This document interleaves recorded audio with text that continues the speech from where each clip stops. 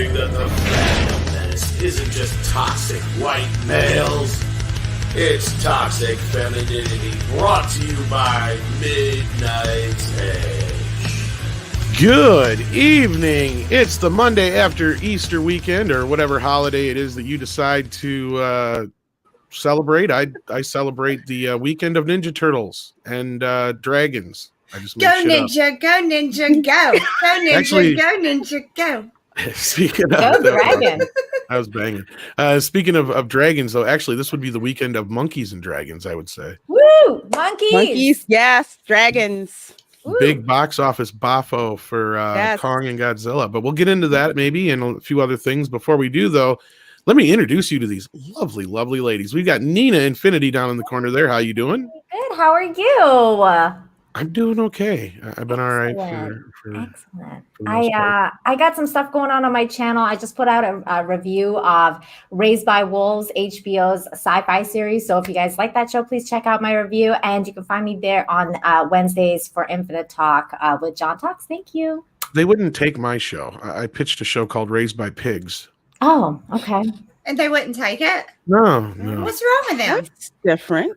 They said the root of the problem was the pigs. So. The root. I knew you'd get that at least, man. That sounds like a Muppet Show skit, honestly. I was like, is that Ozzy, something against cops? I was like, what's happening right now? Really stop doing that. I can't help it, Kermit. Oh, man. Waka, waka, waka. And next to her, of course, with that lovely laugh is the one, the only Lorena Creole with that golden hair. Look at that. Hello, everybody. Oh, so glad to be here with you guys. Hair, the Midas touch. Thank you. Thank you so much. My hairdresser will be very, very happy to hear that. Oh, I heard that when you came in, the girls were just like, squee! Like my fucking eardrums were like ringing for like 10 minutes. Because she looks so beautiful. Look at her. Fabulous. Well, you all look fabulous tonight. Look at that. And then, so of course, I want to say hello to Lorena first, though. Hello. Hello. How you So doing? glad you guys. I'm doing good. Glad you guys are all here. Are all here hanging out with us. And before I forget, because I'm just gonna shamelessly grab what Nina just did. Tomorrow on my channel at 5 p.m. I and Fat Steven will be interviewing the one, the only Andre from Midnight's Edge. Yay!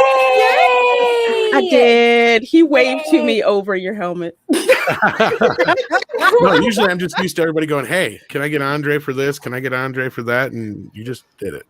Wow. And so I'm like, whoa. And I saw the thing. I'm like, oh, he didn't tell me about this. The infamous Norwegian. Plus, that means I might get some time off. Ooh. At least an hour and a half. No, you won't. Enjoy it. There'll be something you need to do. I'm sure he'll have something for me. Of course. You can take a nap. Don't tease me. Speaking of teasing, look at Mandy over there with that glorious outfit. Holy cow. I know. Wow. I love that. Thanks. I love it. I like a good boob window. I love it. Hey. Definitely a good one. Nothing wrong with that. They are the circle of life. They are. They are Circle. the Circles. I was gonna say something, then I decided it was too crude, so I'm not gonna. Plural.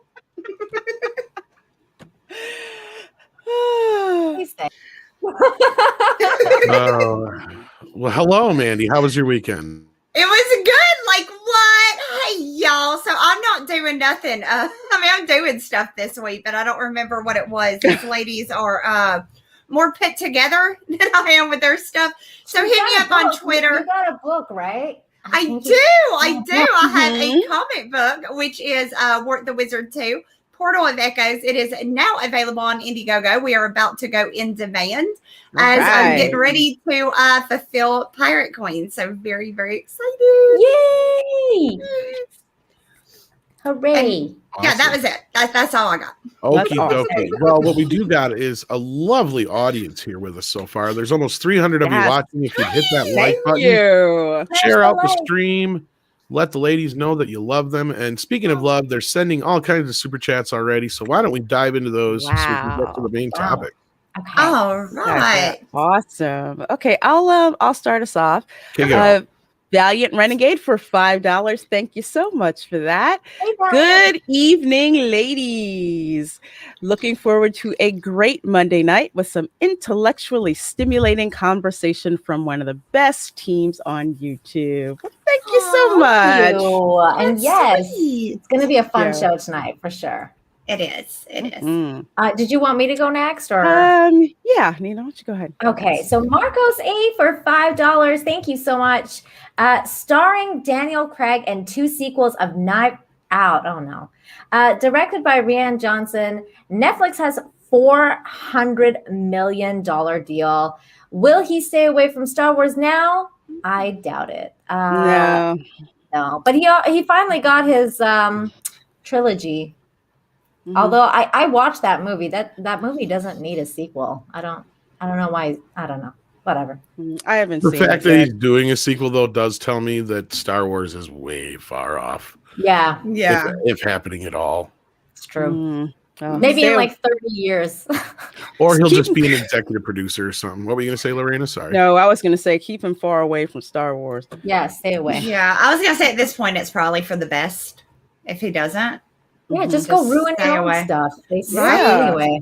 Exactly. Your stuff. You know? That video clip just gets me every time. Mark Hamill's face. I do get the most use out of it, that's for sure. That one's great. Let's see. L Punk Trace it for $2. Thank you so much, Lovebug. Hola, amigos. Senor Bat Tom and Senor Tom. How you doing? Hey. How you doing? There he is. There he is. I got the interview Bat Tom on my channel. You did. Oh my gosh. Wait, you had an entire stream with Bat Tom? Yeah. Oh, did. Goodness. Yeah, me and Fat Steve, and it was cool. There's Bat Wait, Tom. that was an interview? I thought it was a date. You lied to me. I did dress up as Catwoman, though. What is it with the women in my life? All being criminals.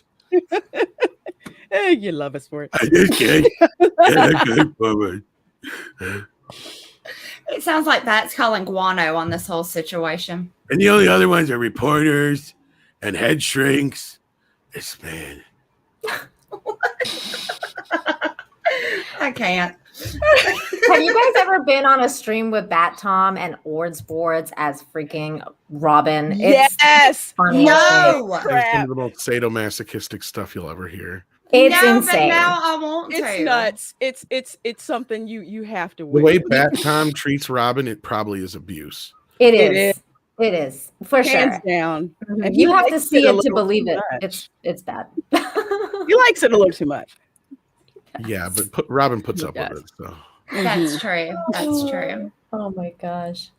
Okay, well, we have El Punk Trace for a 99-cent super sticker, smiling face with horns. Thank you. Thank you. That's his Thank thing. you. Willie Woodward for $5. Hi, Willie. Says, hi, Tom and Bevy of brilliant, beautiful babes. Hope you have a good show. Also, emotionally unstable amphibian wanted to know, where's Geeky Candy?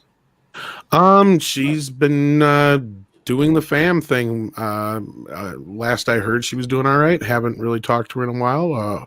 Hopefully she'll return sometime soon. If not, that's just the way it goes, you know, and family happens. Again, Family comes first. Yeah, I have no idea other than that. So Mommy duty is a big thing. Absolutely. Mm-hmm. So there you go. I think my pizza's here. Oh, ooh. Go get it. Go get it. Nice. And then tell us what kind you got.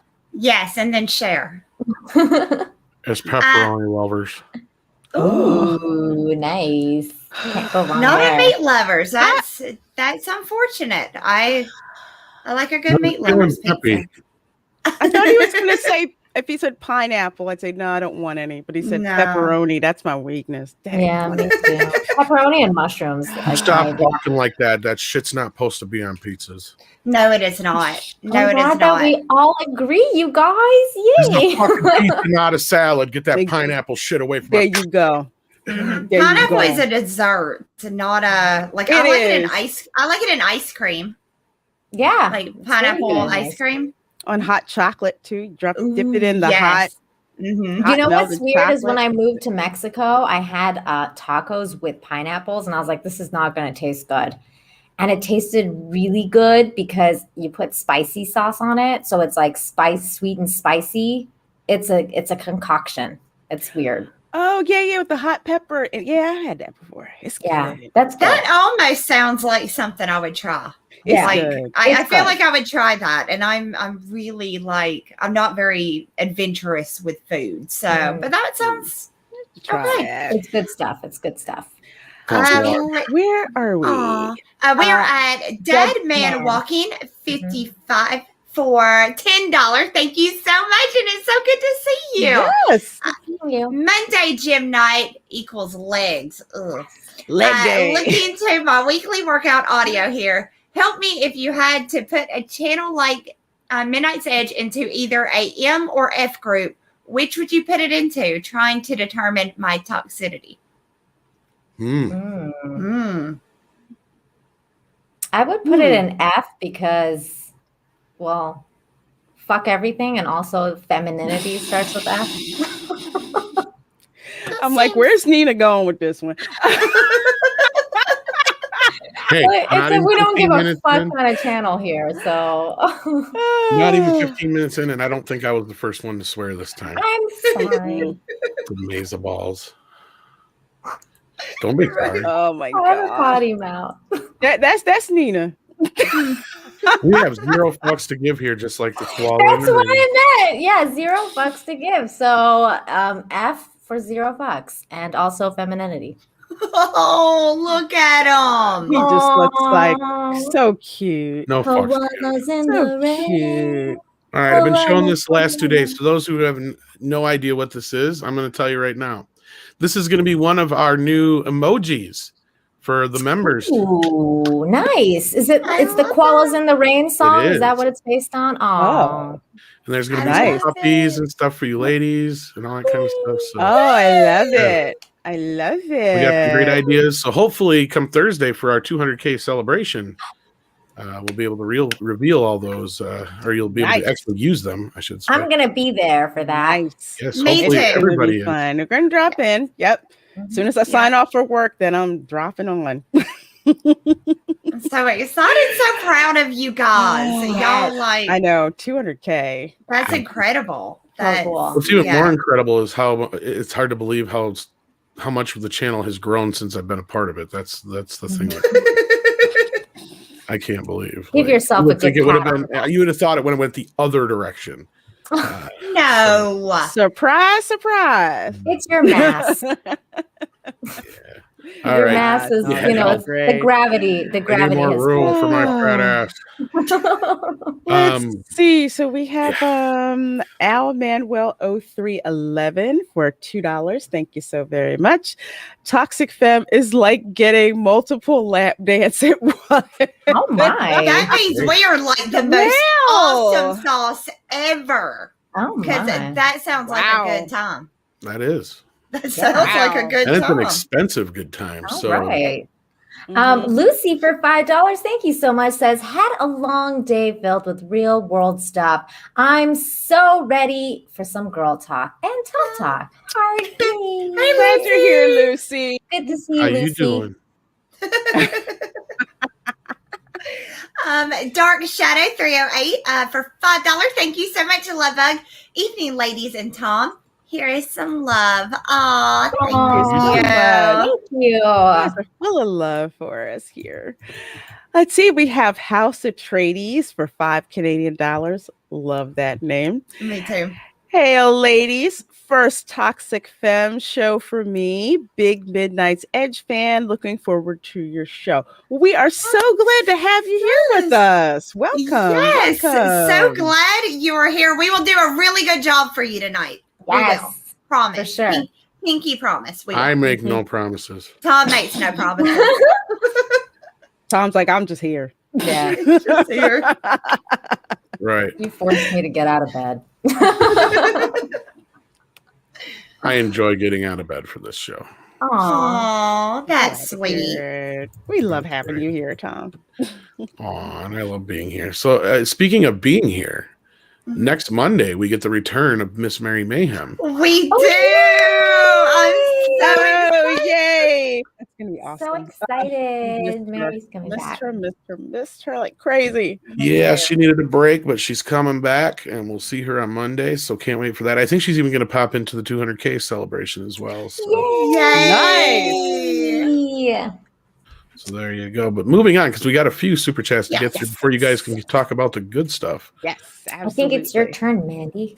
Is it? Okay. Stephen Otten for $5. Thank you so much, Love Bug. Good evening, ladies and Tom. Can't stay long. I'm pitching my series Raised by Muppets to HBO Max. You fucking thief. I didn't come up with that idea, but I sure did germinate it. Oh my gosh, that's funny. I think we skipped 2 above though. So plausibly. Go ahead and read those 2 then. Yeah. We did? So Dark Shadows, Lorena. Dark Shadow 308 for $5. Evening, ladies and Tom. Here is some love. Thank you. Love that. Love Thanks for catching that, Nina. No worries. And House of House. I did that one. Atreides. Oh, I did that. Yeah, I did that one. Perfect. Well, thank you anyways for your super chat. I'll jump to Dash Events for $5. Thank you so much. Says, so Tom, notwithstanding, are all you ladies joining Miss Creole in the celebration of cheerleaders?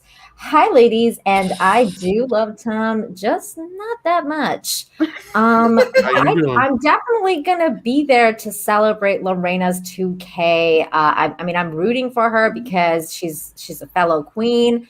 I love her, and she's gonna get there. I know she's gonna get there, so I'll be there to celebrate with her once she gets there. It's a matter of time. Yes. Same here. Are we supposed to wear cheerleader uniforms? No, because I can conjure one up if I need to. I'm the only one that's on the hook. So when I can order some. I'll have the cheerleader outfit on from Buffy the Vampire Slayer, the movie. I can order some, so just if you guys get a package from Adam and Eve, just ignore that part. I know what that is. Oh. I'll wear it if so. Oh my! Well, it depends on what it is. You probably wouldn't be able to get away with it. They always send you a free gift, and it's always nipple clamps. Oh my! I'm just putting that out there. That's always the free gift. Yeah, I did not know. I just know they had a superstore on I-95 in South Carolina somewhere. Oh my! Okay. I will get pom poms though. I'll just bring pom poms and I'll just twirl them around. Because why not? That'll be fun. Yeah. I think all right.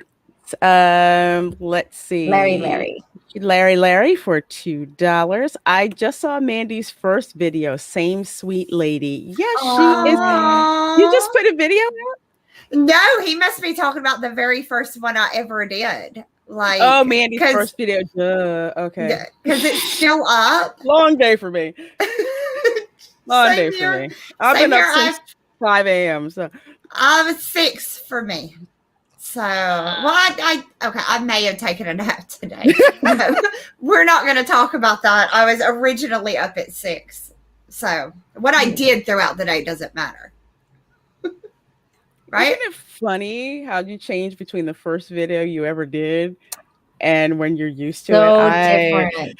I cringe at mine now, but I'm leaving that up for posterity. It's too funny. Me too. That's what I'm leaving. I was considering taking it down, and I was like, no, I'm just gonna keep it on. Yeah, we all had to start somewhere. Exactly. Mandy, you want to take Matt G's? Yes, Matt G for $2.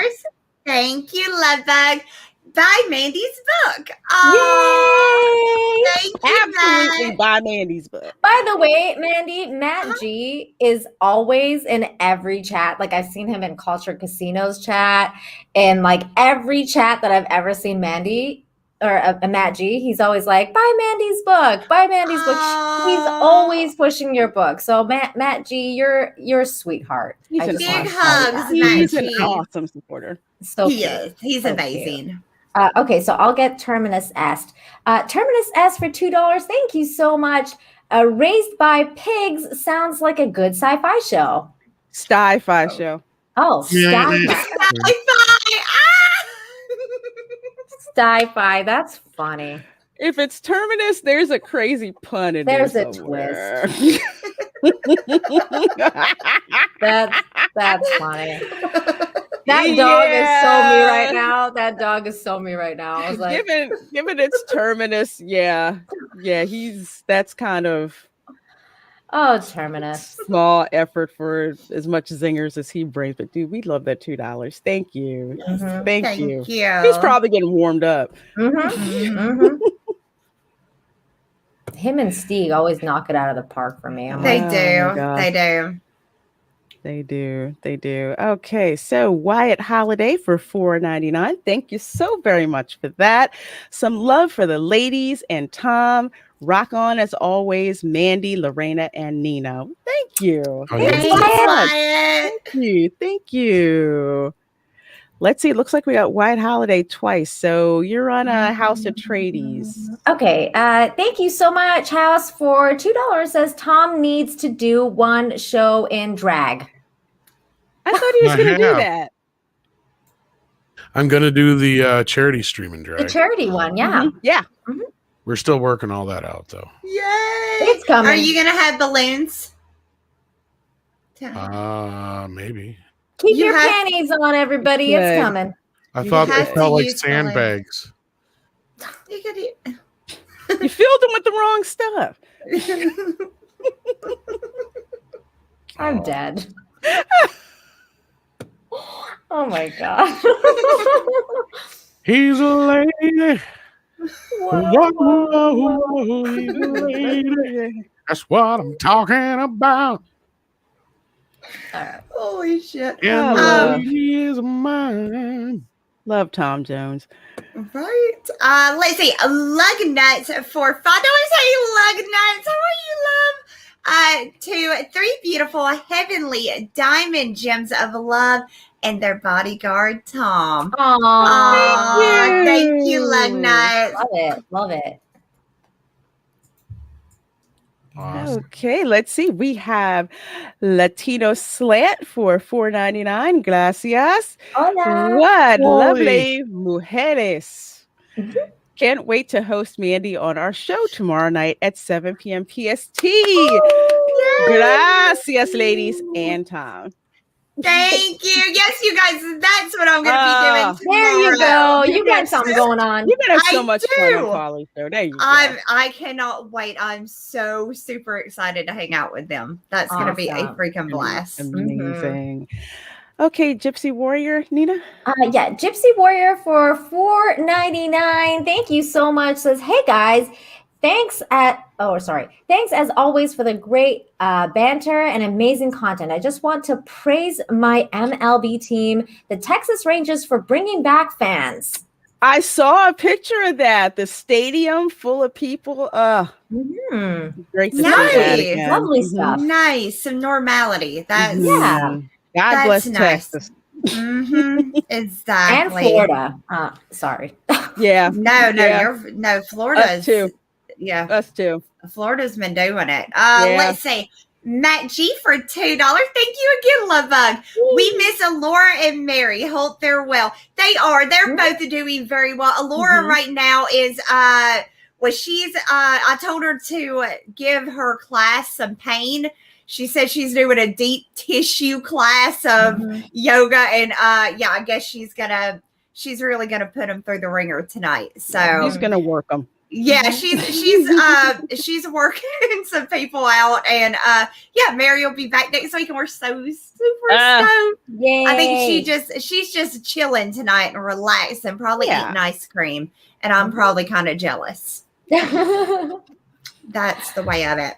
Oh my goodness. So we have El Punk Trace for $2 super chat. Thank you so very much. Hawaiian pizza is the best, Tom, and is the S Tom and ladies. If it's the Hawaiian pizza with just the ham on it, but I'm not eating pineapple on it. What the hell is wrong with you people? I'm not a fan either. No, it makes the dough soggy and it mixes with the pizza sauce and it makes it too sweet. No, like it's not supposed to be sweet. No, if you want sweet on your pizza, that's why you get barbecue chicken pizza. Yes, barbecue chicken pizza is great. That stuff is good. Yeah. I know, because I'll stab somebody in Trader Joe's to get barbecue chicken pizza because they always run out. Oh, honey. Oh.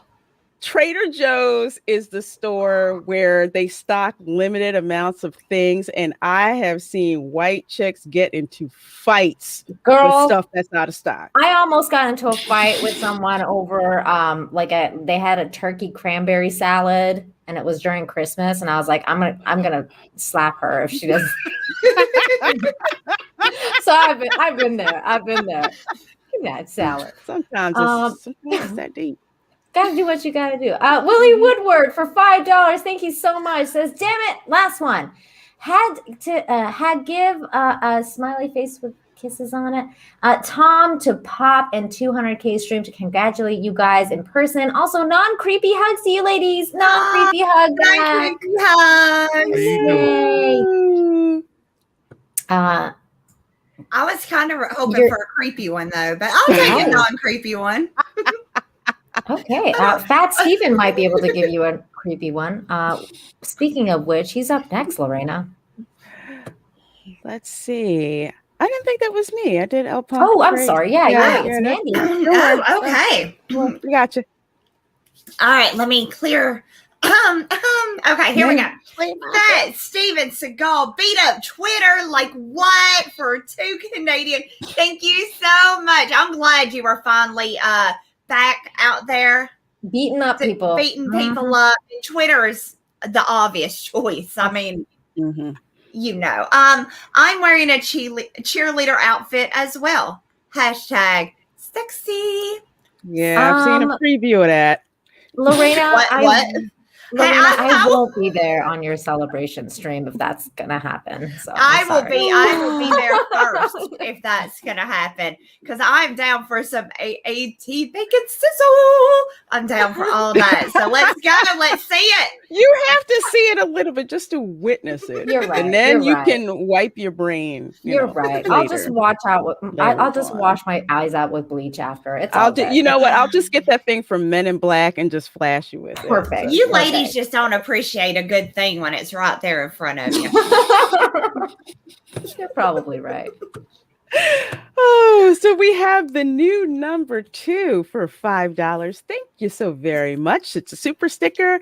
My favorite pair character cheerfully blowing a party horn. Welcome to our party here. And so glad you're here. Yay. Thank you. 16-bit mascot for $5. Thank you so much. Says, always enjoy this show every week. Love me some Star Trek.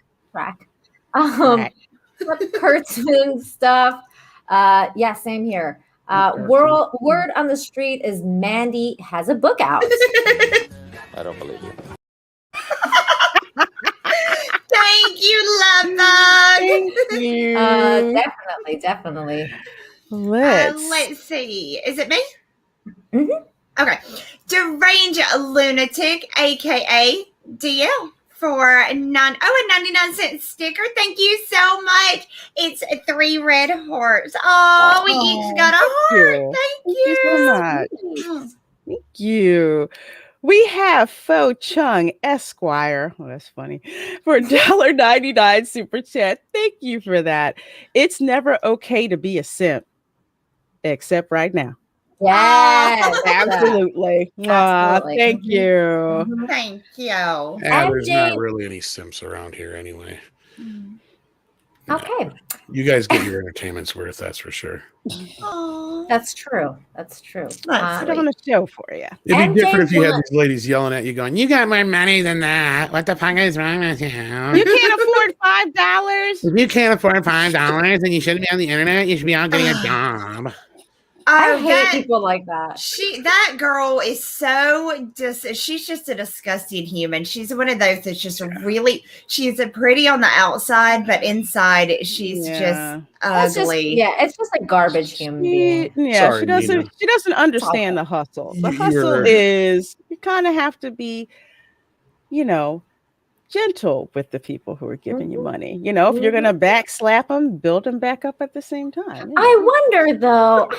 Do they like being abused? Because some people do. That is true. That is a thing. Mm-hmm. Yes. No, you're right, Nina. There is actually that's part of the kink is like having a woman control your money and degrade you. I can't believe you'd want to be in that position, but hey. Yeah. But anyway, I apologize for interrupting you. Oh no, it's okay. I just some people are into that. What were you going to say it was called, Lorena? I was going to say it's called financial domination. Ah, there you go. It even has a name. Don't ask me how I know, but I know.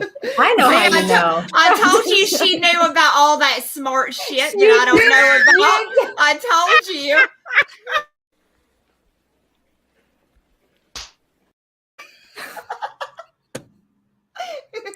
Oh my god. MJ1 Media, thank you so much for the $2. Says my Lethal Weapons reviews unblocked. Hope you enjoy. Yay! Hey, very good. Yes, that is very true. Ass. Hey, Az. Hey. That's negotiation. Have some women controlling your money. You kidding? Just me? Okay. No, I totally get you. By the way, I saw that on Twitter, your post, MJ1 Media, and yeah, I mean, it's just rough to be a YouTuber right now. So I'm glad it got unblocked though. So yay. I did give him a little advice as far as the future goes.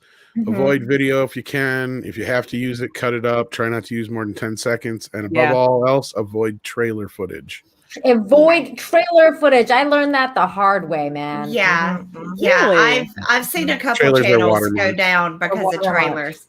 Oh, okay. Yeah. I wind up popping up a lot of it and breaking it down. Because somebody said, how come you don't let the trailer play? I said, copyright claim, heifer. That's why you don't do it. Anyway. Well, they do it because there's a lot of these channels that'll just re-upload trailers, and that's the whole channel. Yeah. So they watch those quite closely. So like that was the guy from Warner told me flat out, he's like, don't use trailers. Yeah. Mm-hmm. No, they're anal with those. Yeah, I've gotten caught by them one time. But anyway, if you keep your clips under 10 seconds, usually you should be all right. Yeah. But we are glad it got unblocked, and I will go watch it right after the stream. I will watch and see your Lethal, because I've never saw a Lethal Weapon.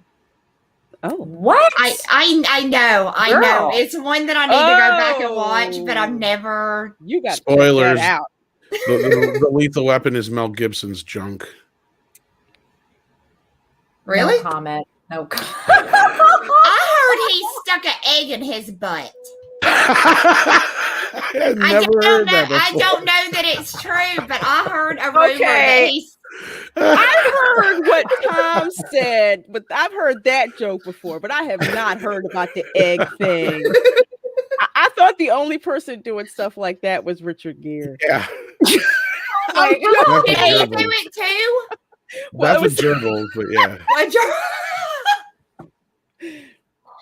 You know, my God. Same church, wrong pew, different pew. Definitely a different pew. Wow. That's great. Okay, where the heck are we? We're at Nick. Yeah. But I don't know whose turn it is. I think it's Lorena's. I think so. I think I read the last one. Oh, okay. So Nick McCabe for 20 Australian dollars. Thank you so much for that. Hello, ladies and Tom. Hope you're all doing well. Yes, we are doing very well, and so glad you are here with us. Doing great, Nick. Is Az playing video games in the background? I saw you were playing for almost 8 hours the other day, sir. What the fuck? Valheim? What is wrong with you? I don't know how y'all do that. Yeah, you need to get off that game. You're addicted. Dark King A for $5. Thank you so much. Says DST changes means that this is now my favorite Tuesday lunch entertainment. Sending love to the ladies and a grunt to Tom. Smart women are my weakness. Oh, thank you. Thank you so much. That's so sweet. Thank you. Everyone. As I worry about your health, you need to get some rest. Because I love you so much. Wow. That's Tom just turned into a simp right before my eyes. That's so precious. I only simp for a few. So that's precious. And that's she's still an ad for pretty much it. That seems right. Okay, so it's Dash Desi is next. Yeah, I think that was me. I think Dash Desi for 5 Canadian. Thank you so much. If God meant pineapple to be on pizza, Hawaii would be a lot closer than Italy. For the love of God, no more Star Trek stupidity. Let Tom write it. I agree. Well, Tom should just write it. Good, but I don't know. It may not be enough alcohol for him to do that. I can use alcohol. Yes. Yeah. That seems fair. I think that's a requirement for writers. Alcohol. I've never been much of a drinker though. Me neither. Well, I'll just smoke something. No, just don't do coke. Or crack, because it's whack. Oh my God. What's wrong with the white powder? Hollywood was built on cocaine. Yes, it was. Yeah, we especially in the 80s. City. Oh, we built this city on fucking cocaine. Especially Don Simpson. Wow. Oh my gosh. You ain't lived till you've snorted cocaine off a hooker's titties, I tell you what. Wow. I haven't lived. And that's just a Tuesday. Oh Lord. Oh my God. You don't want to try the coffee. Holy shit. Oh my gosh. All right. Willie Woodward for $2. He says, and he's got, emoji with the hearts coming out of the eyes. Mandy, you're my kind of weirdo. For real, last one. Oh, thank you. So sweet, Willie. Sweet. House Atreides $5. Thank you so much. Says, have any one of you heard about the Buffy the Vampire Slayer reboot? What did you ladies think of the original series and the movie? I have not heard about the reboot. Actually, I have, but very scarce stuff. I was gonna say, was this one where they got a new? Well, Buffy's not even in it; it's a new character, isn't it? Yeah, like I think Black so. Girl or whatever.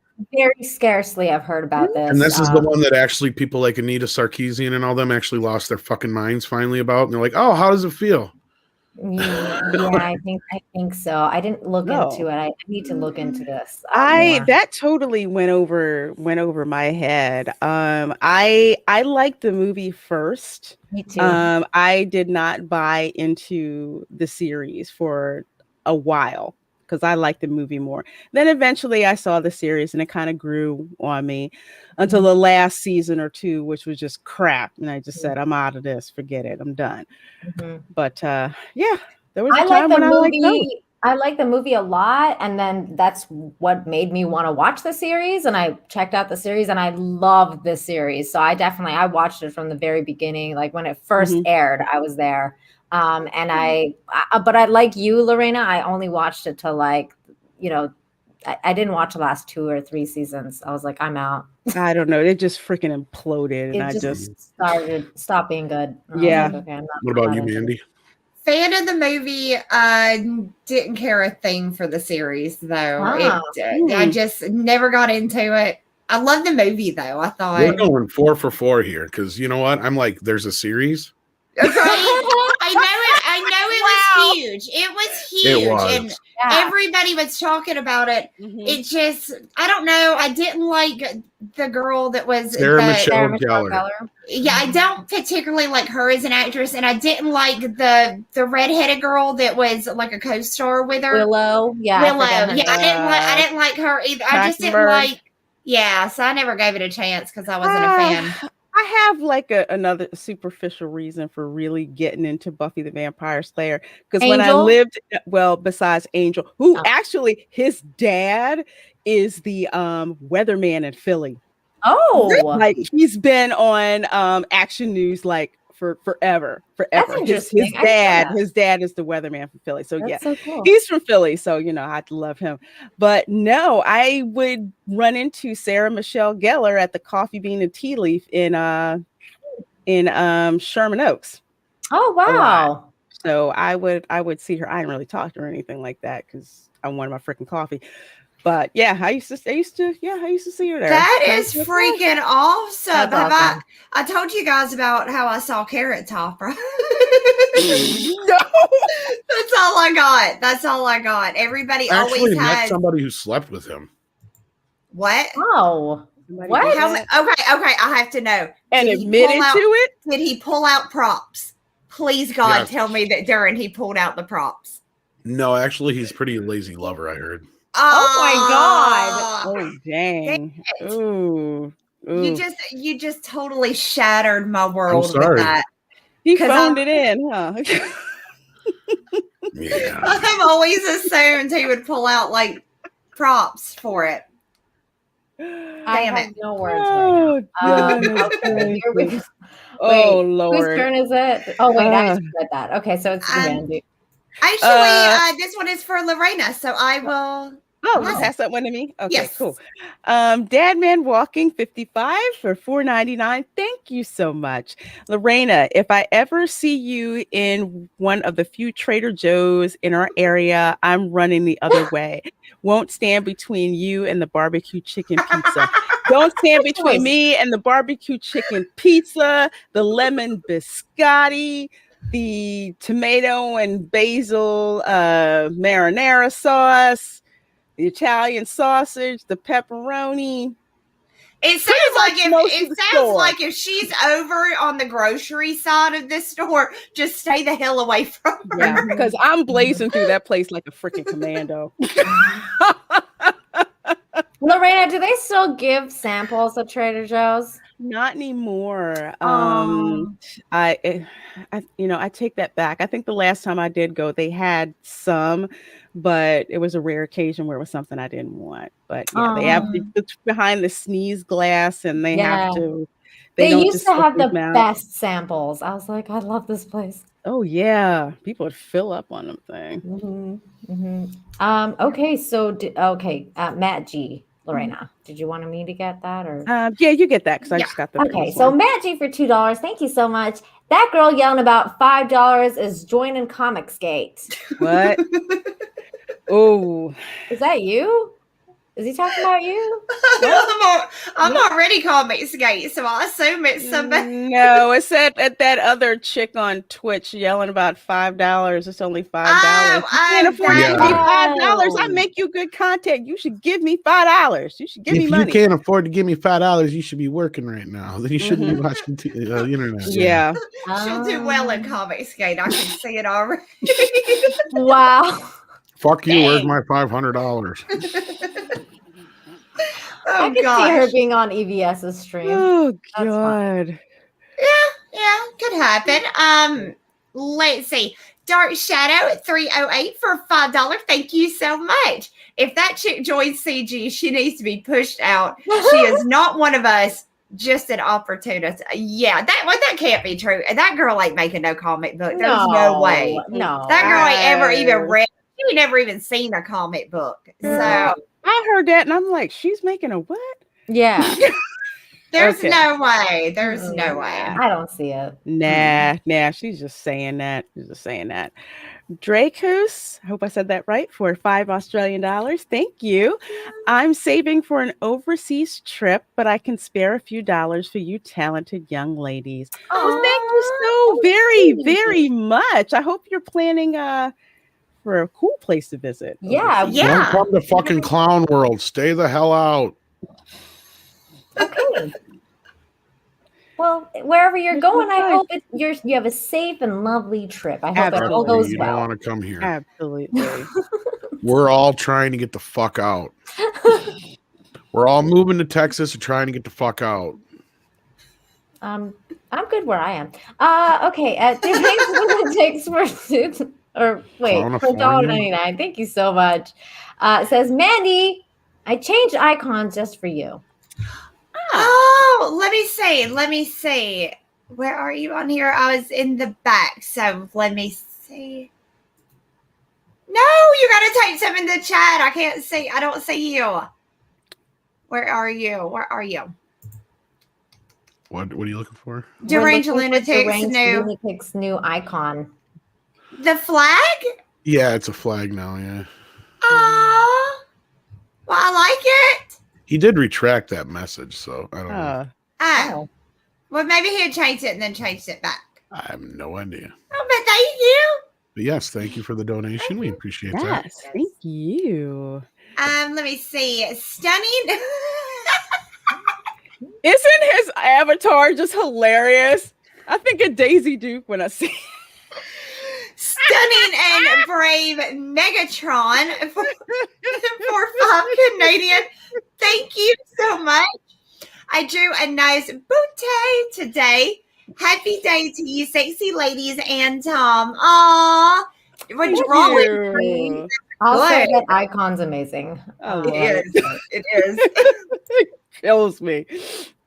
Wait, I lost where we were. Who'd you just read? I just read Stunning and Brave Megatron. Okay, perfect. Mm-hmm. Okay. All right. So Paul Waffy for $5. Batwoman struggles to get 500K viewers. Firefly got canceled with an average of 4 million viewers. That's some BS. Yeah, I remember when Firefly got canceled. I was not happy. And Batwoman, I swear they're keeping that thing on life support. I don't know why. Nobody cares. Nobody's come to see her. I mean, that's kind of like what we're going to be talking about a little bit later tonight for one of our main topics, but also Discovery. Discovery just got renewed for a 4th season. And who's watching that trash fire? Nobody's watching that. Well, yeah. Good God. Ugh.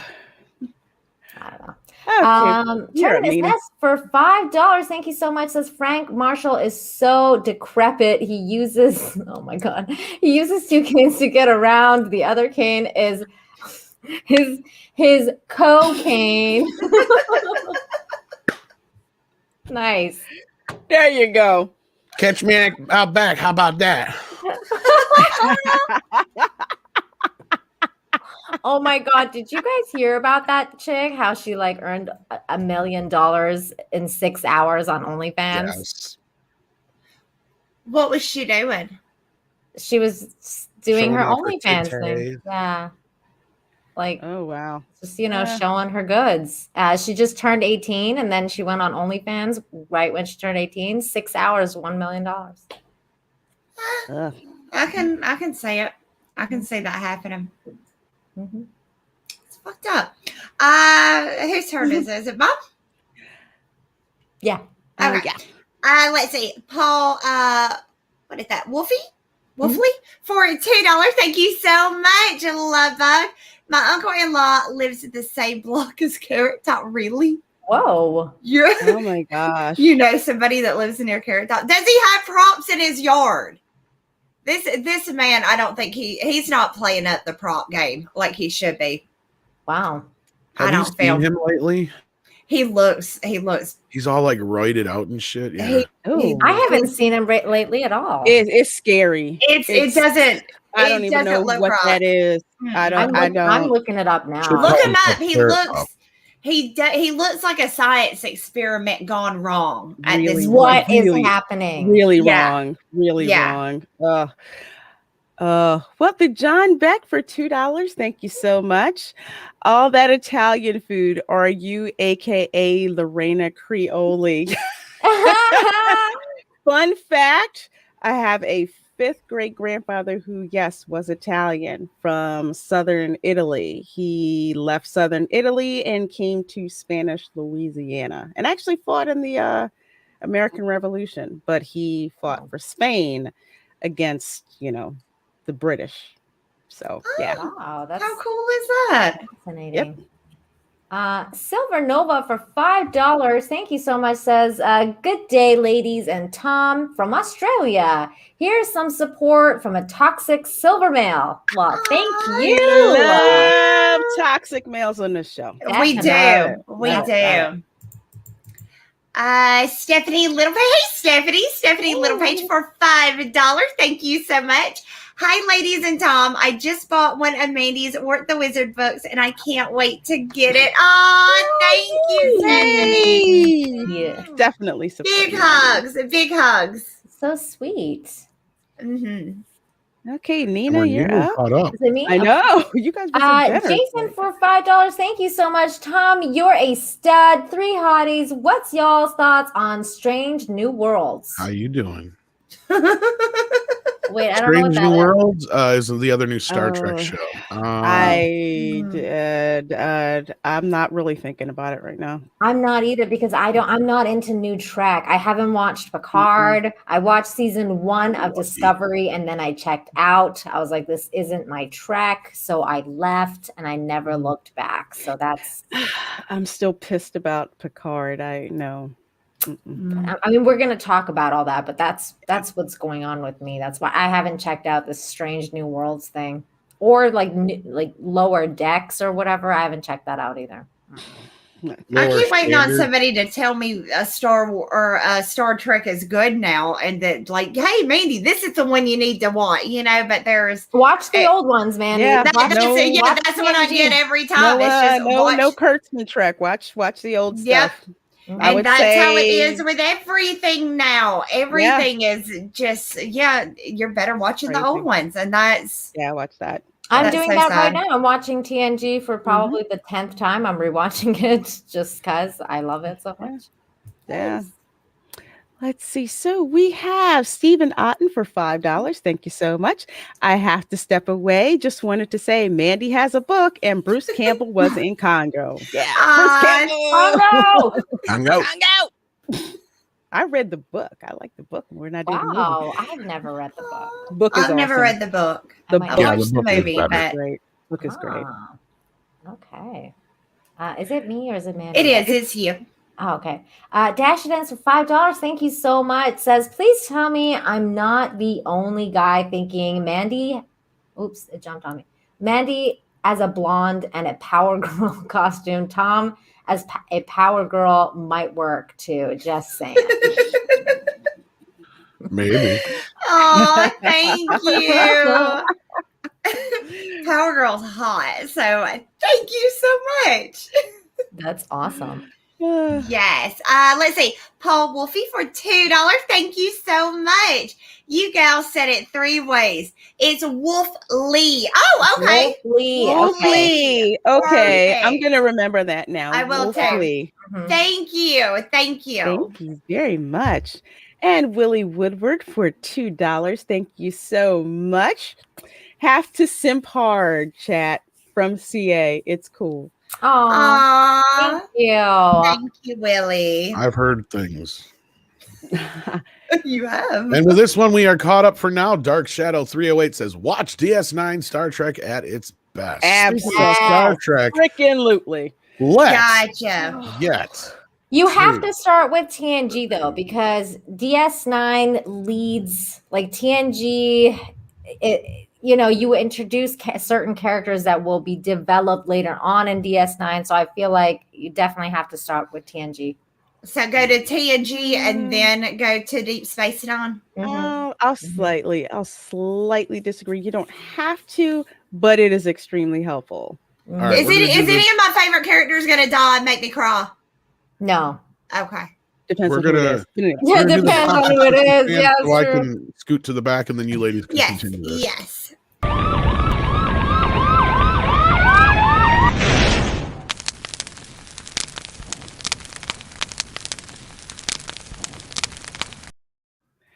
Well, you guys have been so generous with the super chats tonight. We appreciate that. But it is time for us to give you what you came for. And so, ladies, I know we talk about and we trash Kurtzman Trek, but did you know today is First Contact Day? I found that out through you.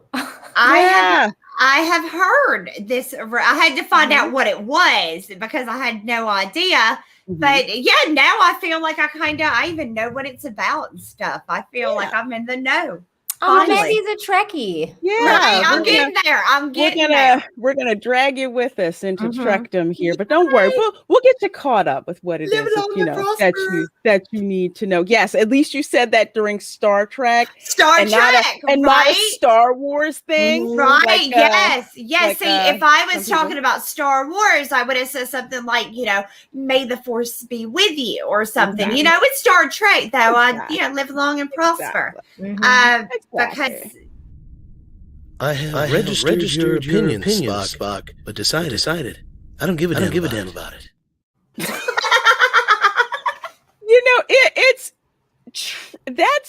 Trek is just like that. It's funny, it's uplifting, you have dramatic spots, but in the end, it's just all about just great entertainment and coming away with a feeling of hope, which is the antithesis of what happened to me when I saw Star Trek Picard. Now, Nina, you did not see Star Trek Picard. You saw Discovery. I was told to stay away from Discovery, so I did. I was, I was also told to stay away from Discovery, but this is before I got into the whole YouTube thing. So I was like, you know what? I'm gonna try it because I'm such a huge fan of Star Trek that I was like, I'm gonna try it just to see what it's like. Like I have to see what it's like because it was one of the first new shows like that was being made, and I was like, I gotta watch it just to see. And my God, like I was like, huh?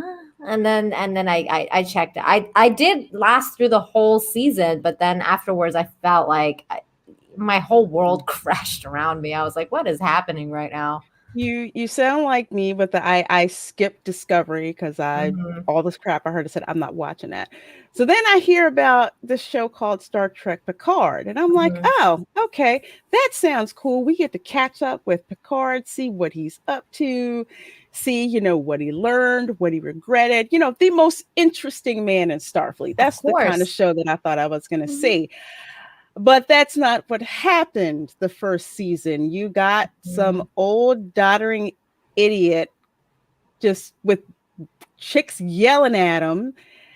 And it's a shell of the man that I thought I was going to see, and the character that we've come to know and love. Because, through TNG, like Jean-Luc Picard was an amazing captain. He's and the it's like man. We learned from his successes, we learned from his failures, we learned from his pain. Like for me, one of the most humanizing moments about Picard is the episode Family, like the one right after they rescued him from the Borg and he goes to see his family and he's all stoic and he's fighting with his brother and he just breaks down and talks about how he tried to spoiler alert, Mandy. Yeah. No, it's okay. It's okay. I don't know enough about it right now. No, I know. When y'all say it's gonna affect me, but yeah, he talks. That's the first episode where he talks about what it felt like to be controlled against his will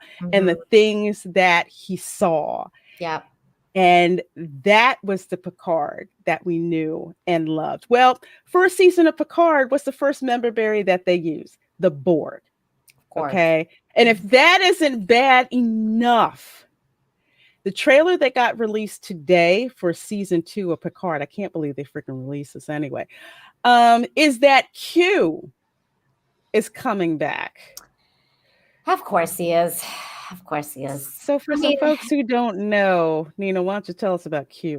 Well, Q is a very predominant character in Star Trek lore. In general, he is a godly figure that started the first episode of DNG was about Q, about how the species was finally curious about our species and was afraid of basically what we would be capable of achieving if we were left to evolve on our own, and that we could possibly surpass the Q species at some point.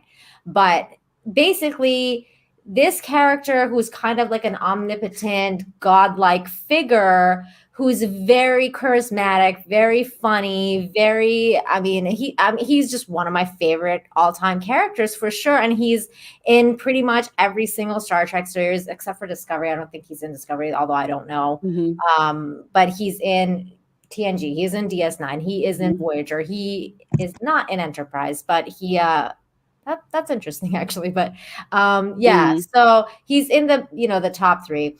And it's not a surprise to me at all that they would bring him for this, because he was very he was a very hardcore character in the Picard storyline, because he was obsessed with Picard and the way that he would captain his ship and the way that he would interact with everyone, and just his character was very what's the word? He was fascinated with Picard as a character. So he was in another episode from TNG that I love, and the name escapes me at the time, was when Q allowed Picard a chance to go back to those events that happened. So he didn't wind up getting stabbed in the heart. So for people who don't know, Picard has an artificial heart because he got stabbed in it, starting some mess. And he got young, and when he was young, and he was still bald. He was still bald. He was still bald. I'm like, wow, he's still just is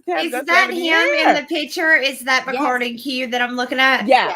Okay. So this is from TNG, from Next Gen. So you have Picard right here, and you have Q that's right here. And in that episode, he gave Picard the chance to go back and see what he would do. Would he live his life, any would he do it differently? Yeah. And that's a really interesting episode to watch. But again, Q's fascination with Picard and who he is. And in contrast, when DS9, when he goes and he meets, Cisco, and Cisco winds up punching him in the face. Yes. And he's like, you punched me. He's like, you hit me. Picard never hit me. He's like, I'm not Picard. Yeah, I'm not Picard. So it's kind of like, okay, this is the wrong guy. But Q was a much loved character, and I like to liken him to, say, Boba Fett in Star Trek. Okay. Now, Because the way y'all were describing it, I thought of him kind of like a Mork type character, except he's infinitely more important than Boba Fett ever was. Exactly. Exactly. More important though. Way more important. But I liken him to Boba Fett in Star Wars because it seems to me that they're going for the same type of member berry when it comes. The show was crap. So let's see. How can we try to get viewers back?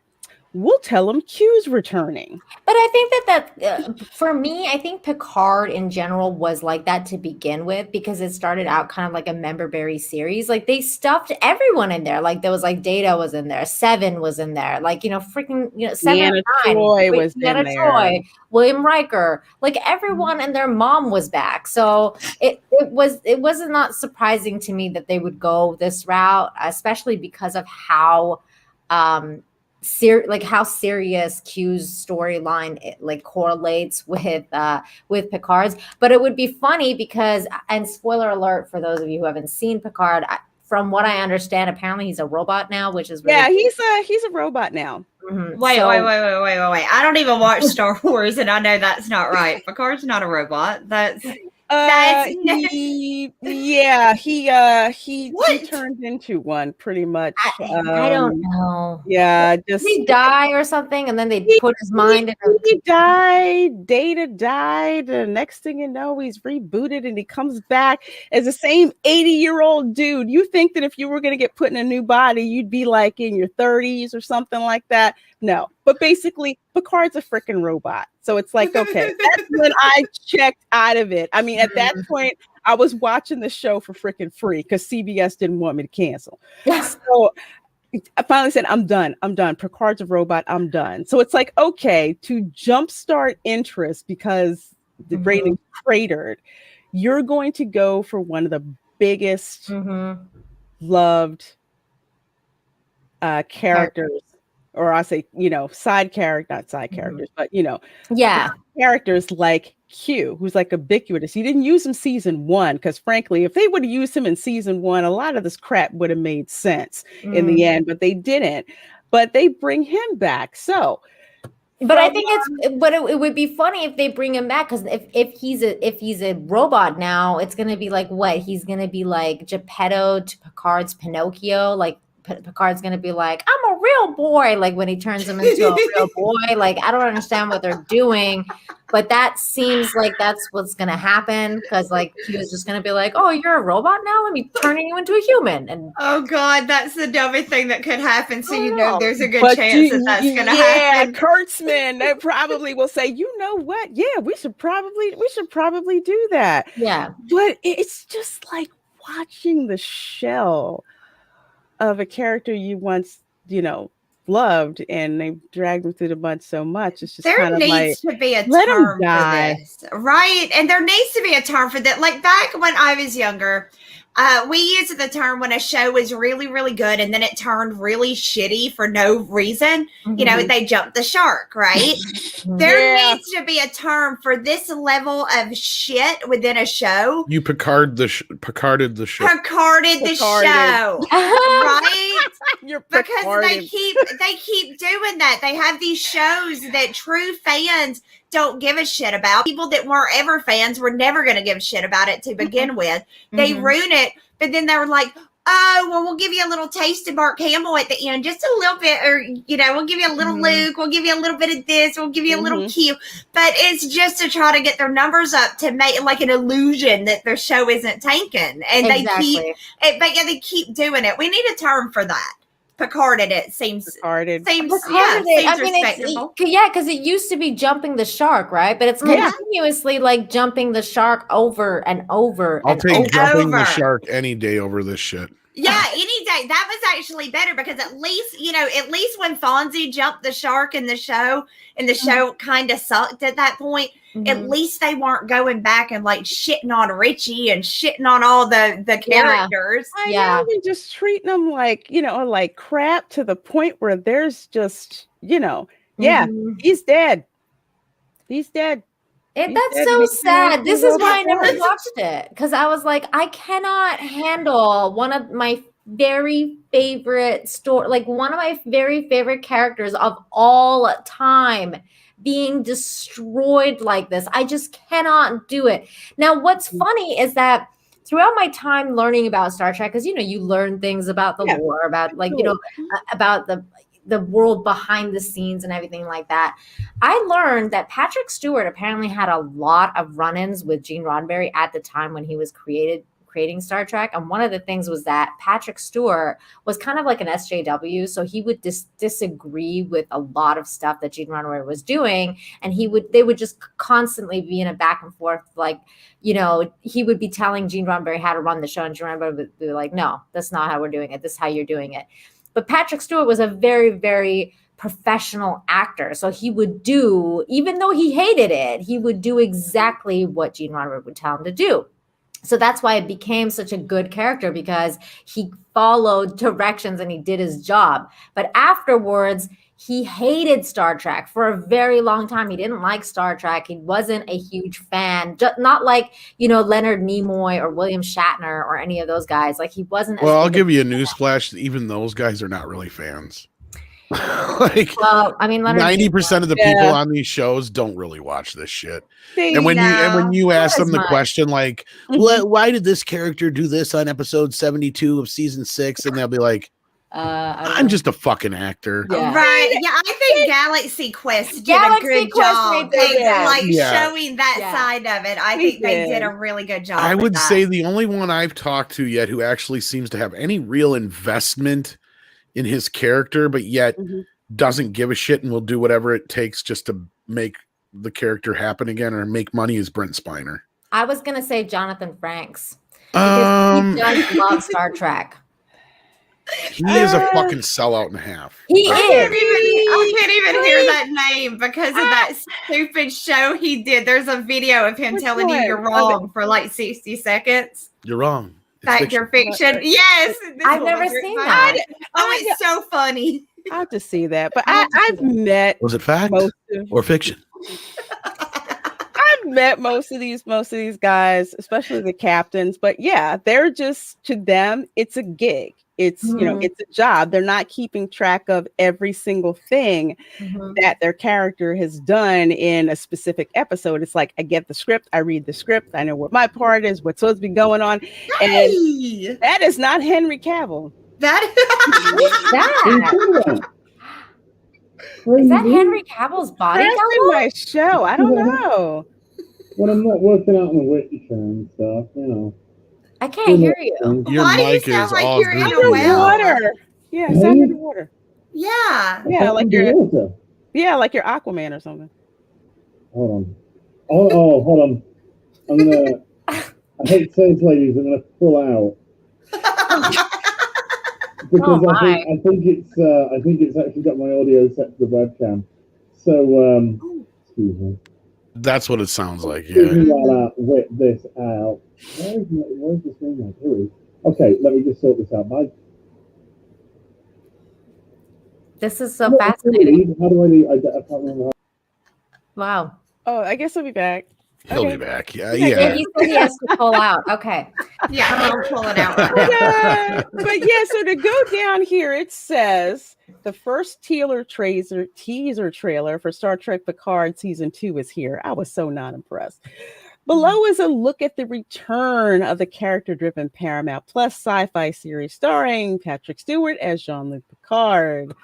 The trailer teases the revival of a major fan favorite character in the Trek franchise, Q, played by actor John Delancey, who surprised fans with an appearance at First Contact, or the First Contact Day virtual fan event on Monday, April 5th.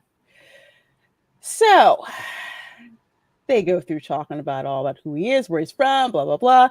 Q's arrival is, as it was unexpected, Stewart said on the stream. It also comes in at a shattering moment in an episode, and I do mean a shattering moment. There is significant trauma. There are events coming up in season 2 that have never been seen before. No, I was done with season 1. No, there's no shattering moment. You're dead. You're dead. Yeah, you died. Yeah. That seems to be like the most shattering of moments there could possibly be. He's dead. Why do we care about a Picard robot with a facsimile of his memories? It's not him. Picard's died. Don't you think he was just going to be like, I'll turn you into a real boy and like turn him into a real boy? Oh, God. See, it's possible. In the same face. It's just like that I was. And I don't, Nina, this is no disrespect to yourself. It's like, think of the dumbest shit, and they might do it. Yeah. Okay. Yeah. And they might do it. But it would still be weird because Picard, Q wouldn't be speaking to Picard. He'd be speaking to the robot. Yeah. Oh, if they turn that robot into the one from like Buck Rogers, and it could be fuck off Buck. You know, they could. Oh no, they could make it like that. Sorry. My white male fragility. Sorry, Yell at me, cuss at me. Interestingly, actually, there was an episode when Q offered to turn Data into a human being. I think it was the second or third time that they see him in the first season. It was when he was testing Riker, and he basically offered them all like what they would want the most, and he offered Geordi like his sight, and he offered to turn Wesley into a grown man because it's all what they wanted. And he told Data like, I could turn you into a human, and Data was like, no, I don't want to be turned into a human. I want to earn it. I want to I want to experience these things and like become what I become through my experiences. So like this is all like, so when they say a shattering moment or something like that, I'm thinking it's probably been done. Like they're just probably not watching the old ones and they don't know what they're doing. Actually, having a little think about it, I think there is a shattering moment. Everybody confronts 7 of 9 and says, why are you suddenly gay? Yeah. when you were straight. Yeah. Why are you now suddenly gay? That's not how homosexuality works. Wait, she's gay. No, actually they misquoted him. they misquoted him. Not only are you gay, but you pick up the first woman that you see who turns out to be an alcoholic crack whore. Yes. Thank you for that diversity, Kurtzman. We appreciate it. Yeah. No, the only shattering, they misquoted him. The only shattering was his hip. Oh, damn. They were replaced years ago.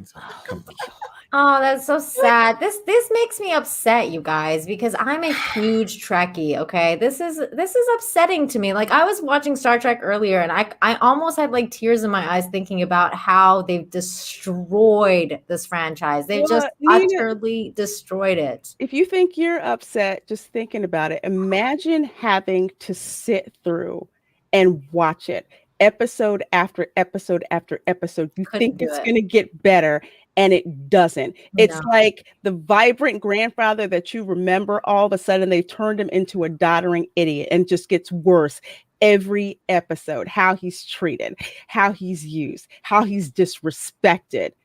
And so then he loved it. So what you're telling me is they basically are doing the same thing they're doing with Biden, but with Picard. Like, just probably at least Biden, you get some laughs out of that. But with Picard, honestly, it's so damn disrespectful. That's the thing that I didn't like. You took an iconic Star Trek character, one of immense integrity. Yeah, he did some stuff in the day, but he learned from that. He's not running away from that. This whole show was basically to shame him for who he is, bring in that whole thing about we're going to demonize white men, bring in a minority character just to basically make a stereotype of them, and have chicks yell at him. That's the whole entire story. Oh, and Flowers. And apologize. Flowers, yeah, apologize, and also forgetting I'm so sorry for all the horrible things that I did in my life, which actually saved your race, you ungrateful fucking Romulan twat. He was so sorry for being white and male. Don't forget. Yeah, and I don't want to, but. And there's this really horrible thing in Hollywood at the moment where they're so desperate to make women front and center that they forget to not write them like fucking retards. They do. And so every woman that's the head of every organization is a fucking moron. Yeah. Like Discovery is run by moronic, over-emotional women who don't understand the chain of command, don't understand orders, don't understand their own job, and then they worry about shit's going wrong all the time. No shit, that's because you're incompetent. And it's like, but this is like girl power. It's like, no. You're pushing women back. You're not lifting them up. You're pushing them back. Yeah. If I want to watch a liberated woman, a strong liberated woman nowadays, I go back and watch an 80s and 90s movie.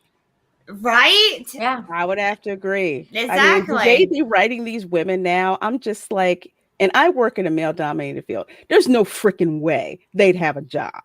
No. And would make the rest of us look like crap for the ones who are competent at doing our jobs. Yeah. I mean, what about the murderer in Picard? Oh yeah, the one they let her go. Let off the hook. No problem. I killed somebody. She just murdered her boyfriend because somebody said, "Oh, he might create a sentient robot that does something one day, maybe not. We're not sure." I had a vision once, maybe. I was but I'm a bad guy.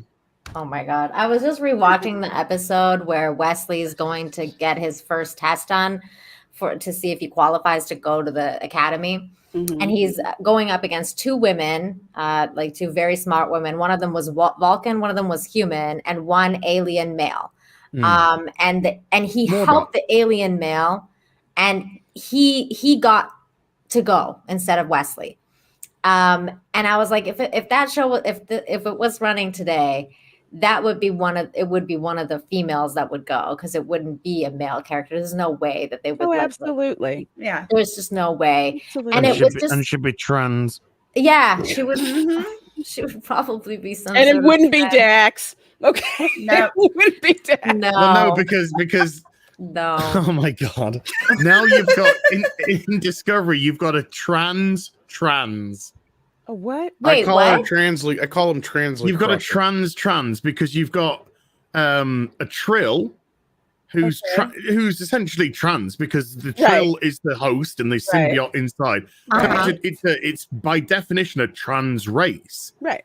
Of you know two coexisting species. Yeah. But then the host itself says, I don't identify as a he or hersies. I go by they themsies. So they're a trans. That's trans squared. Yeah. That's They They're trans squared. Andy, you said you weren't smart. Square-year-old. Yeah. No, so they're trying to be like trans meta. Like I don't understand. And the first thing they did with all the gay characters and the trans characters, why should I just say the alphabet community characters in Discovery, was they just segregated them from the rest of the crew, and they only intermingled amongst themselves. So the two gay guys and the trans and the oh my fucking Jesus Christ, the ghost girl man, because it's a fucking female who identifies as a male. It's a literal but they're a ghost because they're dead. You give me a headache. What's happening? Transy Crusher is.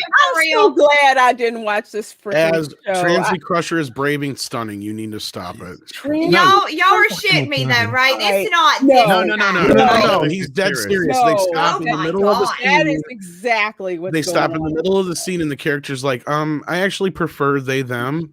Mm-hmm. He says something like, her or she. I really want to smash my keyboard. It's them. I don't feel like a she or a her. I just can't handle this. Oh God! I would like to think that by the time civilizations to the point that we're space traveling, like in Star Trek, people wouldn't be so concerned about fucking pronouns and stuff like that. But they weren't, Andy. They weren't. Okay, in Star Trek DNG, they were not like that, and they had different trans. Like you came across that kind of people like all the time. Well, yeah, there's like a ton of different races, like Star Wars. There's a ton of different races and stuff like that, and species and everything else. So but even with Dax, it wasn't overblown. They didn't slam it in your face like this is a trans character. You didn't even find out until Jadzia is having this discussion with Cisco that Cisco calls her old man. And it's just like, oh. Well, shoot! Now it kind of all makes sense. Well, and that's that's later on too. Like in the first season, like I'm rewatching right now, they introduced these characters called the Binars, which are these alien species that have no sex. They are literally like they have no sex, and they kind of look female. Like they look more feminine because they were played by women, but they didn't have sex, and they explained that they were like, "There's they don't have sex," and blah blah blah. They have those kind of characters, and they explained all that shit in Star Trek. So I don't understand why there's this need to be like, we need to outdo ourselves like times 3,000. And then we'll be more successful than in Enterprise. They had a really good episode called The Cogenitor, and the Cogenitor was a third gender in a species. They had the masculine, they had the feminine, and they had the cogenitor. And the cogenitor was what allowed the masculine and the feminine to procreate. So they were thought of less in society because they were simply being used as an aid of procreation. Right. So they were almost being treated like a simple child. And then Tripped befriends one of them. Nothing sexual, just befriends one of them. And then because he's human and he has his human values, he's like, this isn't fair that you're treated like a third-class citizen. So he introduces them to literature and stuff like this, and it's from our human perspective, we're just like, oh, this is great, this is wonderful. They're expanding the cogenitor's mind, but ultimately it causes the death of the cogenitor because the cogenitor kind of gets not above their station, but now they want to open up to more than just being this vessel of procreation. But that couldn't exist in the culture, and so the cogenitor died. Nowadays, if they did that episode on Discovery today, it would be they would liberate all of the cogenitors. Yes, but see, as to your point as well, that was also displaying why the Prime Directive was so important, and how the show was putting out these situations where there is a reason why the Prime Directive exists, and why we don't mess around with certain cultures and blah blah blah, and we don't like just project our own culture onto them. So like in these new shows, like in Star Trek Discovery and Picard, I'm assuming all this stuff, I think like the Prime Directive's out the door. Like they don't even give a shit. It is non-existent, Nina. Yeah. It's non-existent because the Prime Directive was a standard. It was like the golden rule that you had with respect to the Federation. Okay, that's a standard. Kurtzman Trek does not have that particular standard. No. They don't care about what came before. They don't care about any of that. The only thing that they care about is that they have an agenda to push, and that's what they're going to do. And they'll call you an istinphobe or whatever if you push back against it. But to go on here with this other piece, this is actually, this gets better, believe it or not. Okay, hang on. So the trailer voiceover teases that time travel might be a factor in the season. Oh my God. Is time travel not the laziest freaking plot device out there? And hang on. Well, that's why they're hang on. Time offers so many opportunities, but never second chances, Picard intones from the trailer, followed by a reveal of a Q on a playing card and Q saying in voiceover, "The trial never ends." That's a point to the first episode where he puts humanity on trial for, that is definitely like a nod to the first episode of TNG. Honestly, these people can all go fuck themselves. I mean, the writers. I don't care about the actors. These aren't right. Don't call them writers, please. Yeah, these are not writers. They're regurgitators. They just regurgitate on a page and then No, and I tapped out of Picard. I couldn't finish the series. I got to I think after episode 5, I was so disgusted with episode 5. I was like, I'm done. But then I forced myself to watch the next couple because we discussed them with Gary. And then after 7, I was like, I can't even force myself to watch this shit any longer. You missed the planet with all of the synths on it, to conveniently make you forget that you mean Los Angeles actually had God, I think LA was better than this freaking place. Let me tell you. But it was just filmed in some estate in Malibu or something. Yeah, somewhere where it's all free love and we're just all, there. But never mind that they completely erased the existence of Data's daughter, Lal. You never heard that. They didn't go with that. Well, no, because you would have had to have watched the show to have known that, you see. Exactly. And these this is why even I could write a better show than these people. I've watched TNG enough to be able to create a show that's better than this. I've never seen it, and I could write that. I know that Picard's not a freaking robot. I know that. I mean, I could do better than this. This is garbage. They don't want fans writing this. They do not want people writing this who love the lore. No, because they're not going to push the woke points. They're not going to push these woke points. The Borg were utterly irrelevant in the series. The whole cube was for what? Nothing whatsoever. There was nothing that actually made sense in the show. Nothing linked together. Everything you tell me is making an elaborate thing to get the robot to go. That seems crazy, but it was set up way before they even knew she existed. So that can't have happened. So the whole thing made no fucking sense from start to finish. They tried to steal from Dangerous. Yeah, probably. They tried to steal from fucking Mass Effect.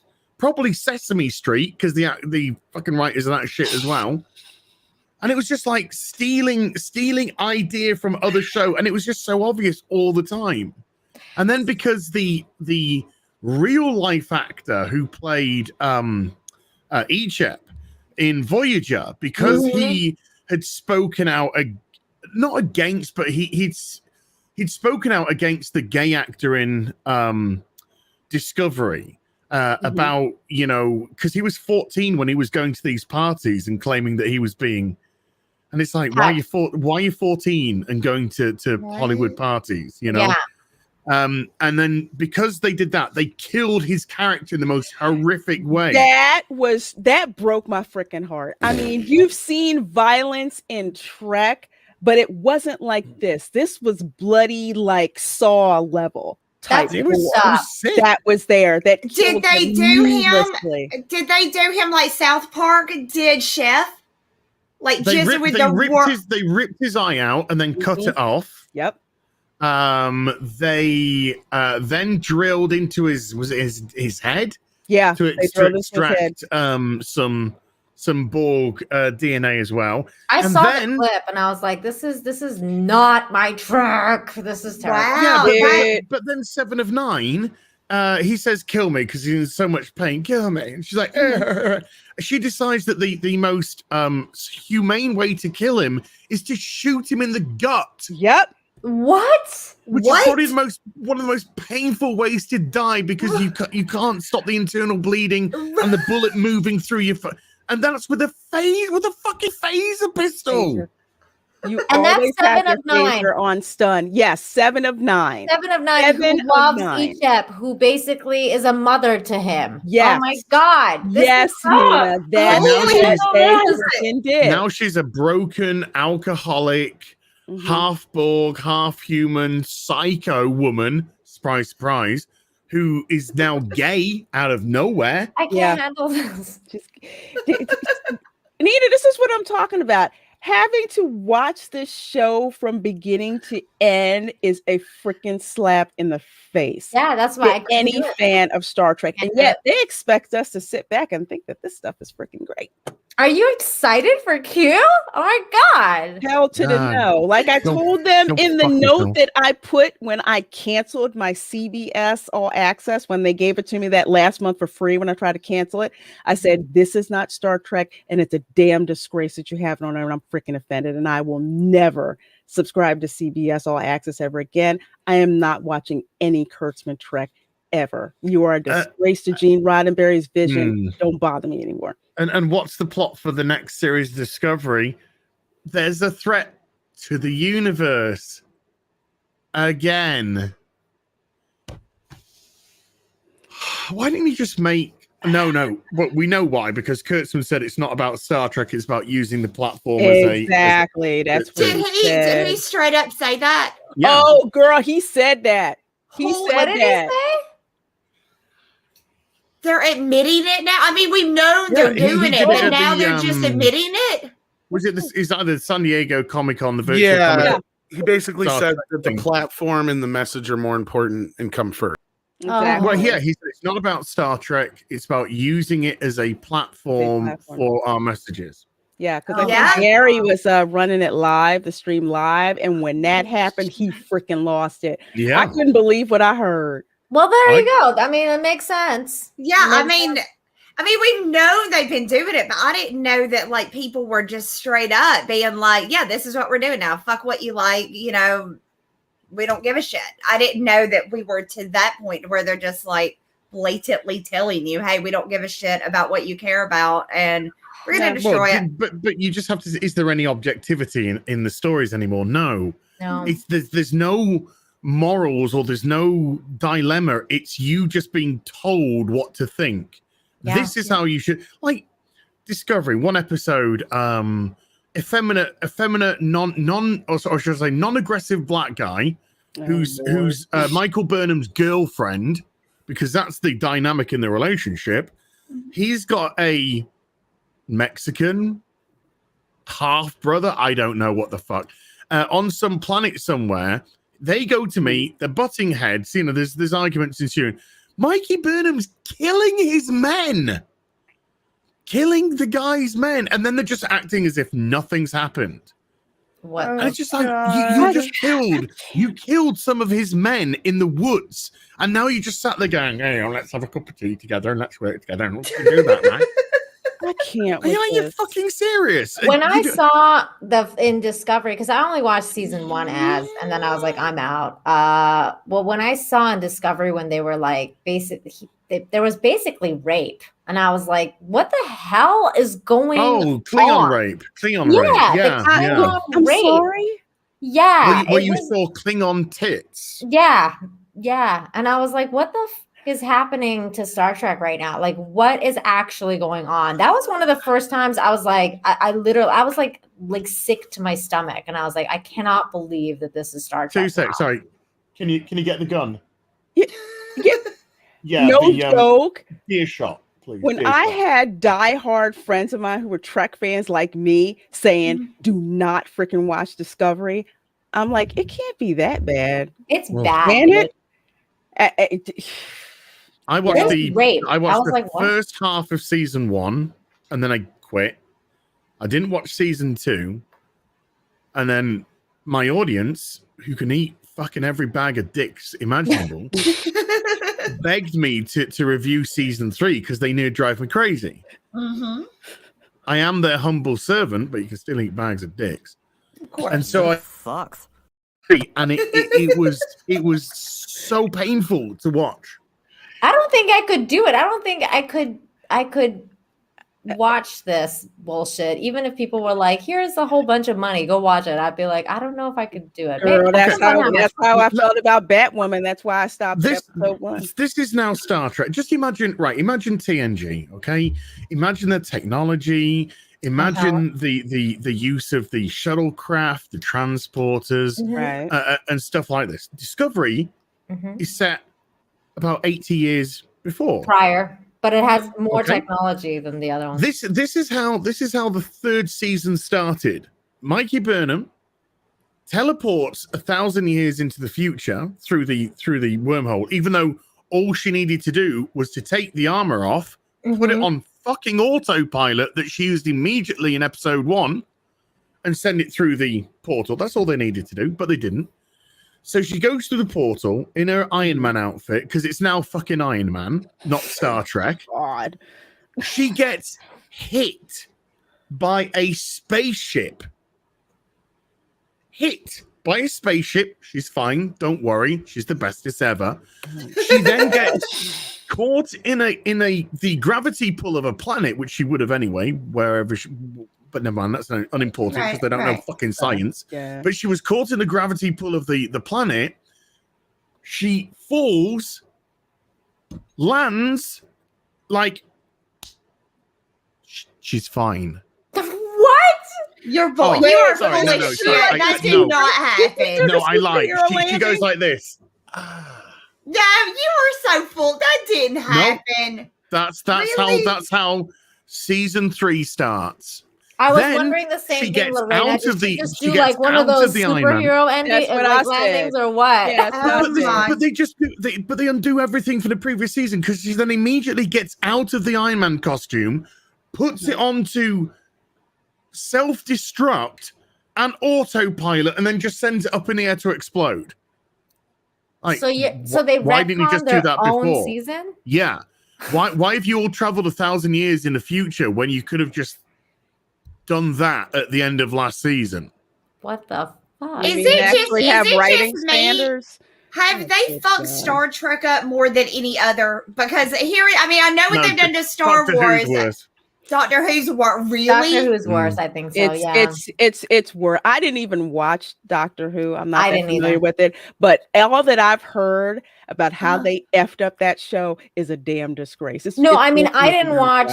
I stopped at Capaldi. I've seen all the other doctors, but I after Matt Smith, and I was just like, I think I'm out. It was starting to go really woke, and I was like, I think I'm out. And then I've never watched it at all, but had friends who watched it who'd watched it for freaking years. Like I hadn't watched Doctor Who, but I had a pretty good idea of what the show was about. And then they tell me what happened, and then they got like a female doctor, and then all this other crap started happening, and friends of mine who've been Doctor Who fans for years were just like, I'm out.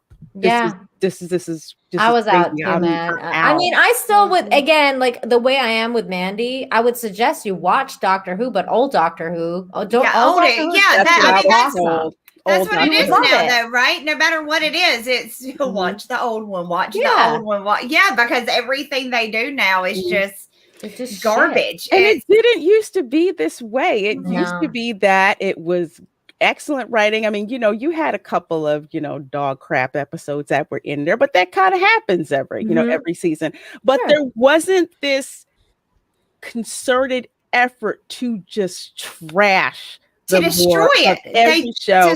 Not only destroy it, but if you're a fan and you have the nerve to speak out against that, then they come after you. And that had never happened before. You're the toxic fan. Yeah. It's all your fault. You're toxic. You're istinophobe. And if they can't call you istinophobe, you have some kind of internalized BS.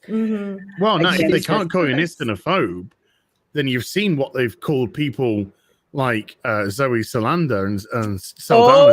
Yes, I tell people once you go, then they show their true colors. You to say, forget protected class. They will call you everything. Yeah. Then they show their true colors. They show exactly what they are, which is disgusting filth. Yep. They do. It's this is the whole virtue signal. It's all disguised as virtue. Which is a constant projection because they're the ists and the phobes, and they're just constantly projecting all the time. But here's the thing, because they're on the right side of what's going on, they get a pass for that. Yeah. So they can be as blatantly racist as they want. Doesn't matter. They're on the right side of things. Yeah, well, that's because they're being that way towards somebody that's like evil, right? That's why they're defeating the evil. The evil. Yeah. We have to speak up against the evil good writing. Yes, they're out to get it. They're tired of all this writing that makes the evil sense. white supremacist writing of Star Trek. From all different demographics, all different colors, sexualities, races, ethnicities have loved for decades. Okay. Yeah, that's what they're doing. We're just like that. Because unless you can see yourself on screen, then you can't actually relate. I know I can't ever relate to a character unless they have like their boobs out, and so they need to just. You and me both, darling. I will say I couldn't relate to Spock unless his ears were exposed. Then I could relate to Spock. Yeah. Then I did it. That did it.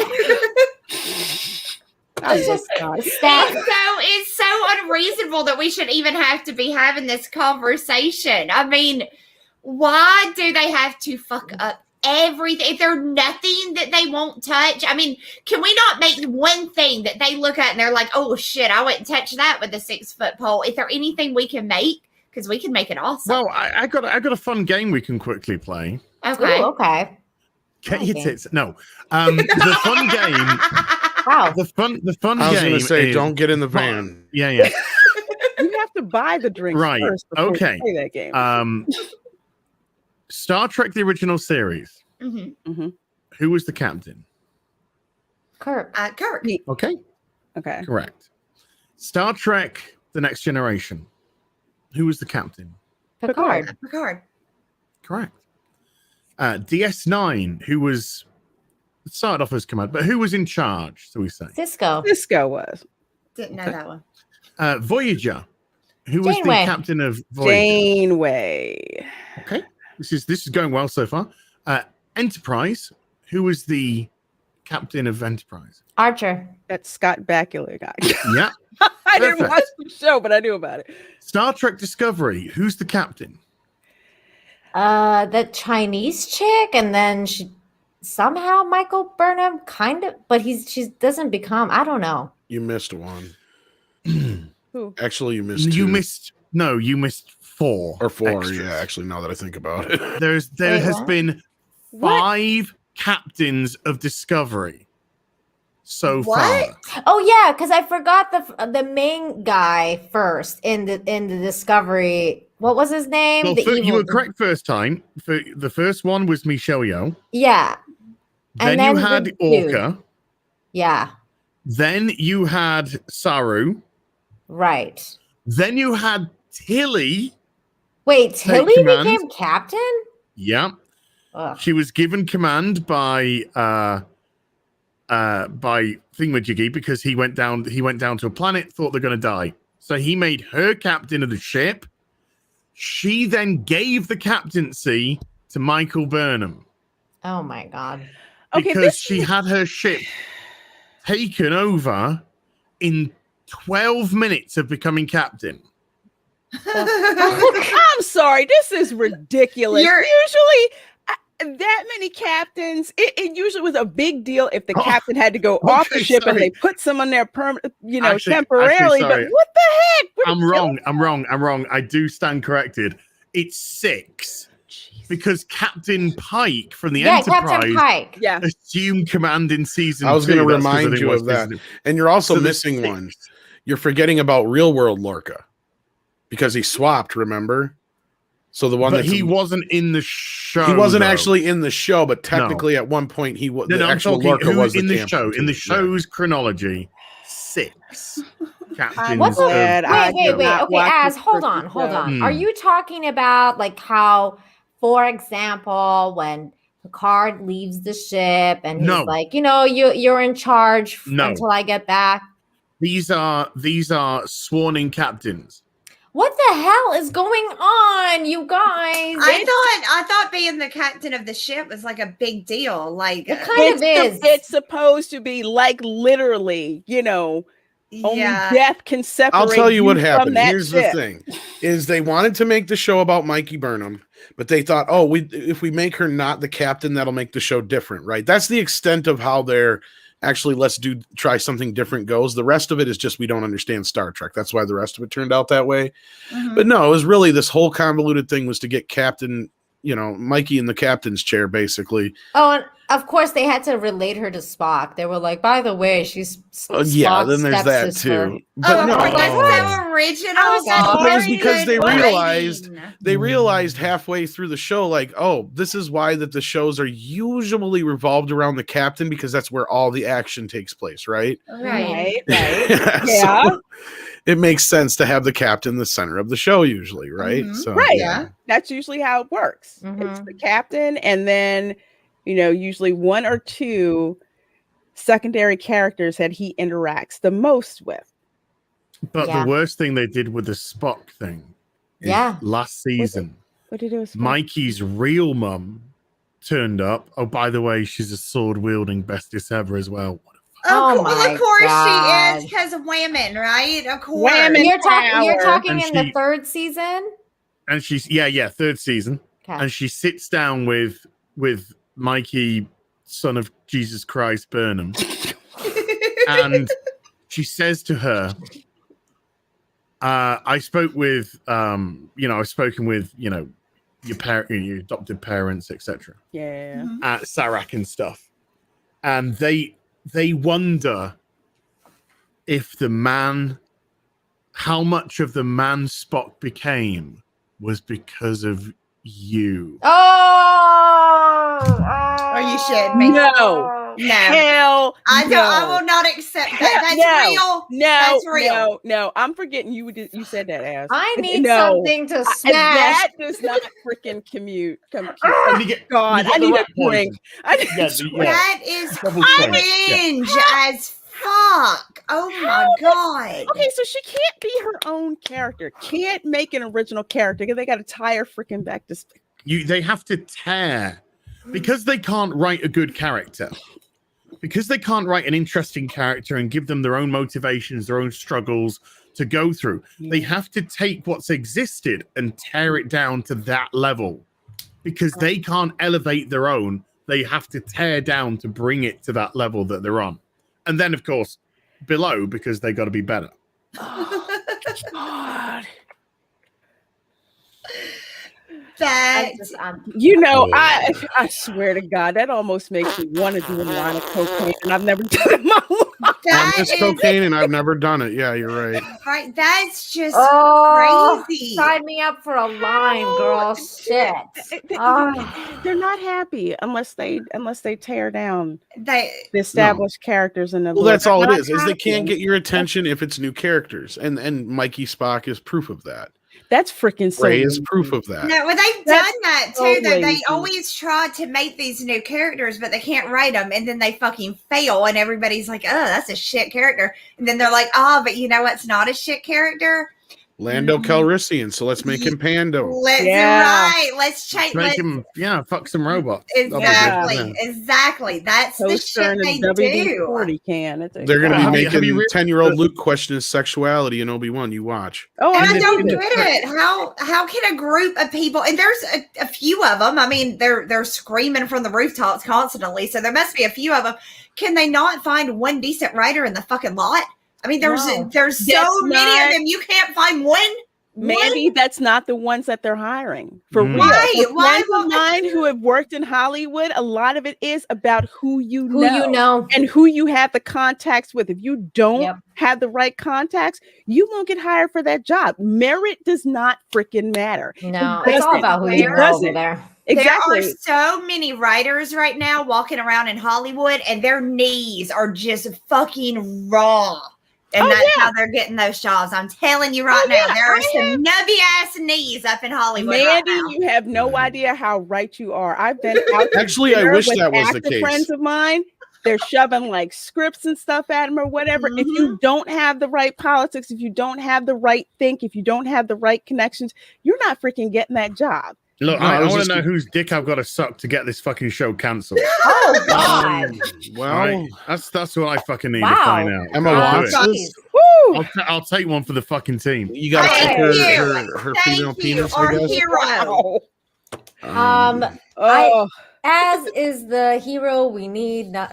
What does that say? I tell you, he's doing God's work with Batwoman. But don't deserve. One episode, I'm done. I need that. That's amazing. I will go around Hollywood. I will suck dick all day around Hollywood to get these fucking shows. Batwoman, Caroline Dries, put a strap on. That's the problem. Is it's not about sucking dick anymore. It's not about the casting couch. Now it's all about what your color of your skin is and who you want to fuck.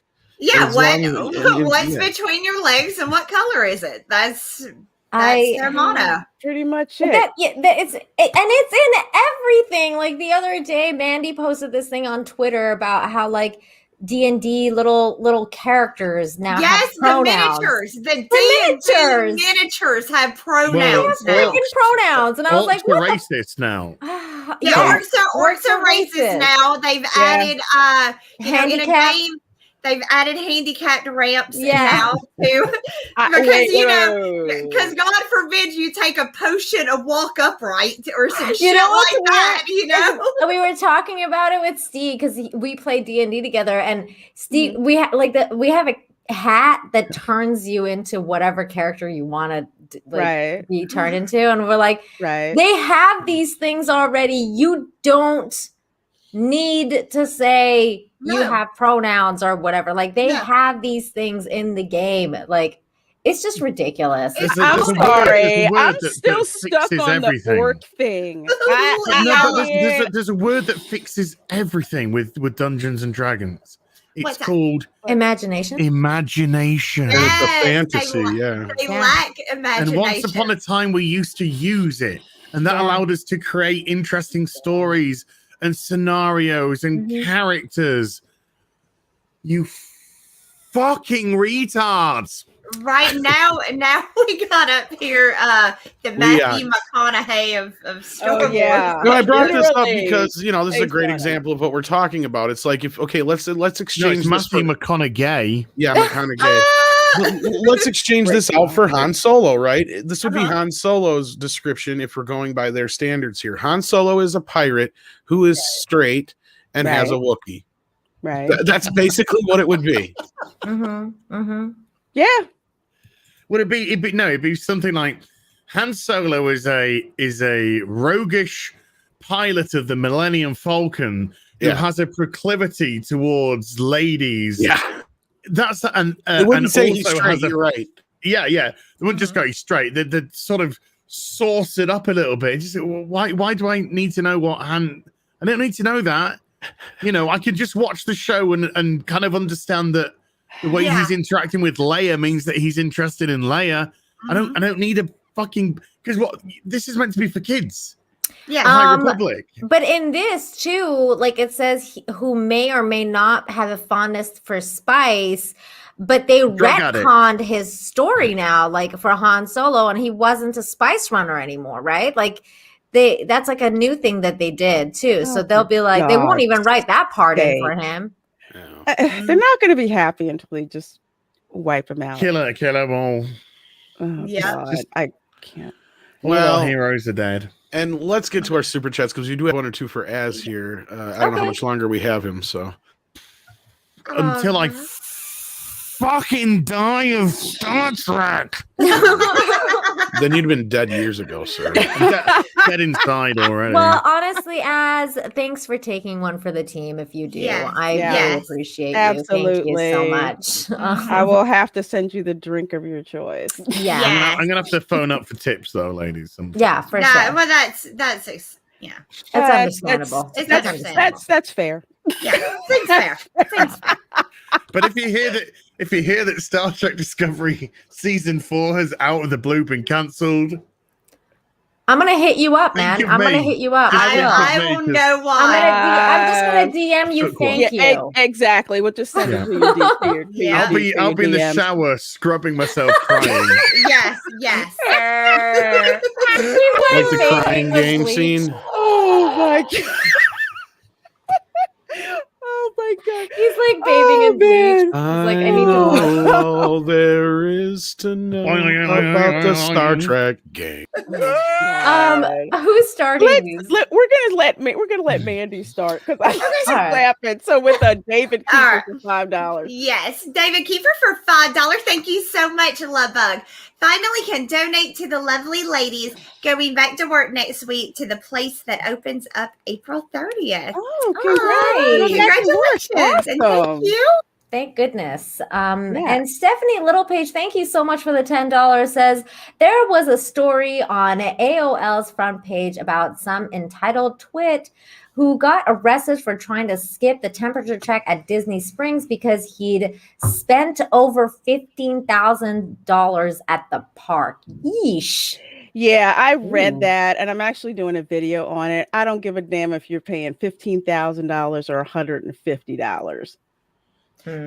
That dude got ripped and you should have fuck freaking off. done it. Oh God, yeah, 15,000. I've never spent that freaking much. I would never spend that and not be in like Hawaii or somewhere tropical. Hell no. If for I'm Disney? spending 15 grand at a theme park, let's just say the theme's probably not for kids. Right? No, dude, you got played paying $15,000. He did. That's insane. He found out real fast that Disney security and the Orange County Sheriff's Department does not mess around. I can say that. That's curious though, because isn't it like free in Florida now? So like, is it because it's a company? Like meaning like they don't have to wear masks and like, all that stuff. You can, but again, it all depends on whose property you're on. Right. Yeah. That's what I'm wondering. Like there's certain places when I was in Florida, I could walk around without a mask. But if I go into my favorite store, Publix, hey, you got to wear a mask. Okay. So it's kind of like with the concealed weapons thing. Right. Like I'm allowed to carry a concealed firearm with me. But if I go on the property and they say you cannot bring in concealed weapons, I mean, technically I could. They just have to ask me to leave. It's not illegal, but they could kick me out for that because that's their policy. Disney's policy, and it's splashed on every freaking thing around the park, including Disney Springs. You will be subject to a temperature check. Right. Yeah. What if it's a really hot day? I think they don't even. It doesn't. Why would you be such an matter. asshole about it? It's not like you even have to put it under your tongue, and they're certainly not sticking them in your ass anymore. It's just a little. Yeah, they aim it at you. The nurses or whoever, they go in there, take it. You know, there's security around there too, in case you decide you don't want to go through there. Even with 100 degrees outside, which I guess 35 Celsius or something like that. Yeah. And I don't mean to like derail this into this whole Disney talk, but like, do they actually walk around the park, or is it just once when you enter the park? It's probably just once when you enter. Yeah. Depends on where you are. It's once if you're coming from the parking structures, but if you're coming from like say a bus or like a Uber drops you off or something like that, it's probably taken if you're going into the restaurants or whatever, taken there, because once they drop you off out there, there's no temperature check section there. Right. What if you're on fire? Oh, well, you just SOL. You better stop, drop, and roll. Yeah. If you're lucky, somebody might throw like a $30 bottle of water on you and try to put you out. But from what I understand, the water there's pretty pricey. So it is. So maybe if you're lucky, maybe the canine dog will piss on you. I don't know. There may be some water play people in the crowd that'll come over there and help you out. I've seen some freaky stuff at Disney. Anyway, the wife be all like, "Quick, put him out! He's on fire!" And be like, "Are you crazy, woman? That bottle of water costs $50." Right, right, let him burn. But there could be some water play people in the crowd that'll come and help you out. Maybe for the right price. I'll piss on most people for free. Oh no! If I had the equipment and it wasn't so awkward, I would back you on that. But for me, it's a real pain in the ass, so I can't do it. But I agree with that. Oh, anyway, no white for turning. Ask a stupid question again. I was gonna say, so does the guy who sang "I Believe I Could Fly," but I don't remember that guy's name. Oh, R. Kelly. R. Kelly. Trapped in the closet. Yeah, he likes a little bit of water. He also likes young underage girls as well. Yeah, he does. He likes to mix the two, even. So he dabbles. He wait, whose turn is it? My turn. We're at, no white for $2. Thank you so much for that. Voyager already ruined Q and the Borg. Yeah, I kind of forgot about that. I don't know if they ruined it, but First Contact destroyed the Borg. It did. I just with Voyager, I just had so many issues with Voyager. It wasn't to me. It wasn't as good as Deep Space Nine. It wasn't. TNG. And that's kind of like the original point of entry for the woke nonsense. It wasn't as blatant then, but it just seemed the standard wasn't as high. And Q had such a good premise, though. That was the frustrating thing. It did. You know what though? Like, because I just rewatched it recently, and going back and rewatching it, I love it. Like I love Voyager, and it's one of those things because at the time when you're watching it back then, you're like, oh, there's so many problems with the show. But now there's so much shit out there that you're like, man, Voyager is freaking gold. Like, appreciate it, right? It is compared to now, but then it's like a big push with that show. It's like, it was, the Delta Quadrant, but at the same time, the other story was, look at how diverse our cast is. Look, we have a female captain. I'm like, I don't freaking care if your captain is a female. I'm like, I wasn't. It doesn't make you feel empowered seeing a female up there. You don't feel like because she's in control. Now you're in control of your life and you're ready to go and like sell some fucking Avon or something. No, because it'll hype you up. No, because in Star Trek, that was always a thing, though. If you went through the training and you passed the training and everything, you could always become a captain. Like Deanna Troi was trying, but she couldn't like pass a certain like command test because you had to do certain things to be able to qualify for command. Gotcha. So she was an empath, and she's an empathetic person, and she kept failing because she couldn't send somebody to the death until she realized that was the only way that she could pass the test. But I never, back in 95 Voyager started. I didn't have a problem with the captain. In actual fact, Janeway, Kate Mulgrew, I think really asserted herself very quickly indeed. I think so too. As a legit captain of the ship. It was a bit clunky with the integration of the Marquis, sure. But the premise was really interesting because you were 70, years from home. You had limited resources, and you tried to keep the ship together and the crew together. So I was thinking, great, they're going to have this adventure where supplies are going to be dwindling. Accidents going to happen to the ship, which is going to cripple it. They're going to have to negotiate and all this, and it just devolved into generic Star Trek episode after generic Star Trek episode. And it was just like, I don't think this is how the series should have panned out.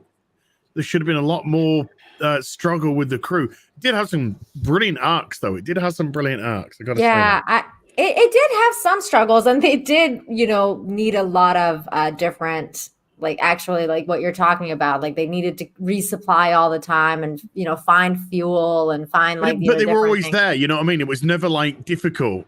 They were suddenly at a planet, and we're negotiating for this. And it's just like, they didn't feel it was kind of warranted, or they were really kind of struggling to go between place to place. There wasn't this sort of arc where they were stranded, literally just stranded for a huge period of time. Where, there was a couple, when they got stuck in that nebula for a while, and Seven had to run the ship. They actually had to go to sleep because that was to cut time off. That was to cut time off the journey. That was a great episode. That's a creepy episode, actually. I love that episode. I watched that recently, and it's creeped me out still. But yeah, that was a really good one, actually. That was a really good one. There was a couple of other ones too, but time off the journey. I hear you though. I hear you. Okay, so I dropped out of season 2.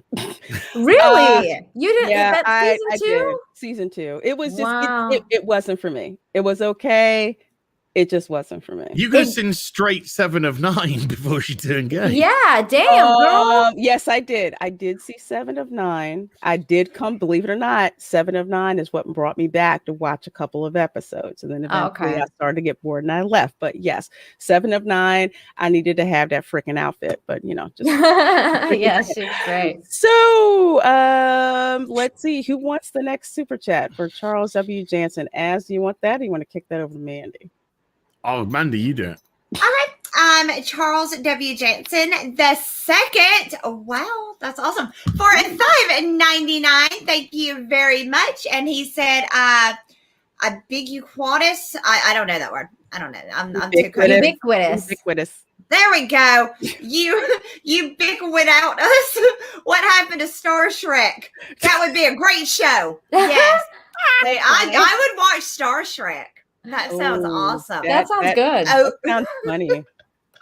Ogres in space. Mandy, you've seen Galaxy Quest, right? I've seen Galaxy Quest a million times. That's an official Trek. That's an unofficial Trek movie. So people who love Trek, we recognize that as Trek. Yeah. It's more Trek than Discovery. I can tell you. I can believe that. I can totally believe that. Yeah. And it's got more heart, and it's got more emotion and more soul.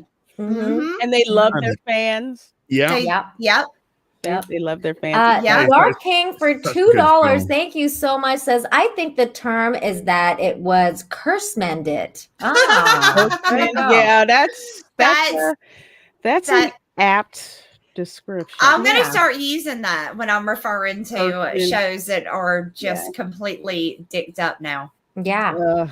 God, yeah, it's a good one. So we have a Dash Desi for $5 Canadian. Thank you so much. Kurtzman couldn't organize a one whole outhouse. Why do they give him more shows to ruin? Call it Kurtzmanism. He just blows all over script.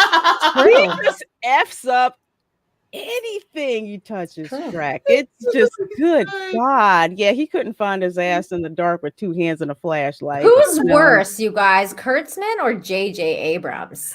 Kurtzman. Ooh. I think so too. Because JJ's at least started things which have been successful. Yeah, like Fringe. Has literally pretty much killed everything. The Monster Universe, Star Trek. He's done some.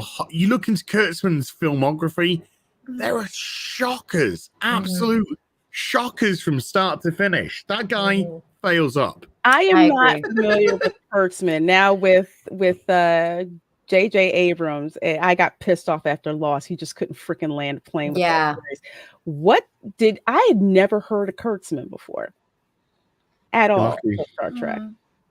You're lucky. Let me find a couple of absolute home Kind dingers. of like Dave Filoni. I didn't know who the heck that dude I didn't know who Dave Filoni was. I had no idea. No clue. Like people either seem to love him or hate him. I'm like, I don't even know who the heck this dude is. Yeah, me either. I was like that too. Is it my turn? I had no freaking clue. I think so. Actually, it's Mandy's turn. It's mine. Who are we on? Are we on Null? Null White. Okay, Null White for $5. Thank you so much, Love Bag. Watch Chaos on the Bridge documentary about the making of TNG. Really? Ooh, okay. I gotta check that out. I think I've seen that long time Chaos ago. on the Bridge. Yeah, I definitely gotta check that out. Thank you. I am writing that down. Okay, Nina, you're up. Okay, I was just writing that down. Okay, perfect. Where are we here? We are at Paul Wolfley. Thank you so much for $5. Says new to Trek start TNG at season 3 or DS9 at any season. SCD also took till season 3 to figure itself out. Okay, here we go. I don't know if I agree with you because I would say start at season 1. You just have to learn to appreciate it. It goes. TNG is a little slow in season 1. But you'll appreciate it because it gets so good in season 3 because it falls into its own. But you'll understand more about the characters. There's a lot of character development that happens in the first 2 seasons. So you get more of it. DS9, I don't think you could start at any season. I would say you have to start at the beginning because it's a continuation of a story. It's a very from start to finish, there's a plot. It's not like TNG or Voyager where it's episodic. Episodic. It's a chronological story. So I would say DS9 absolutely episode 1. Yeah, the Red Letter Media, and I know a lot of people watch Red Letter Media. I don't know who they are. And they're obviously big Trek fans, and they stress a lot. Oh, you want to start just TNG with season 3? You want to just forget the first 2 seasons? And I think because a lot of people like them, a lot of people sort of fall into the trap of just thinking that's what you should do. There's great episodes in season 1. There's fantastic episodes in season 2. And the second half of season 2 is actually exceptionally good. And then 3, 4, and 5, seasons 3, 4, and 5 are phenomenal. Yeah. I mean, phenomenal TV that you just won't even see nowadays. It's so good. And then 6 and 7 start to decline a bit, but dip, yeah. Well, the quality is. Well, let's start with TNG. Sorry, Tom, I didn't mean to interrupt you. With TNG, I was one of those where I watched season 1. I kind of dropped out for season 2, and I came back for season 3. So I kind of agree that you do. It's best. I'm not going to give you a hard and fast rule because, frankly, I think whatever episode appeals to you in the description, watch it, and then you'll figure out from that point if you need to go back a couple of seasons or if you can start from where you are. Deep Space Nine, you definitely do with season 1 because there's so many other characters from TNG that show up in season 1 that you have to understand what's going on because the first episode of season 1 starts based on an episode in TNG regarding the Borg and when Picard was Locutus. You won't understand the animosity between him and Cisco if you don't go back and there's character development. It's a major part of Cisco's character to be in that battle and who his loss and the things that he feels. You have to watch it from the first You episode. have to understand why he looks like he's ready to kick Picard's ass and why Picard looks like he knows he deserves that ass whooping that's coming, but because of rank, that's not going to happen right then and there. You're not gonna understand that. Wolf 359. Yes. And just the way it seeds off. I think I'm just going to start with the first episode of the first season and just roll with it and counter it for do it, Mandy. Yes, and then I'll do reviews season on 2. We introduced the Borg in season 2. Well, and that's just it. Yeah, to get to know the characters, you're better off starting from season 1 and going off of what I was saying before is like Measure of a Man is the basis for Picard and so many other things going forward. And that's a very important show, and that's in season 2. There's a lot of shit. And that's what I would say. I don't like this whole hate for season 1 and 2 of TNG. I don't either.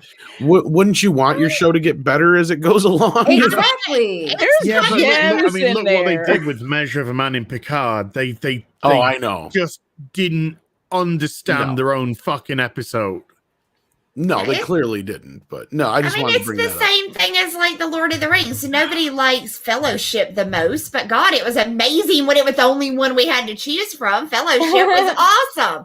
That's why everybody went and saw, the next one and then the third one because they were all great. But nobody ever wants to go back and watch Fellowship. I mean, you do just to do it, but nobody's like, yeah, Fellowship. They're in the Shire. Hell yeah! I didn't fall asleep. See, I liked it. I liked it. I liked the first. I love Fellowship of the Rings. I do too. I like it. It's not my favorite. I like the third one the best. I like Return of the King best. It's fun to watch. I didn't read the Lord of the Rings book. I wasn't into that. But yeah, when the movies came out, hell yeah, I was right there to watch. I can't read Tolkien. I love the movies, but I tried to read them, and he's just he's so overly descriptive. Like very descriptive. The hobbits live in a hole, but not an ordinary hole, but a hole in the ground, deep in the ground, 6 feet in the ground, with the worms, and I mean just on and on and on and on. And yeah, I read 3 pages where they're singing a song about breaking plates, and Bilbo Baggins not liking it. So I'd read that because I'm one of those crazy people that likes crazy detail like that. You would like it then. I love it's very detailed, very freaking detailed. I would. Let's see, where are we? We are on I think Ian. We're on Paul Wolfley we're on again, $2. Yes. Okay, so Paul Wolfley for $2. Thank you. STE, my bad. Star Trek Enterprise.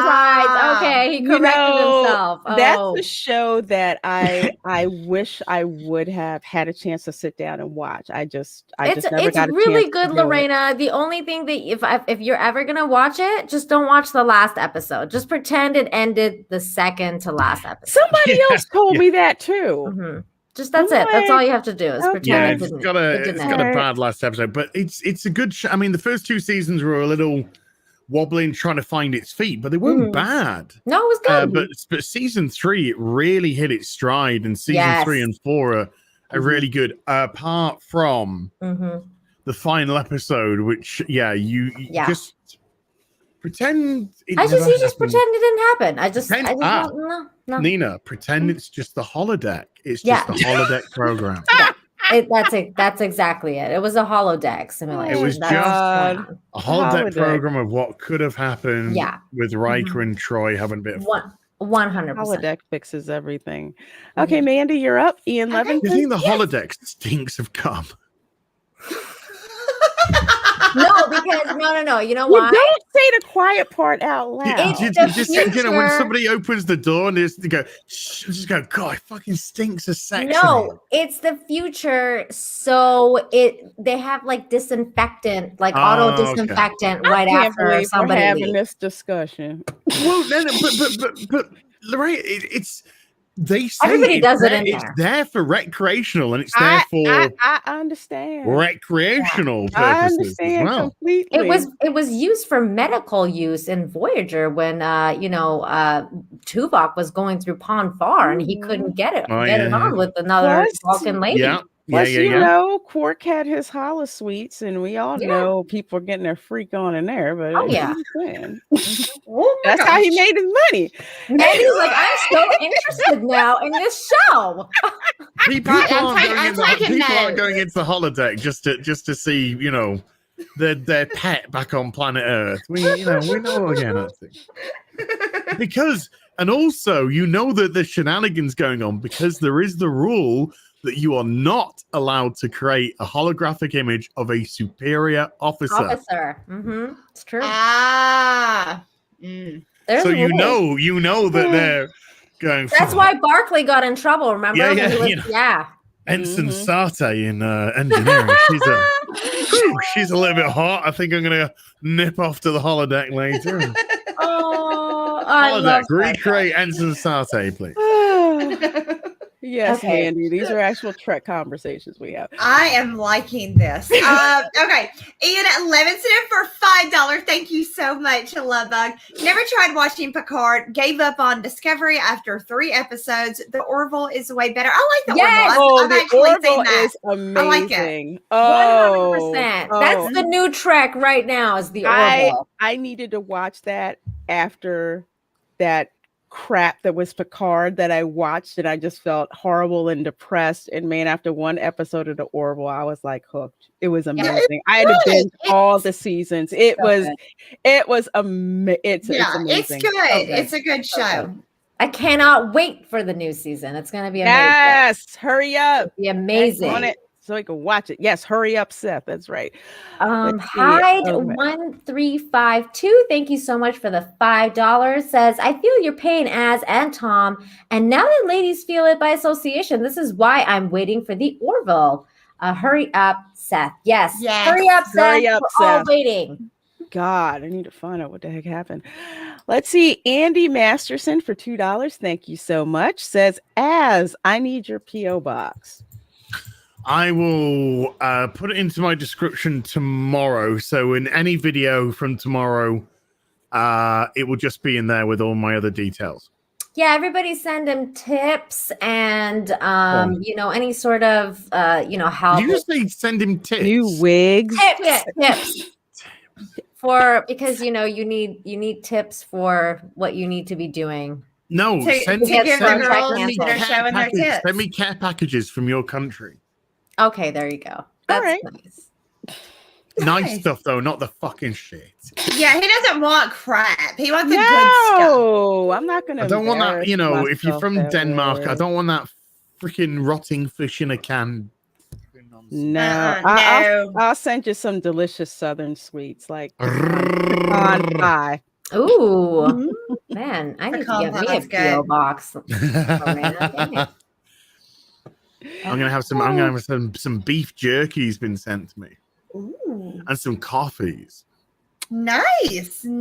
Homemade like beef jerky or bagged beef jerky? Well, just a selection, so I imagine just bagged. So selection of different flavored beef jerkies.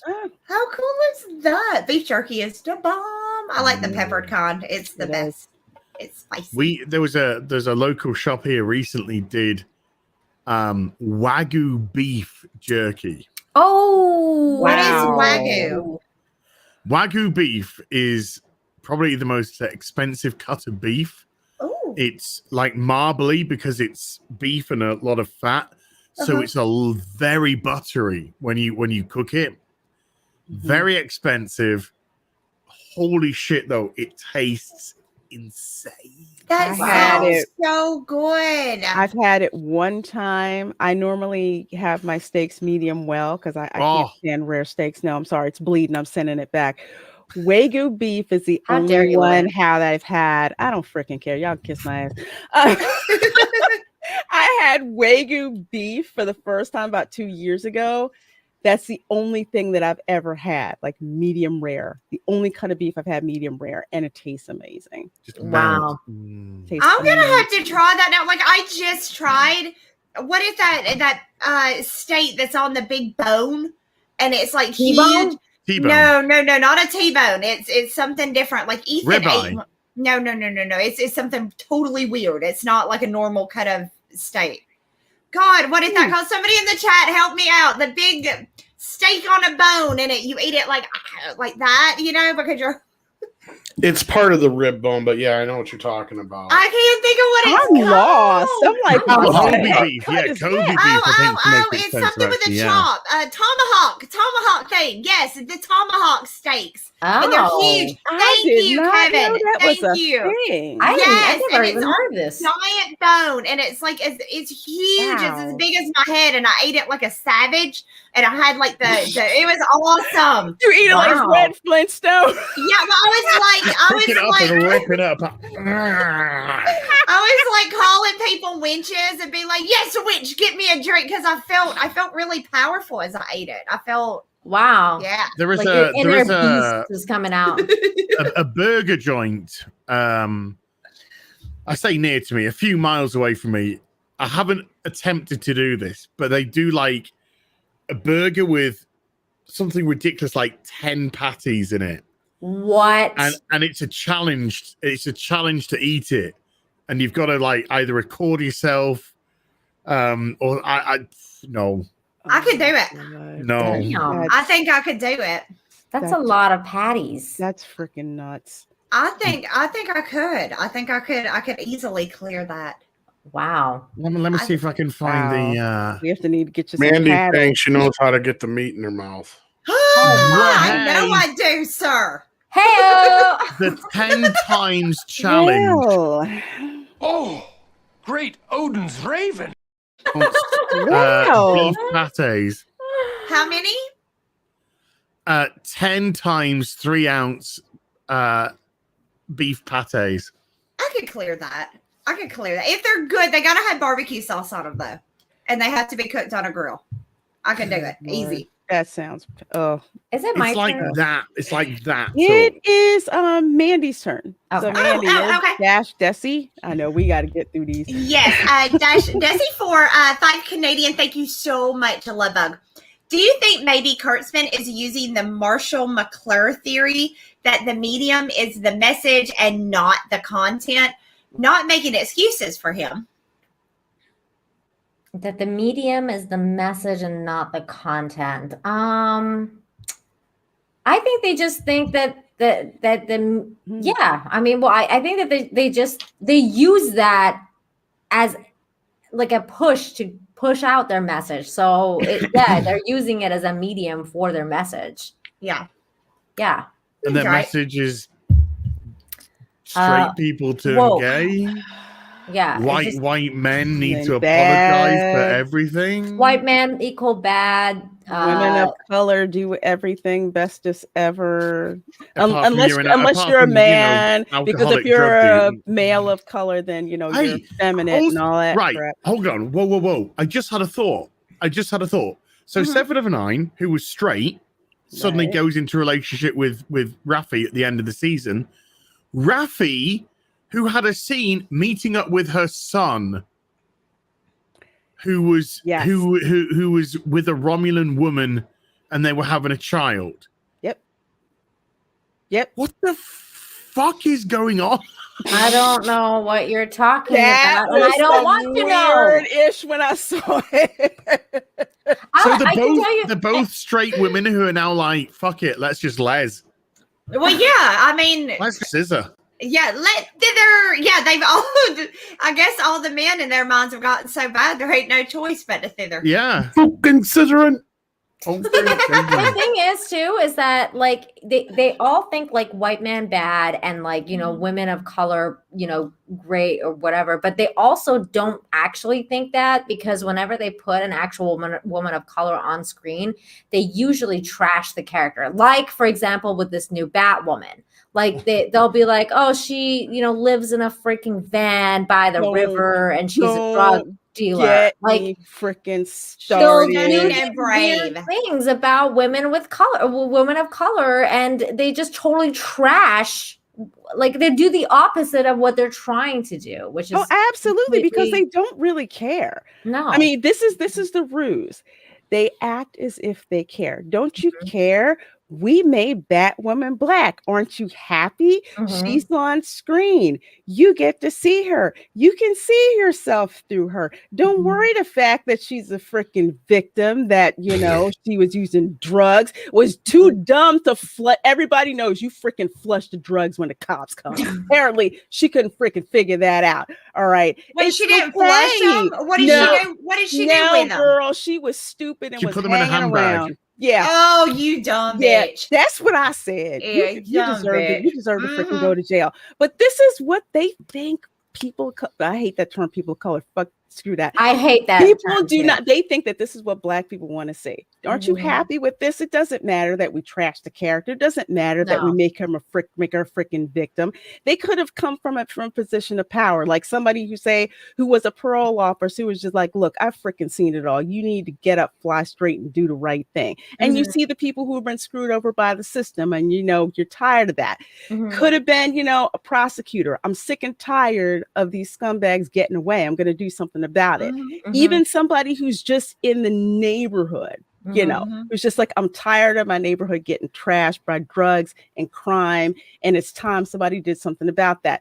They don't go. They refuse to go with a minority character that comes from a position of power. They have to be a freaking perpetual victim. That's always what they can do, be though. saviors, and they think that people want to see that. I don't think so. No, and that's and they do that for like other women too, like not necessarily just Black women. Like they'll do that, for example, what you were saying as about Tilly, like she became captain and then she crashed the ship within 10 minutes. Like the ship got attacked and taken over within 12 minutes of her assuming command. So here we go. Like here's a woman, right? They put a woman in charge, and then they totally make it like she's useless, incompetent and stupid. Yes. What good does that do anybody? Nobody. Batwoman's meant to be a hero for Gotham. She's dating a drug dealer who is selling the most potent narcotic Gotham has ever seen.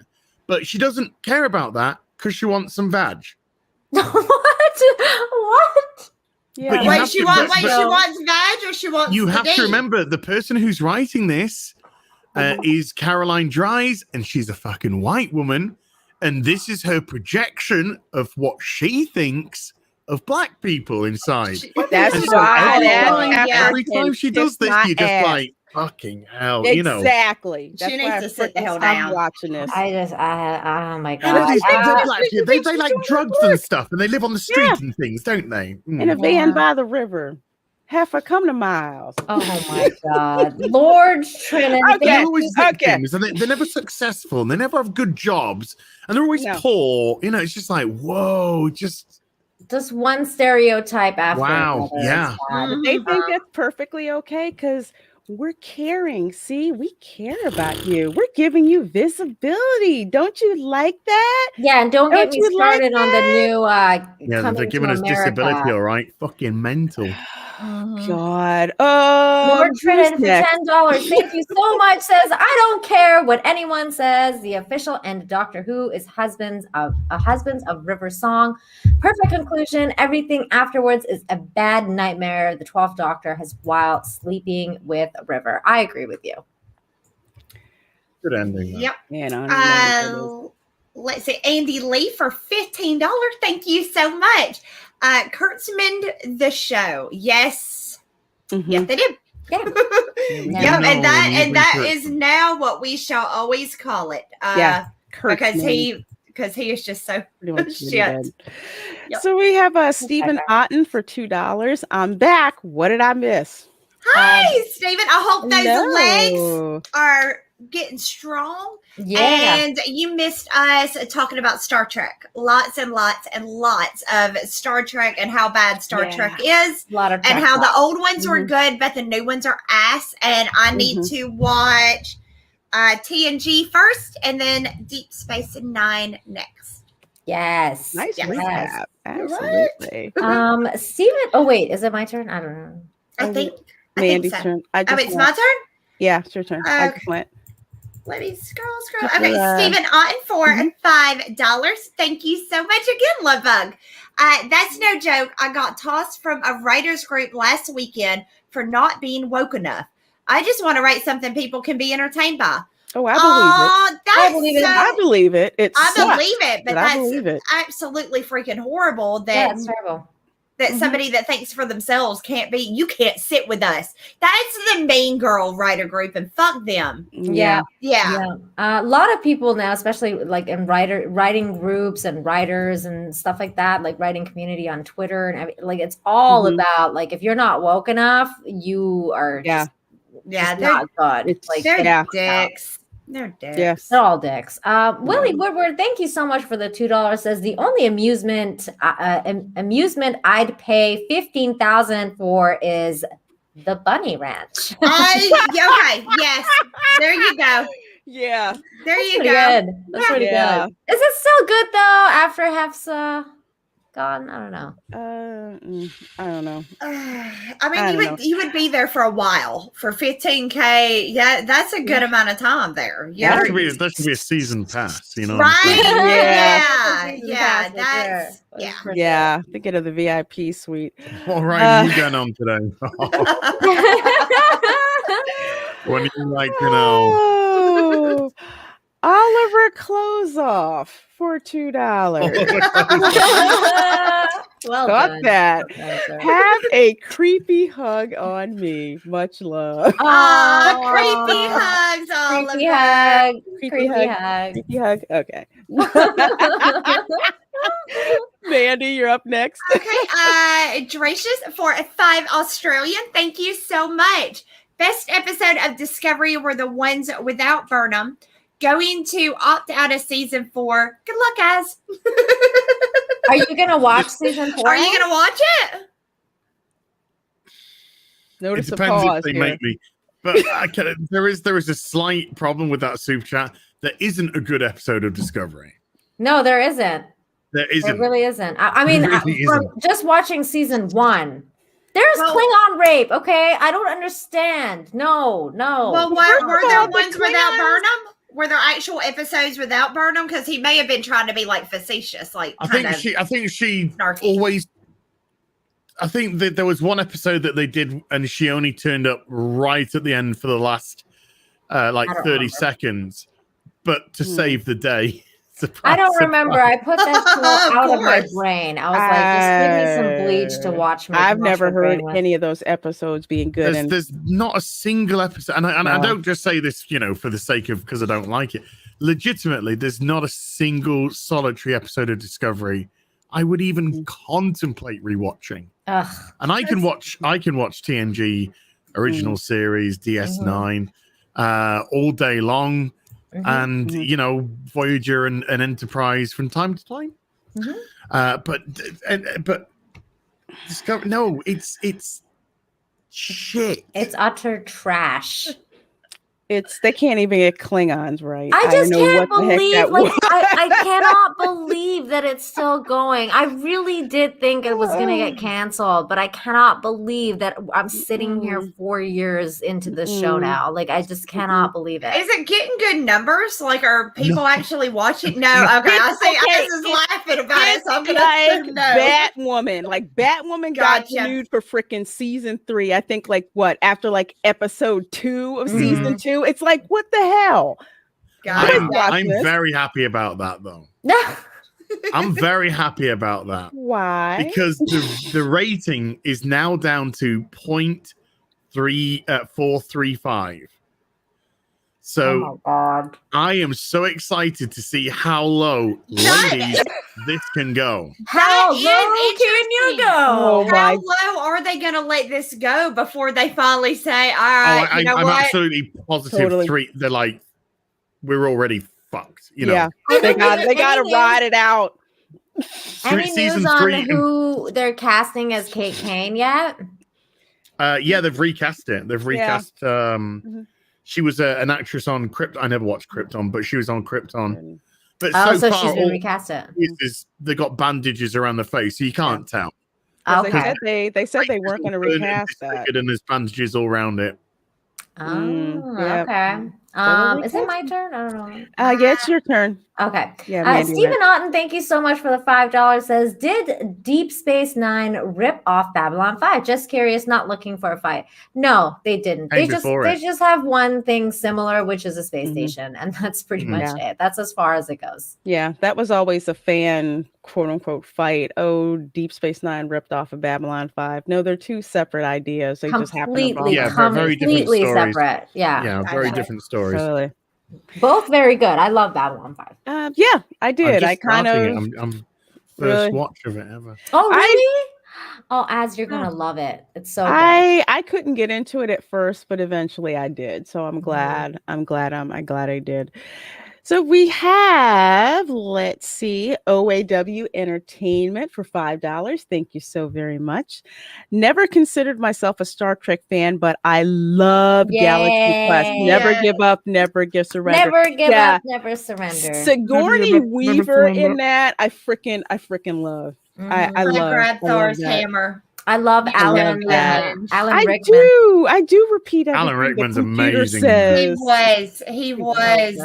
That I even liked the guy who was Guy, and he's like, "I'm gonna die because I'm an extra." Like that, he's all freaking out like the whole way to that planet because he knows he's fucked. Well, he was the red shirt. He was the It red was the shirt. red shirt.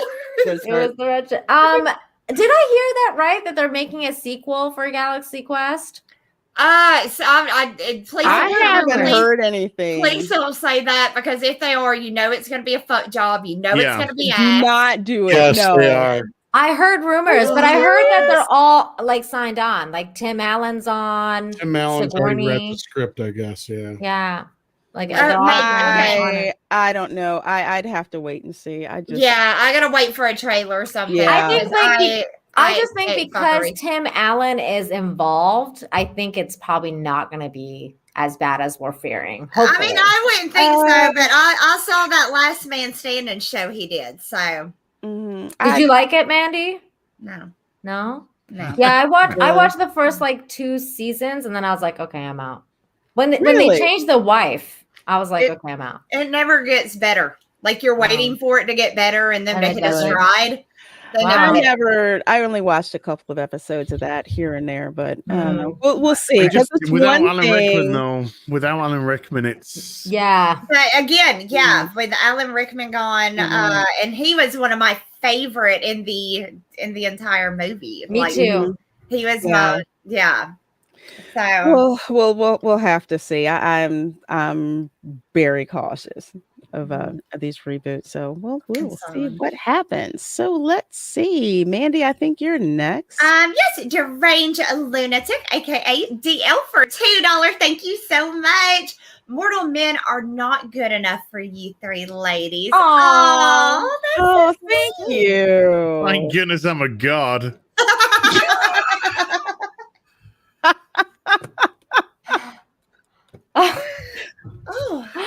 We'll give you that. Gaming or what? TM? No, trademark? No. Yes, trademark. But you have to do it. There's a certain way you have to do it. Okay, gaming or what trademark, right? You gotta go. No. Gaming or what? You gotta do it. Okay. Gaming or what? Trademark. For $2. Thank you so much. Says like what? What's going on, ladies? Hello. Hey. Oh, Nina, we are talking about Star Trek. I just did it. We were. So it's all you. It's you. Wait, is it me? No, it's Lorena. Really Woodward for another $2. Ladies and Big British Baby Man. Mandy, you're fire. Thank you, Willie. Big British Baby Man. That's me. Oh my god, that's cute. That's cute. Oh, is this me? Is it now me? Okay. Now you. Gorgira Star, 54.77 for $5. Thank you so much. If I said your name wrong, I'm so sorry. I thank you all for brightening my day. I needed a laugh today. I had to take my mom to the hospital this weekend. You were all awesome. Oh, hon, I'm so sorry. I hope everything is okay. And thank you for coming and hanging out with us tonight, though. I hope we took your mind off of it for a little bit, made you smile. Yeah, I hope she's gonna be okay. Crispy Critters for $5. Thank you so much. Says a fistful of datas will make you laugh. Inner light will make you cry. Measure of a man will make you think. The drumhead. You're muted, Lorena. Oh, dude, I did that so no one would hear me typing at 150 words a minute. Somebody thinks probably bullets. The drumhead was awesome. Basically, the drumhead is cancel culture. Yeah, I don't remember the episode names. I have to know what you're talking about. It is the one officer I think that they put on. Yeah, it's where without ruining it, if you haven't seen it, there's a half Vulcan officer. There's an accident that happens, and there's a half Vulcan officer, and the Federation have been told that something might be afoot. there might be a plot because of what they discover in the warp core. And so they start to bring people in for questioning, and let's just say things get out of hand. Okay, I remember. I just don't remember the episode name, so I'm always like, wait, what was that one again? There's just so many. So oh yeah, but that is that. I mean, even that was season 5 Drumhead or season 3, season 3 or 5. I think you just think that was early, probably that was 1991 that aired, and that epitomizes cancel culture of today. Absolutely. Epitomizes it. Wow. Absolutely.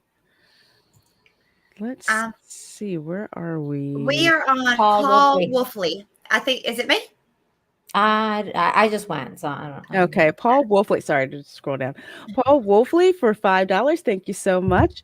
On 24-hour duty in Afghanistan, I did a Lord of the Rings marathon director's cut. Wow. That's commitment. Right? Halfway through, I was tired, but I was committed. Yeah, the director's cut is amazing. It is. I think it's the only one that you should be watching. Personally. That's the only one I'll watch now. Yeah, like I went and bought all of those on. Those are the ones I bought on DVD and stuff. Me too. Yeah, because I like all the extra stuff they added in. Some of it was a little goofy, but I did like most of it. So I loved all of it. It was so good. Yeah, usually with the director's cut, I like to get that because you actually see the director's vision without the editor going through and chopping it up. The actual length. I don't like that. Okay, Mandy, you are next. I'm gonna have to say the next. Yeah. Pudding Tang too. Like what? For a $20. Thank you so much.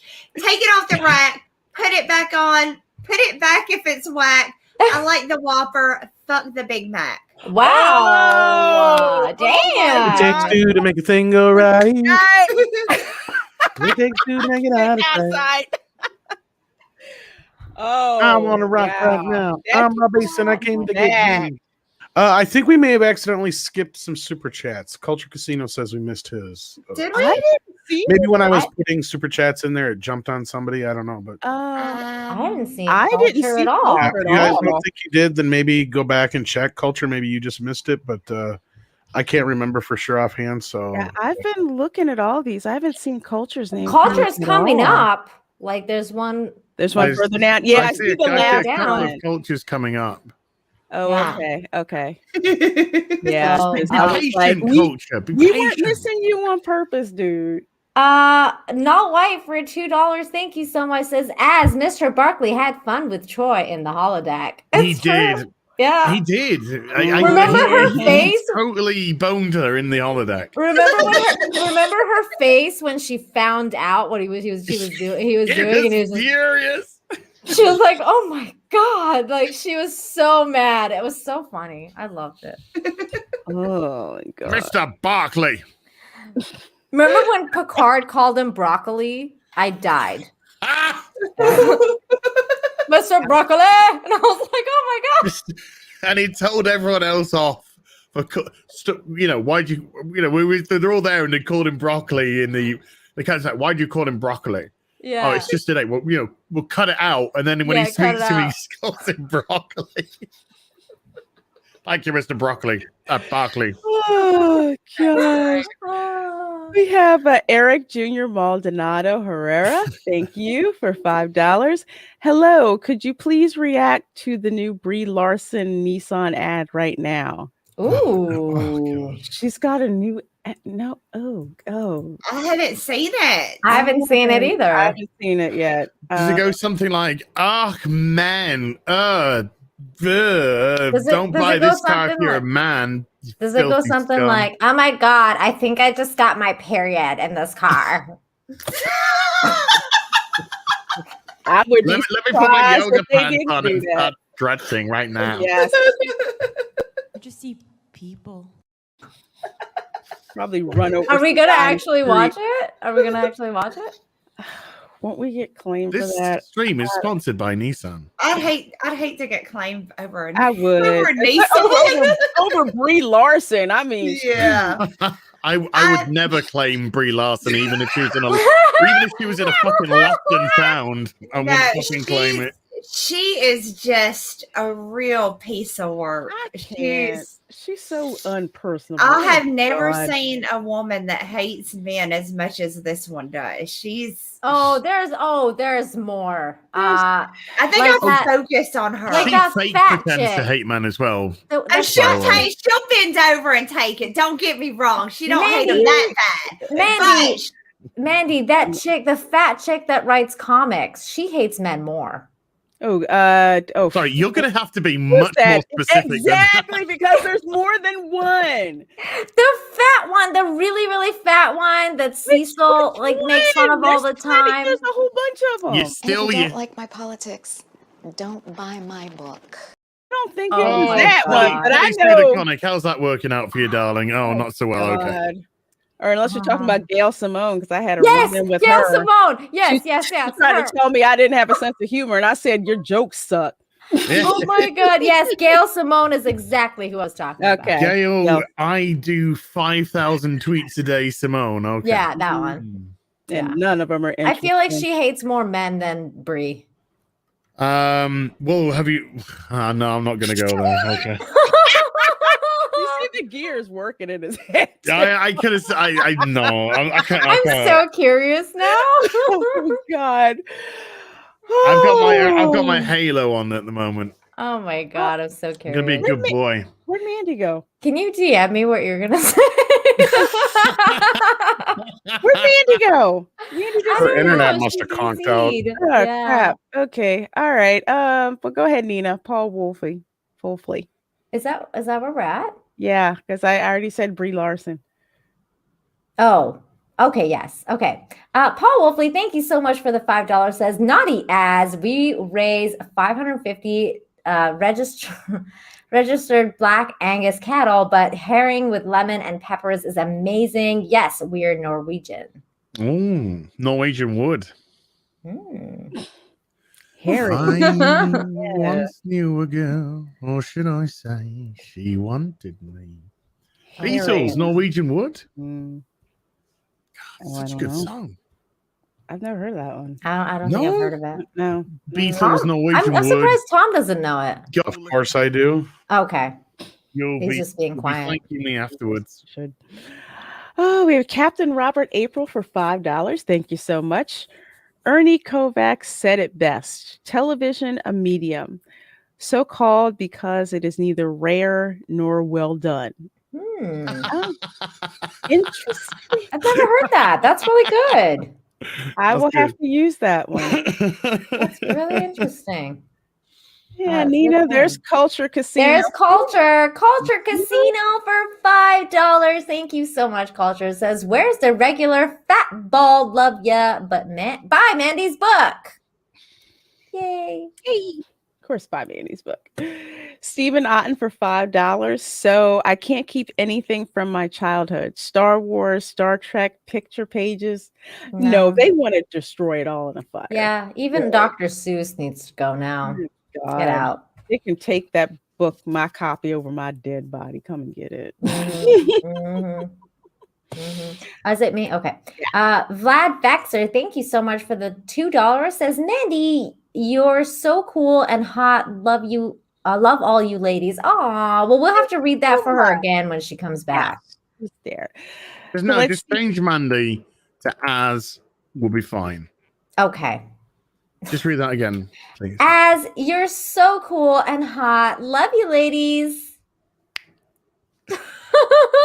Gotcha. Oh, well, let me read this one a little differently. Culture Casino for $2. Forgive me. As, where are my yoga streams? Oh, my.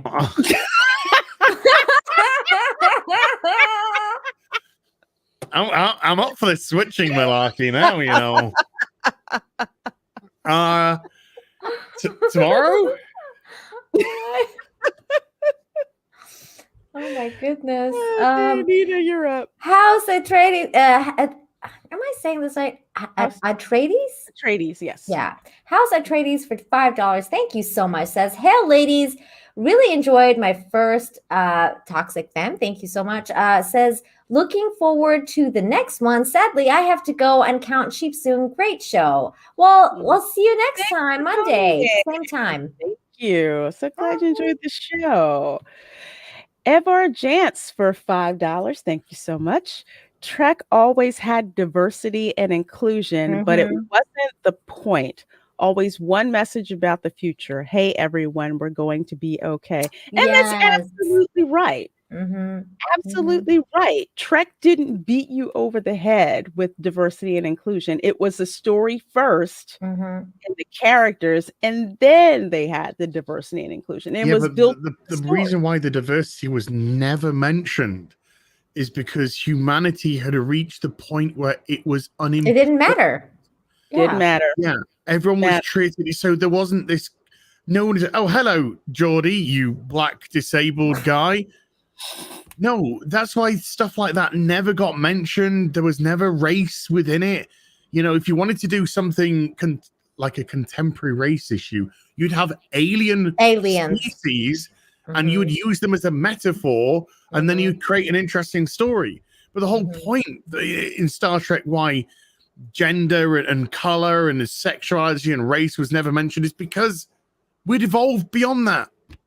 Exactly, because to add on to that, there's two scenes like in Deep Space Nine with Odo. I remember Cisco telling Odo it's not a racial thing. I'm like, oh wow, that's, I hadn't thought about that. That kind of blows my mind. And also with the movie First Contact, when they realized, the humans realized that they weren't alone in the galaxy, they were able to set aside their petty problems, squabbles, and ethnic strife and whatever, and focus on the galaxy at large. Now it was, how do we reach out and connect with Vulcans? And if we're united to do that, we're not worried about who's different from who, or or whatever. I mean, it was addressed, I think, the best in the original series, when Abraham Lincoln was on the bridge of the Enterprise, and he refers to Uhura as a charming negress. Yeah, I remember that. And then he's like, "Oh, sorry, did I say a word of offense?" And she's like, "Oh no, we're long way past that. Yeah, yeah." And she just laughs it off because it must have sounded so antiquated. To her. Yeah, it was just like a God bless Abraham Lincoln sort of thing. It's so weird because I always thought that we were heading towards that because of all these shows that we were growing up on. It's like, how did it become so convoluted that we're like, all these things just got taken and they were like, just, I don't know, and this is what we got now. It's just like, it's so weird. It's such a weird thing. Because you have a class of people, and I always tell people it's interesting. Go back and read Booker T. Washington's autobiography, where he talks about what happened in the United States with respect to race relations at the end of the Civil War. You are always going to have a class of people who will make their living off of racial strife. And when that living is threatened, they will fight back against that vehemently. You've got a class of people out there where that's what they want to do. And I swear, you go back and you read his autobiography and the stuff that he says, it's like the stuff that you hear, what's going on now. And it's just uncanny, and it's disgusting how much we've regressed backwards. Yeah. Because you have a group of people who want to make their living by constantly having racial strife. Once that's gone, they have no other means of staying in power. I think there's a lot of truth to that. I think even let's say circa 2008, 2010, things like sexuality wasn't an issue anymore. It hadn't been an issue for a long time. Race wasn't an issue. It hadn't been an issue for a long time. The Western world was really organically progressing to a state of tolerance, and there was incredible tolerance. Yeah, we've got places like Saudi Arabia and China and other places in the world that don't.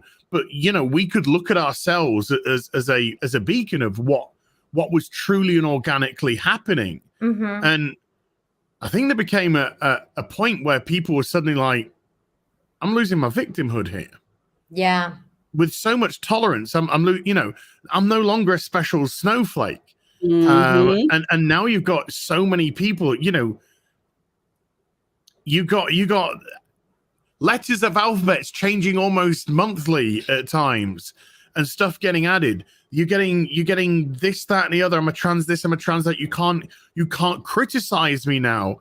I'm a protected species. And you got people panicking and going, yeah. And they're adhering to some crazy ideology right now. Science is being and going on to your gone. point is just like the education system too. Like everybody's just getting participation trophies instead of like just actually competing against one another or actually doing any damn work. But competitive breeds better results. Competition breeds better results, better people.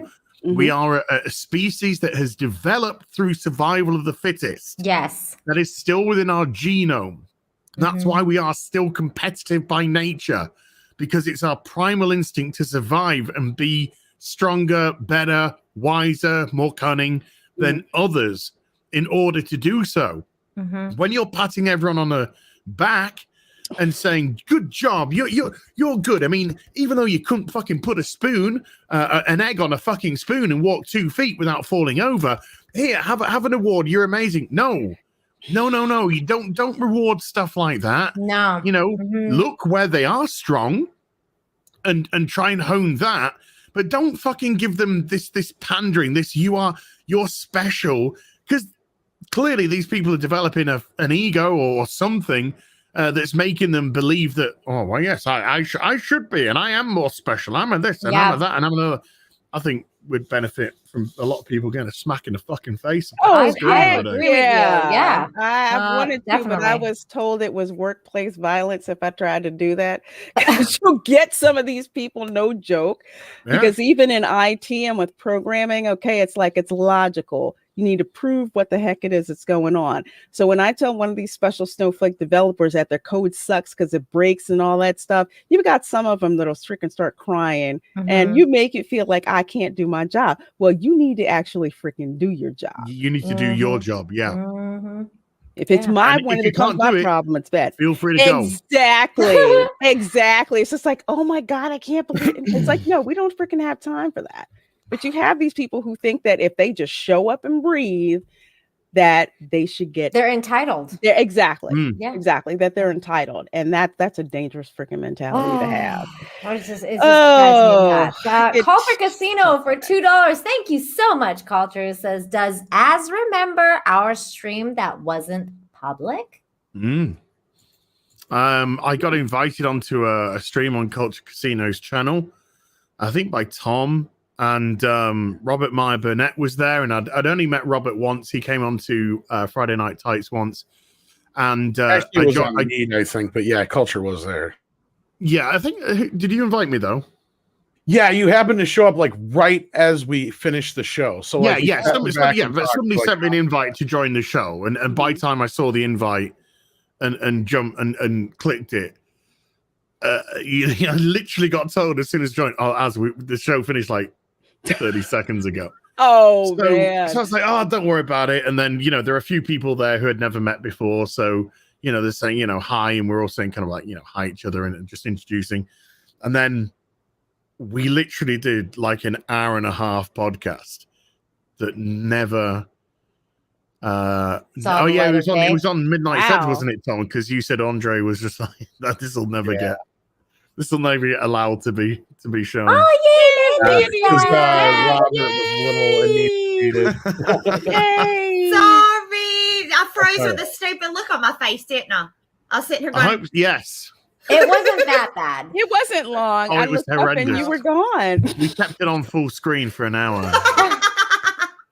Mandy, you got a couple of super chats of people telling you were pretty and all this really lovely stuff. I think it was when's your next yoga stream? Yeah, Mandy, you're so cool and hot. Love you, ladies. Culture Casino said, Mandy, where are my yoga streams? Laura has to teach me how to do it, y'all, or it's just me falling over and over again. I told you I don't think he's particularly worried about that, to be honest with you. I don't think he'll care. I think he wants to watch you do whatever. All right. Well, let's push on through these super chats since we have some other things to look at here. I read the last one. So. Okay. Yep. So it is my turn. All right. Silvanova for $5 Thank you so much. Nina made a good point about SJW writers. They don't actually care about the things they preach. All they crave is complete control over others. And that's right. Yeah. They want to control what you think, what you're allowed to say, what you're allowed to do, which is why they fight so hard against you, you know, when you're just like, no, I'm not putting up with that crap. Right? I told you, watch the drumhead. Watch the drumhead. Exactly. See what happens to Ensign Simon right back. Let's see. Mandy, can you see? I have completely cleared my. Okay. Yeah. Let's see. All right. Nefarious. Oh, Lord, I'm gonna do all these. Nefarious Technology for $5.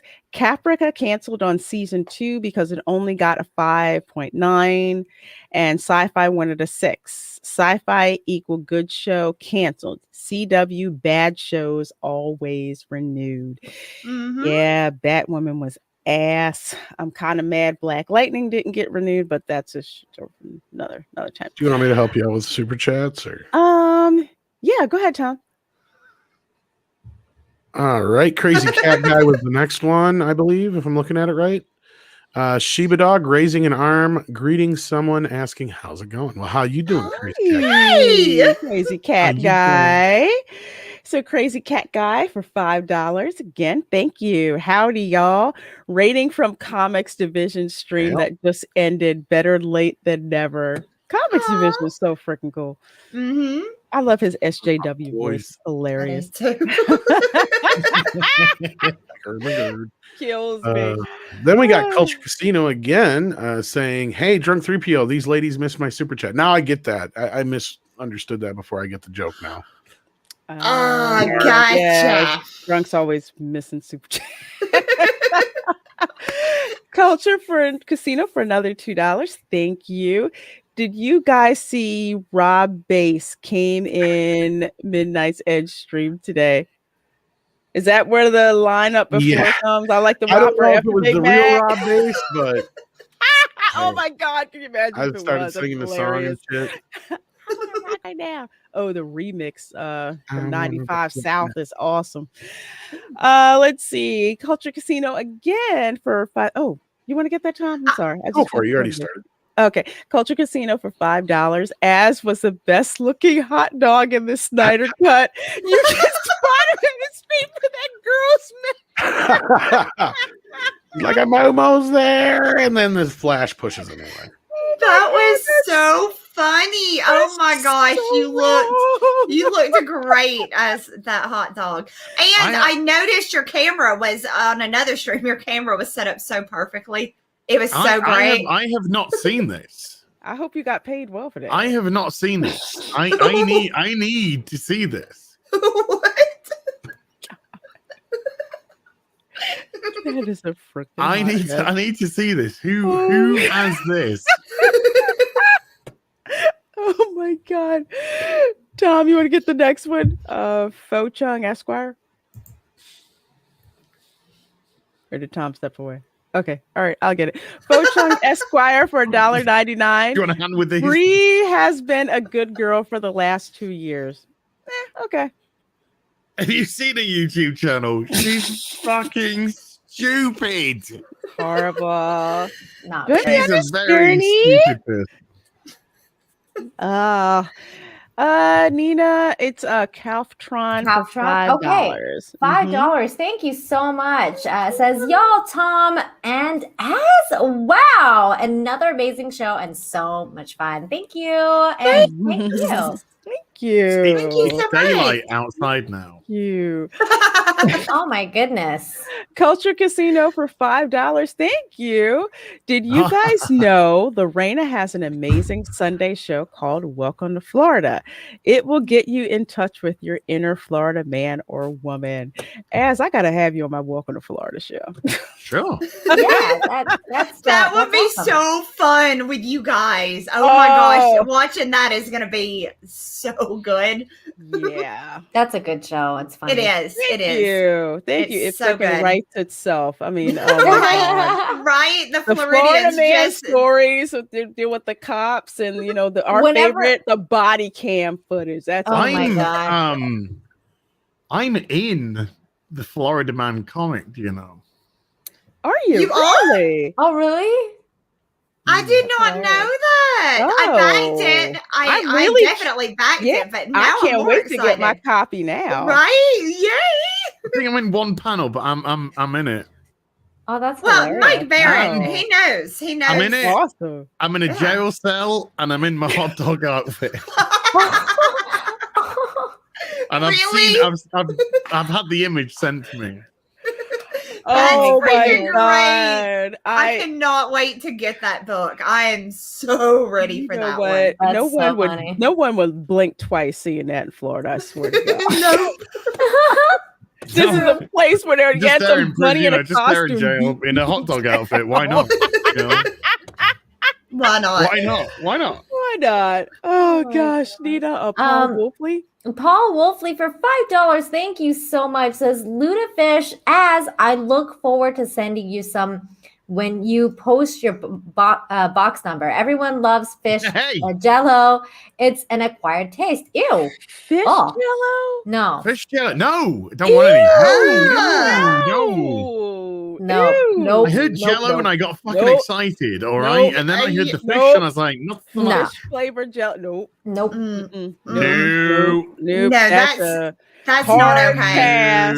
Yeah. Hard pass. That's not okay.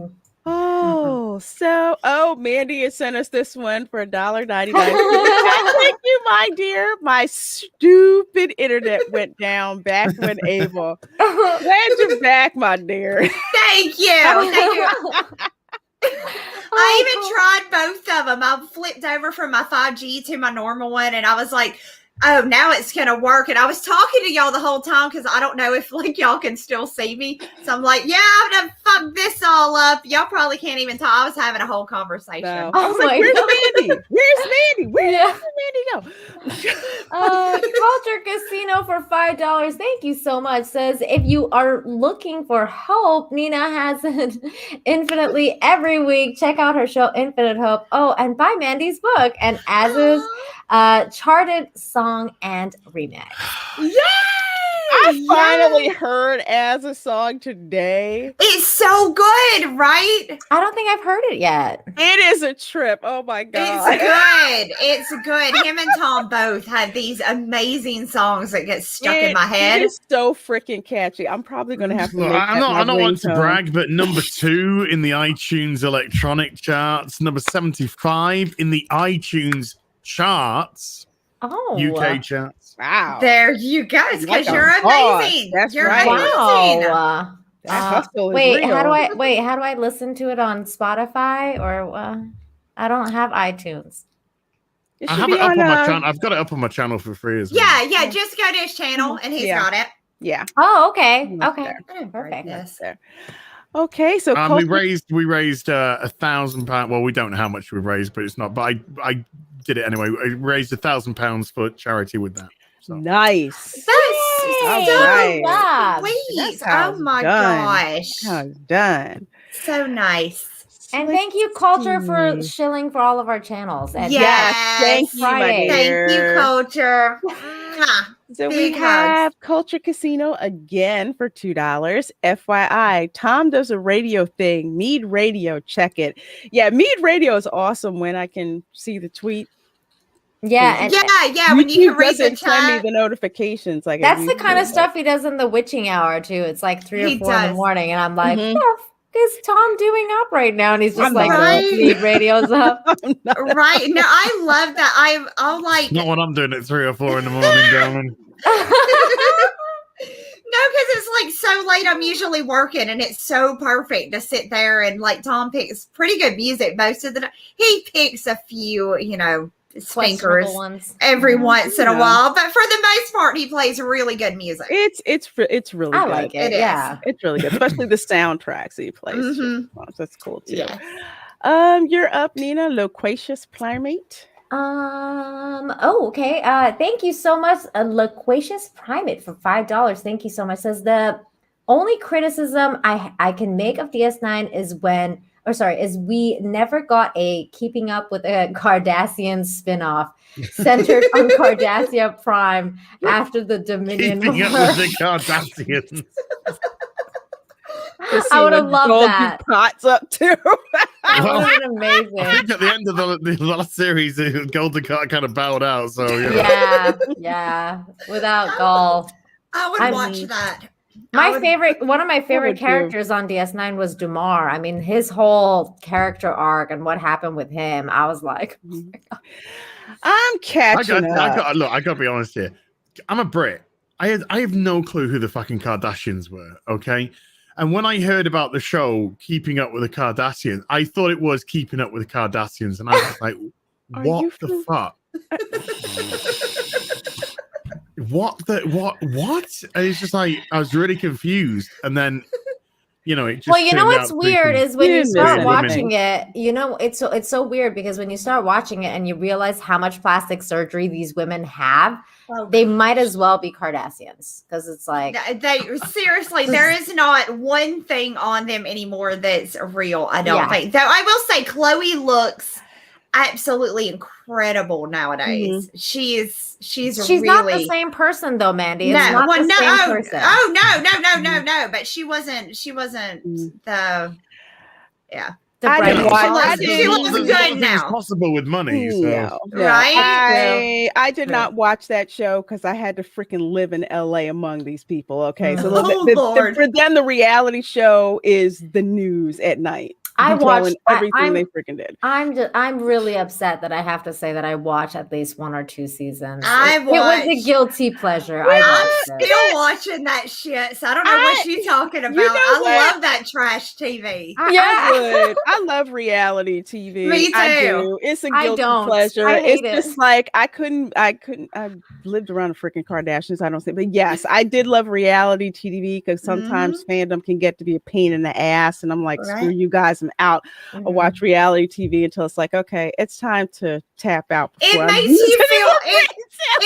you feel good about it, like, because no matter what's going on in my life, I'm not on Love After Lockup trying to make a future with this criminal in jail. So, it just makes me feel good. I'm like, all right. My favorite 90-Day Fiance. I watch that every Sunday night. No. I go, it's Mama's favorite show. It's Mama's favorite show. It's my favorite reality show freaking train. Same here. I'm embarrassed to say I only watched the Kardashians for 2 seasons. And like, that was it. Like, I've never gone back. I don't like reality TV. I don't know how you do it. It has to be a good train wreck, like Real Housewives of Atlanta.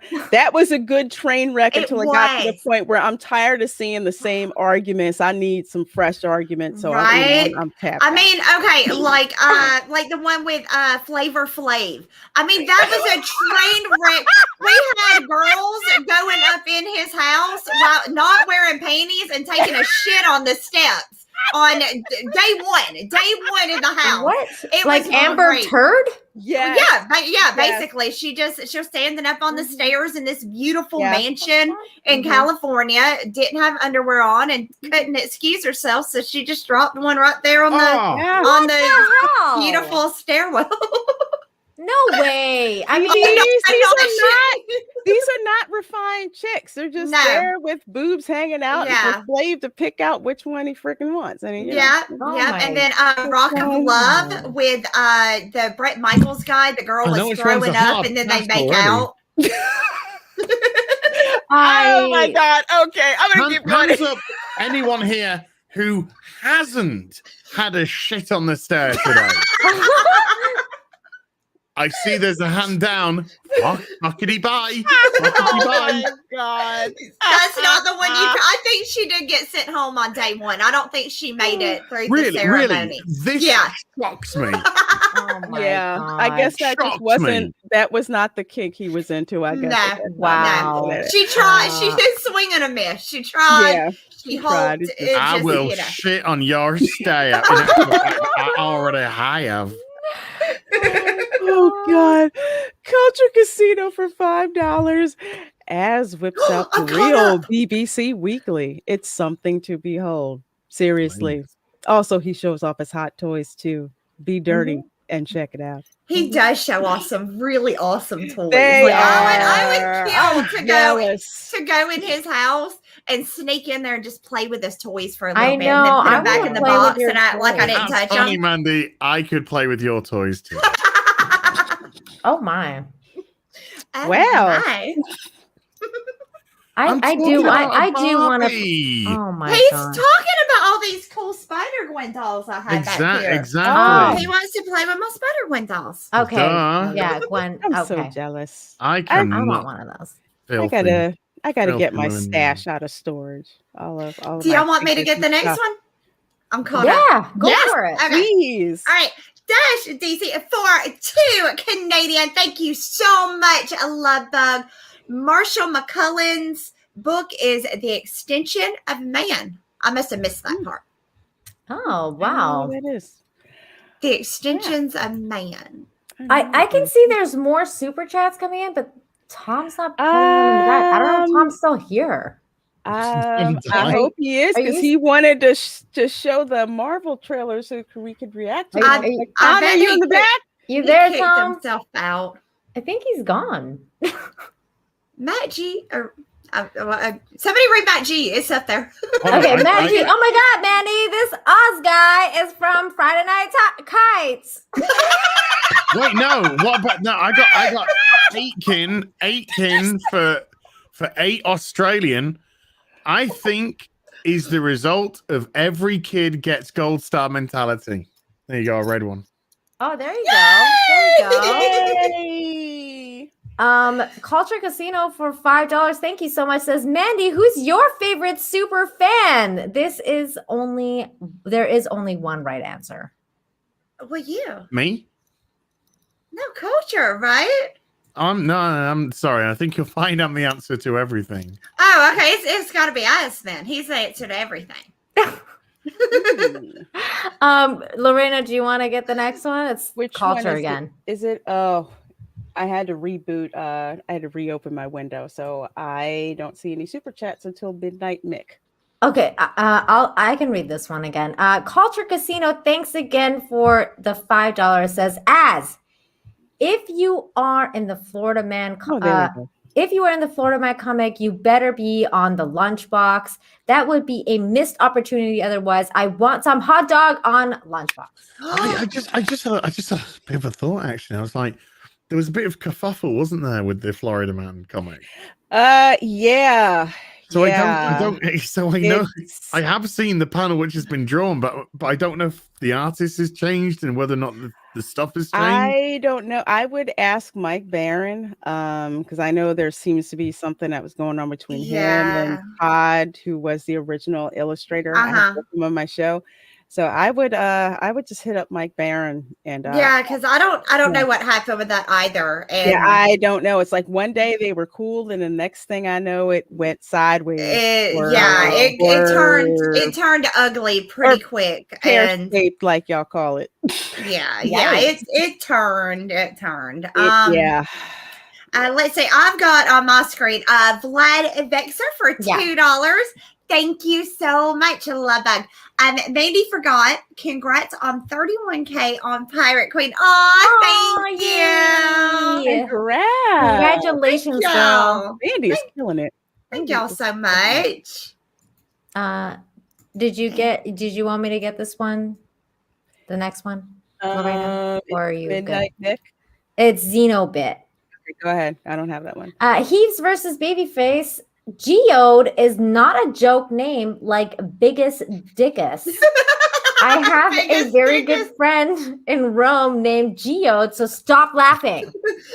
Yeah, but is your friend a fucking rock? Do you find it funny when I mention my friend Biggest Dickus? Biggest Dickus. I love that movie. Life of Brian is great. It's awesome. It's the only other Monty Python I know. Why are you smacking at Biggest Dickus? Good gravy. Oh my god. Oh my gosh. I can't with y'all. So which one is next? Culture Casino. Yeah. Yeah. I don't have that one. You guys Mandy, you can go for it. Culture Casino for $5. Thank you so much, Lovebug. Tom is my idol. Have you heard his song? It's awesome and deserves its place in our collective pop culture. Also, have you seen my hair? It's gorgeous. It is. Yeah. Culture has amazing hair. Has gorgeous. He has gorgeous does. hair. Beautiful mane, like a lion. Whatever. You know. Are you feeling inferior? I think it's a bit crass to like brag, but whatever, you know. Don't catch me doing stuff like that. Oh my god. Willie Woodward for $5. Thank you so much. Says, I gotta go. Heart ladies, heart chat, heart Tom. Bye. Hi, Willie. Big British Thank you for baby joining guy. us. Thank you so very much. Big British baby guy. Remember, folks, don't drop 15K on an amusement park unless it's the Bunny Ranch. Yes. That is good advice. Yeah. Everybody should take that advice from Willie. He's That's absolutely good right. advice. Because the Bunny Ranch has lots of rides too. So yeah, I see what I did there. Pretty much. Yeah. And there's no queues. Right. Okay, Lorena, I think you can get this one now, Midnight Mike. Okay, so Midnight Mike for $5. Thank you so very much. Thanks for some laughs and entertainment on a particularly hard day for me.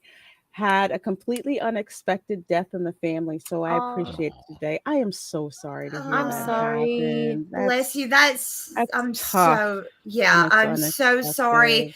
I hope that being here with us tonight at least took your mind off of it for a little bit, gave you a couple of smiles, and yeah, my heart goes out to you. I'm so very sorry. Yeah, so sorry. Take care of yourself and your family. Yes. Glad you were here with us, though, and I think we're all caught up. So we are all wait. There's one for Culture Casino for $5. Oh, see that? Oh, I'll read this one if you don't. Okay, go ahead, please do. I think it's got to be done in a particularly pervy voice. Mandy has a top on that really sells the comic. That sells comics, right? Absolutely. Yeah. Yes. Thank you. Well, it might have sold a couple of comics. Oh my god. Good, there's two of It's like two bald men wrestling to get out, isn't it? Yeah, every day it's like that for me. Oh No, thank you, Culture. Mwah. Oh my gosh, where is Tom? No, Tom said, "Fuck this shit, I'm out," and he's done. He's Deuces. Deuces. Oh, He's done for the night. Tom was like, you know what? Some bald guy came on the stream, and I no longer needed. I feel replaced. Out. And what's sad is we can't even close it. We can't. We cannot end the stream unless he's here. We can't go to the back room or nothing. We're just here. We are. Thanks, Tom. Thanks for that. Yeah, there's another big Culture Casino. Oh, Culture! Oh, goodness! Culture is like blowing it up. My goodness! Wow, Culture! Wow, for $50.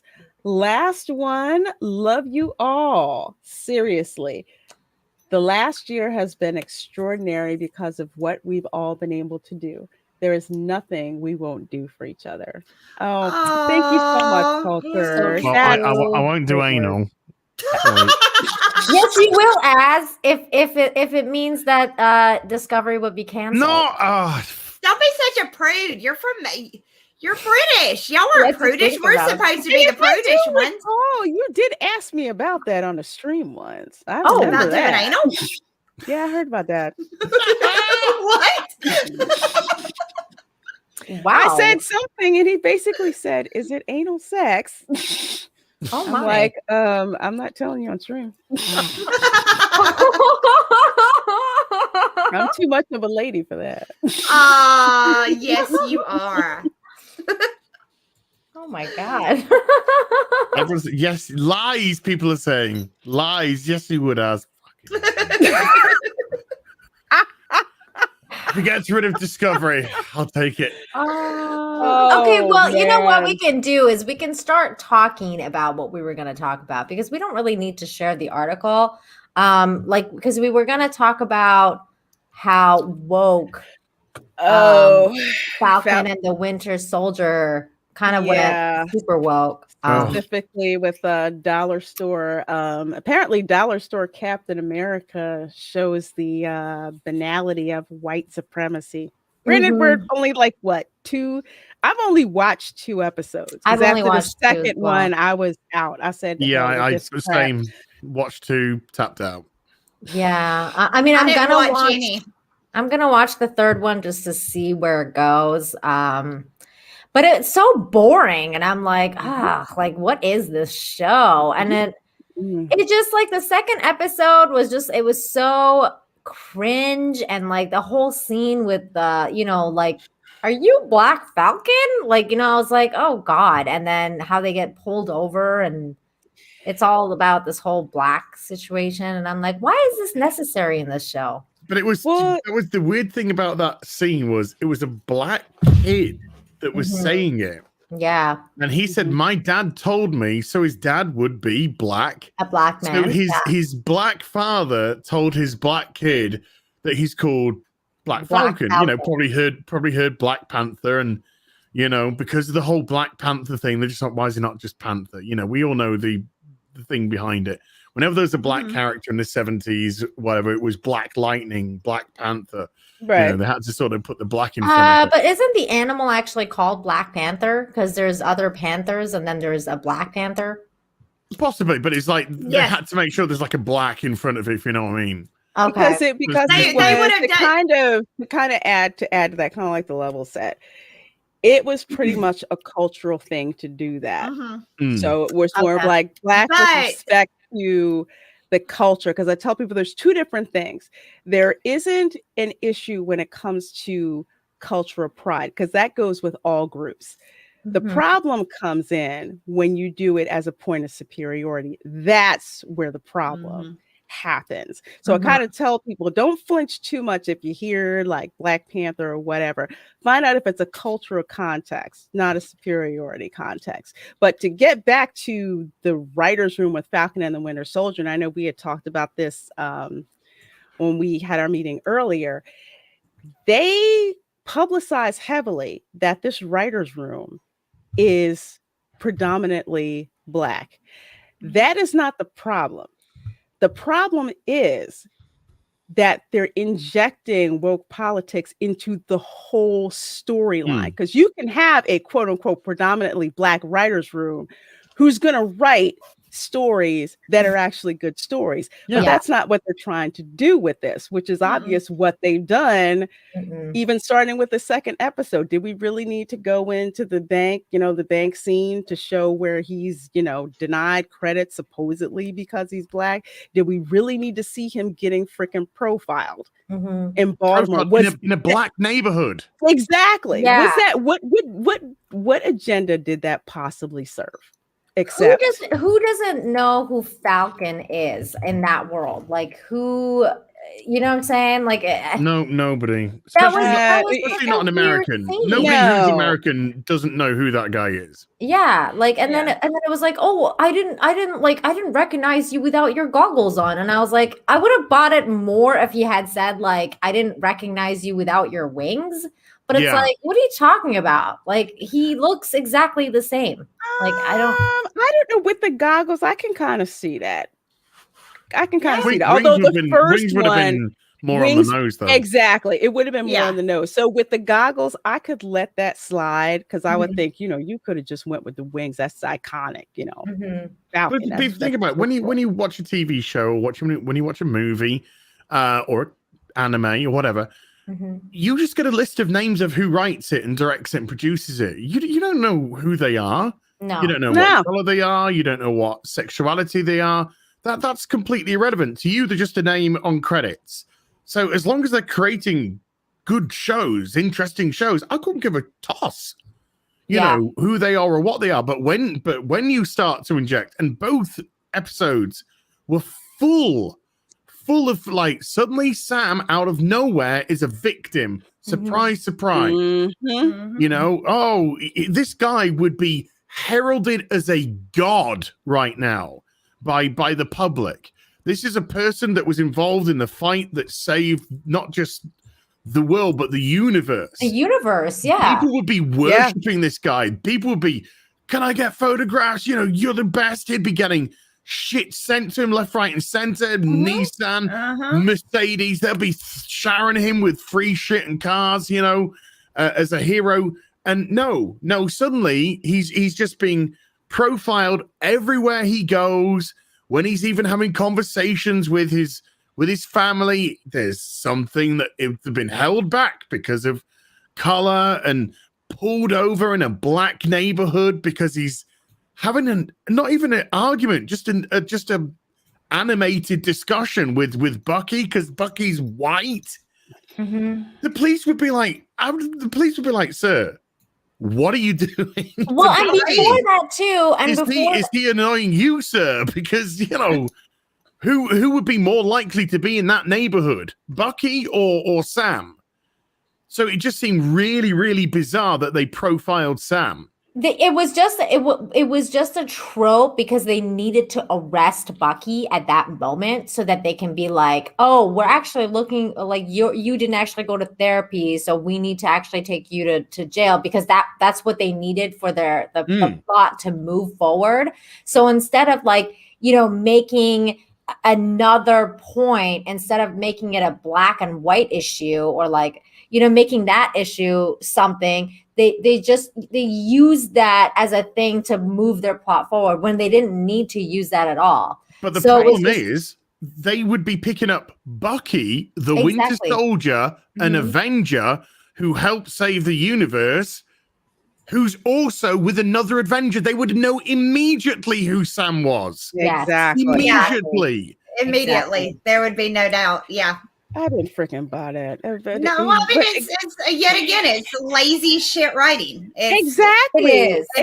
Lazy crap writing that's shielded from criticism. Yeah, you can't say nothing. You can't say anything. Well, you can. You can say something. This is what they're going to call you. Not that I care because I don't, but that's what they will do. They try to shield us from criticism, like the same thing that they did, with Batwoman. But it's obvious that that's what they're going for, with this. It can't just be the characters on their merit alone. No, they want to string, this narrative throughout the whole thing. And I'm tired of seeing that. And frankly, it's really disgusting that there's this projection attitude going on about the only thing that Black people care about is racism. No.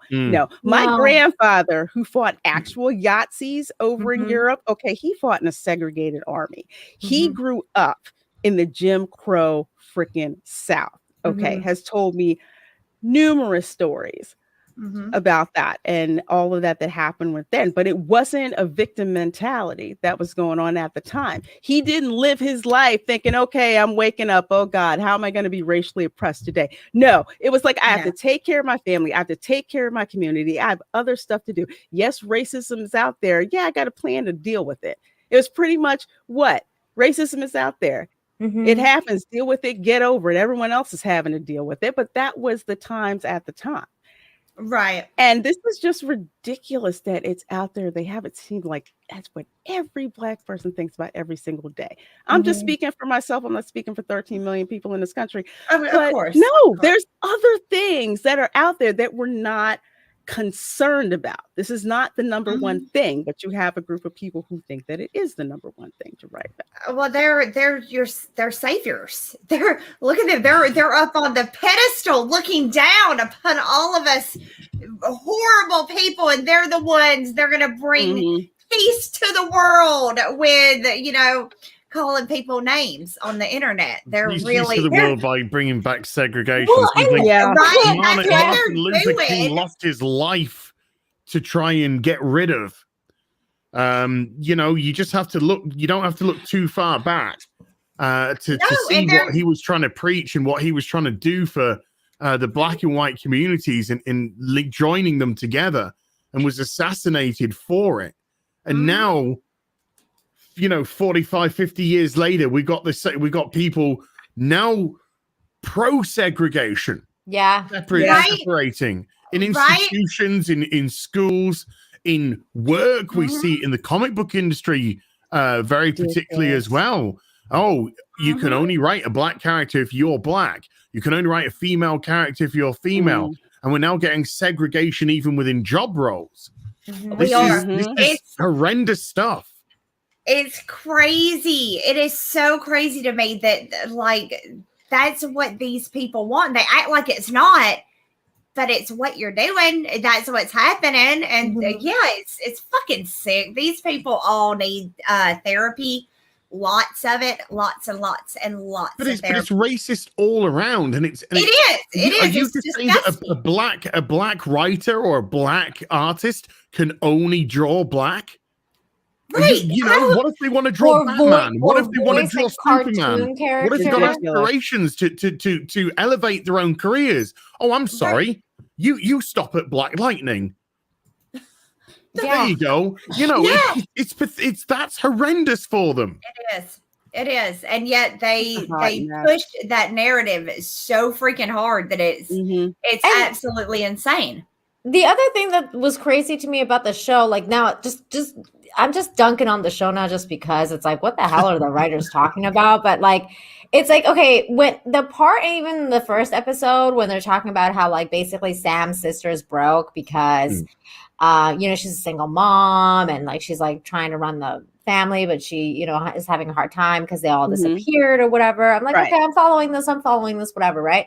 But then he comes back, right? He comes back and he's working for the army and what? So the freaking, what's her name? Iron Man's wife. What was his name? Pepper Potts. Pepper Potts doesn't have a freaking trust fund for these people that helped rescue the world so that when they come back to at some point or whatever that or if they're needed that they can tap into this money and help out their family or whatever. I just don't understand why they were in such a bad place that she was and I get that she had pride and everything like that, but I didn't understand that they would even have to go and ask for a loan. I would assume that he would have some money. It was just weird. Yeah, the Avengers Initiative would be paying him for his services. The way that they got rid of that, but all he said was a throwaway line. All he said was, "It doesn't work like that." How does it work? You live in a capitalist society. You're doing this pro bono. Everything's pro bono that you're doing because you're an Avenger. At the beginning too, the very first episode, you see him do all these kick-ass things, he's flying around and killing all, whatever. He's just going around doing his Falcon thing, and you're wait, so you're not getting paid for this? So what are you, an actual slave? I don't understand. It's not, because what I remember from the few comics that I read, you did get a stipend as an Avenger. You did, because when Vision had to leave, he was actually talking about the money that he missed from being an Avenger and getting paid that way. So I don't. Again, that's another freaking example. I don't know how many of these people read the comics. I highly doubt that they did. They didn't. They did. That was in there. They weren't doing this for free. Yeah, that's too much work. If you want them to read a comic, Lorena, you are asking far too much out of these people. They don't. I know. How dare I? Yeah, they don't. Man, they have standards. You know. Now, the article that we were going to read, the title was "The Falcon and the Winter Soldier: How John Walker Shows the Banality of White Supremacy." And so, yeah. God. I am so sick of hearing white fucking supremacists, you know. I'm tired of freaking having minorities get freaking gaslit because all they do is drop this term white supremacy and they expect that everybody's supposed to cower when in reality it's not about white supremacy. It's about minority lowered expectations. That's pretty much what it is. Don't try because it's white supremacy. Oh, they talk to you that way because it's white supremacy. No, they're talking to you that way because you're an asshole. Okay. You're an asshole. That's well, all you know it what? is. Like, you're an asshole. To be fair, discrimination does exist. It's just that it's not that, like, you know, it's not that everyone is white and feels this like supremely over you. Like, this idea is just so. It's just so blatant. Here's the thing. It's like, yes, there's discrimination that's out there. There's discrimination between all peoples, all races. I tell people not one race has a monopoly on racism. No, if you believe that, you're a freaking idiot. Exactly. It's interesting how this term white supremacy just happened to recently come into the lexicon. There was no such thing. Okay. They coined this word to basically shame white people and of course shame what some people consider to be white ideals. I don't get this, like being on time, like good work ethic. having a good freaking work ethic. I know several Jamaicans who would say, what do you mean that's white supremacy? What are you, stupid? No. No, that doesn't work. So that's what they do to basically demonize all of this and to make people embarrassed for being white. I shouldn't say that. I should say Anglo, because frankly, I got Spanish ancestors who were basically on the census, Blanco, that's white. Okay. So there's a difference between that right now. Again, it's some PC term that they came up with to basically shame white people. That's pretty much what it is. Yeah, and it's just the talking point at this point. I don't even think they understand what the hell is going on. They're just like, I'm just going to put white supremacy in this title because I know it's going to get the most rage. It's going to get the most hit. It's going to get the most responses. Nina, and that's it. To mention, where is this article posted on? Oh, called Lighter. Thank you. Lighter. I mean, we're to the point now to where I literally saw today that trees are racist. Trees are a sign of white supremacy. Oh, what? Trees. Wait, fucking trees. what? Yeah. What? Yeah. Trees? Yeah, Please trees. elaborate. Okay, so some town up in the north, they were picking a new mascot for the school and they wanted to go with the evergreens. So then a bunch of people stepped up and said, no. Trees were used in lynchings and stuff back in the day. So we can't name anything after a tree because trees are technically racist. Okay, right. Part of white supremacy. This is called the Hitler drinks milk argument. What? This is milk's racist. Why? Well, Hitler drank milk. Oh my God. Are they like referring to because like This you know is what the it's whole boiled down burning to now. like are they saying like because like the whole burning cross thing and crosses were made out of wood and wood comes from trees and therefore they're racist? Like I don't No, they're saying that they're going back when hangings were a thing, and they are saying that is why. The thing is though, is an evergreen that ain't even fucking correct. Nobody would use that to hang any. You wouldn't even put a fucking kid's swing up on an evergreen. They got wheat branches. It just it's fucking stupid. Okay, wait a minute. Okay, so the same wood that my grandfather chopped down in Florida to build his own house. Yes, that's racist. That is racist now. That tree is racist. Yes. racist trees. I'm not. They are really. It's gotten so fucking ridiculous that I can't. I mean, I saw that today and I was like, well, "That's a fucking tree." Where was this? It was on Twitter. Wait, somebody in the chat said actually where it was. I think he said it was in Washington. Not Washington, D.C., but Washington State. Okay, I was going to say that makes sense. Washington State, that state is. Yeah, and they were gonna name it. The mascot was gonna be an evergreen for their, I guess, sports team. And yeah, there was a big. I mean, like big enough that it's all over like Twitter and stuff. Portland. Somebody's saying Portland, so maybe it's Portland and not Washington. Portland would make sense. But. You know, I gotta say, somebody needs to tell this to that Kiernan guy that plays Wally West and the Flash's CW, because he was like, my pronouns are tree now, and somebody should tell him this because he needs to know trees are racist. So he's gonna learn today if he wants to play tree. I went to school with a guy that we accused of screwing a tree. I don't know that he did it or not, but there's a word for that. Oh yeah, fucked in the head.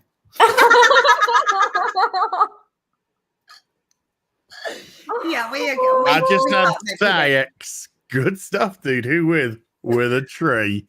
Out of here. Oh God, the Black Metal said they're actually showing this shit on Fox News about the trees. So it's apparently a big thing. I can't. I haven't watched Fox News in years, but I think I tuned in and look at that trash. Goodness. Oh my God, door kicker Scott's like Groot. I watch Fox sometimes. Like I watch Tucker once in a while, and I like Tucker. That's the only thing. I like. That's pretty much all. That's pretty much it. Tucker, I'll watch him, but once in a blue moon. But I can't freaking stand Fox. Yeah, I haven't watched Fox in years. It's not my jam either. Do you guys want to read these? I put them all in the private chat. Yeah, so we can read those. Okay. Go for it. Who wants to start? Lorena, go for it. Okay. So, Culture Casino for another $2. I lied. Y'all are dirty. Well, it is late. It's late and the children should be in bed. Yeah. Tom, are you kidding? It's 7 o'clock in the morning. The sun, you can see the sun beautifully shining through. It is. Your room is a lot brighter now than from when we started. Yes, sorry. It's 2 a.m. here. That's natural shadow. That is sun shadow now on these figures. You know? Yeah, it's like 1 here, and the good news is we can't end the stream without Tom, so this might go on. Y'all want me to call him? He can get back on. You want me to call him? Yeah, please. Yeah, whoever's got his number. Okay, hold on. I'll go get my phone. I'll call him. Hold on. I'll grab the super chat before I go. Eric K for $5. Thank you so much. Love Bug. Culture Casino just lights his name up in lights. I said it. Yes, I did. Oh, wow. He does sparkle, baby. All right, I'm going to go text Tom and see if he'll come in. Okay. Okay, I'll be right back. He's got some internet or something. Xeno Bit for $5. Thank you so much. Says, did you see that Geode was shamed into putting clay, dirt, soil in his Twitter bio? Wow. Hashtag Rock Lives Matter. I personally prefer Shiode. That is why.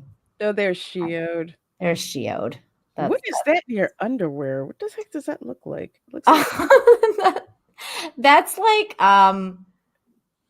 that's the tools I use to I don't know. I'm trying to figure out what power tool it is. Oh, that's Geode. Okay, so I just realized it. I just realized it's Geode in a bloody bra and panties. Yes, it is. Yeah. And her name is Shiode. Yeah. Shiode. Now it got you. Now I was really. I was just like, what is that 8-year-old woman doing in bra? It's crazy. She's shriveling. She's shriveling bad. Fat Steven made it. And I was like, all right, I'm stealing this. The freaking hoot. Oh my gosh.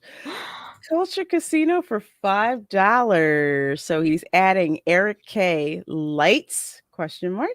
I am just digging all the amazing breasts on this stream. Oh my. As bringing the UK breast representation in a strong way. Wow.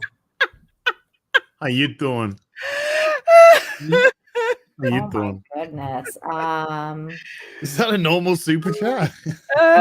No, it's a it's Culture's been drinking. Yeah. You're gonna go to horny jail. I'm gonna send you to horny jail. Bonk bonk. That's when you know Culture's been drinking. Eric K for $5. Thank you so much. Says, as Culture Casino wants to see your sweater puppies. Wow. Oh my.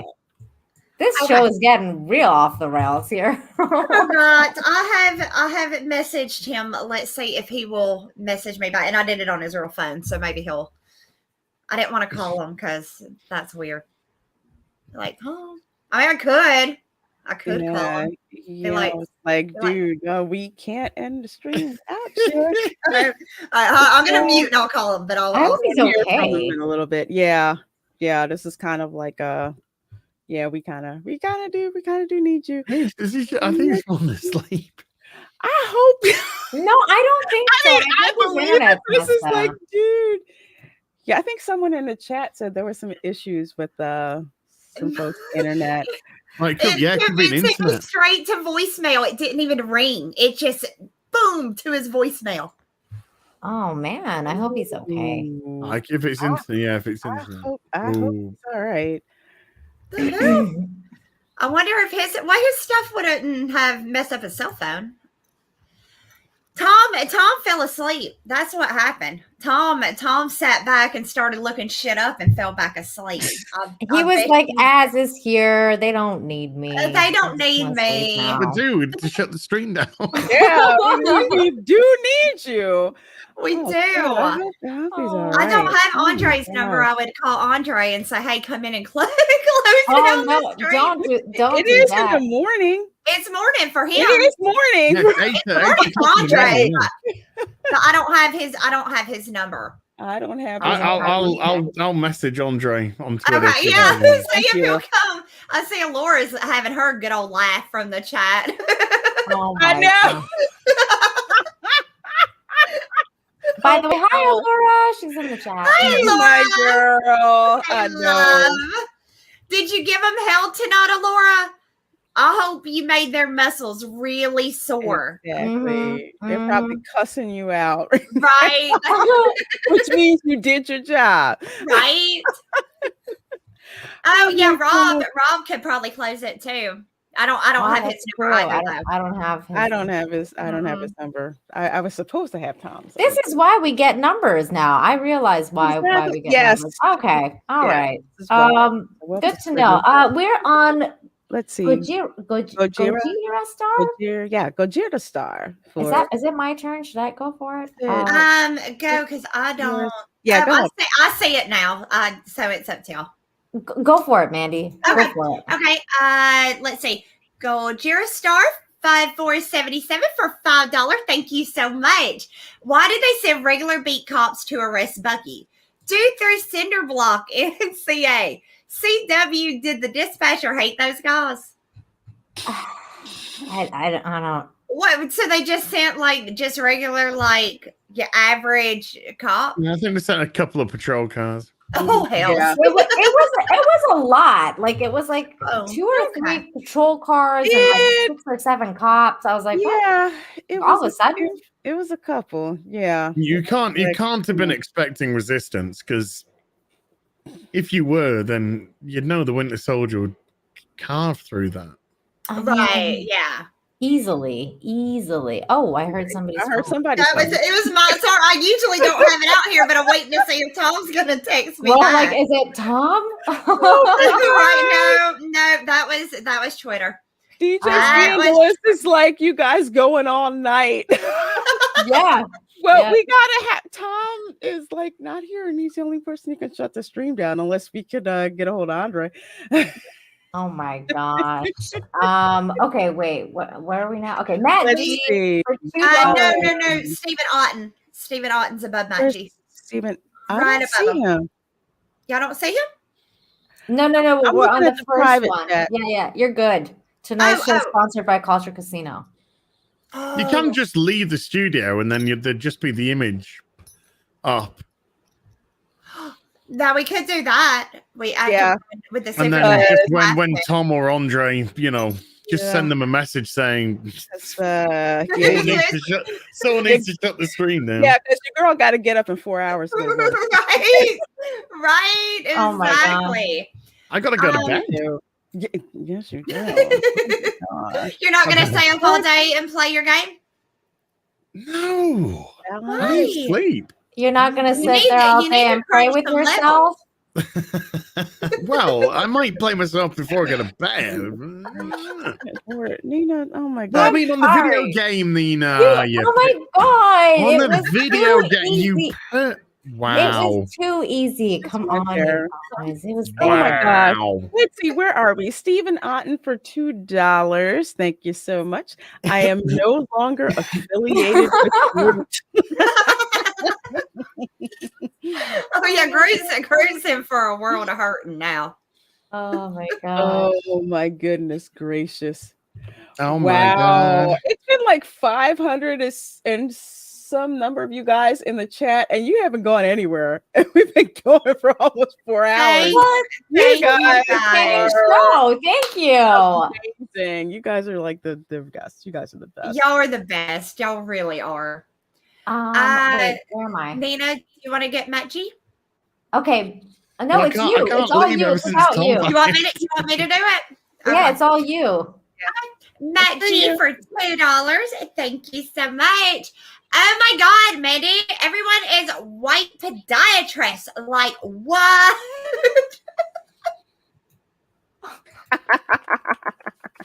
All right, I'll get this one. Culture Casino for $5 says, as is glowing, it must be the sun. Here comes the sun. Here comes the sun. Here comes the sun shining. It's all right. Love the Beatles. And I say it's F. But you don't know Norwegian bloody wood, do you? Who? You. I know the notes. You know Norwegian wood? Oh no, I don't know that. No, exactly. I know Twist and Shout. Oh my gosh. Oh my god. I know Strawberry Fields Forever. I know that one. And I'm the Walrus. You can be the Eggman. Cuckoo. Oh wow, you know what that one is. Oh my goodness gracious. She's going crazy. DJ Scandalous says Tom needs to pay us overtime for this. Right. he'll get a bill. He'll get a bill. He also says he knows how we can end the stream. Show Trump footage. That'll do it. That'll do it. That's the thing that we can't show anything either. Only talk. Yeah. Oh yeah. We can't show nothing. You could have just put hardcore porn on and left it, and then we can just talk about Georgia voter ID, and then we'll be out.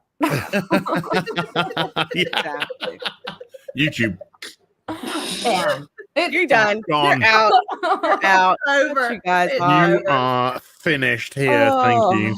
Let's see. Spike in Madness for $2. Thank you so much, Winky. How about a 6-hour tantric stream, ladies, as two? Oh my. You know what? If it wasn't a Monday night and I didn't have to get up at 6 a.m. tomorrow, I would be down. I could do that because we're already 4 hours in. I'd just be like, all right, hell, let's do this thing. Not? But, I would have you sign a waiver first. Just putting that out there. Yeah, we need safe words. Okay, here we go. Matt G for $2. That was something dirty, wasn't it? And I just didn't get it. I just signed myself up for some bullshit.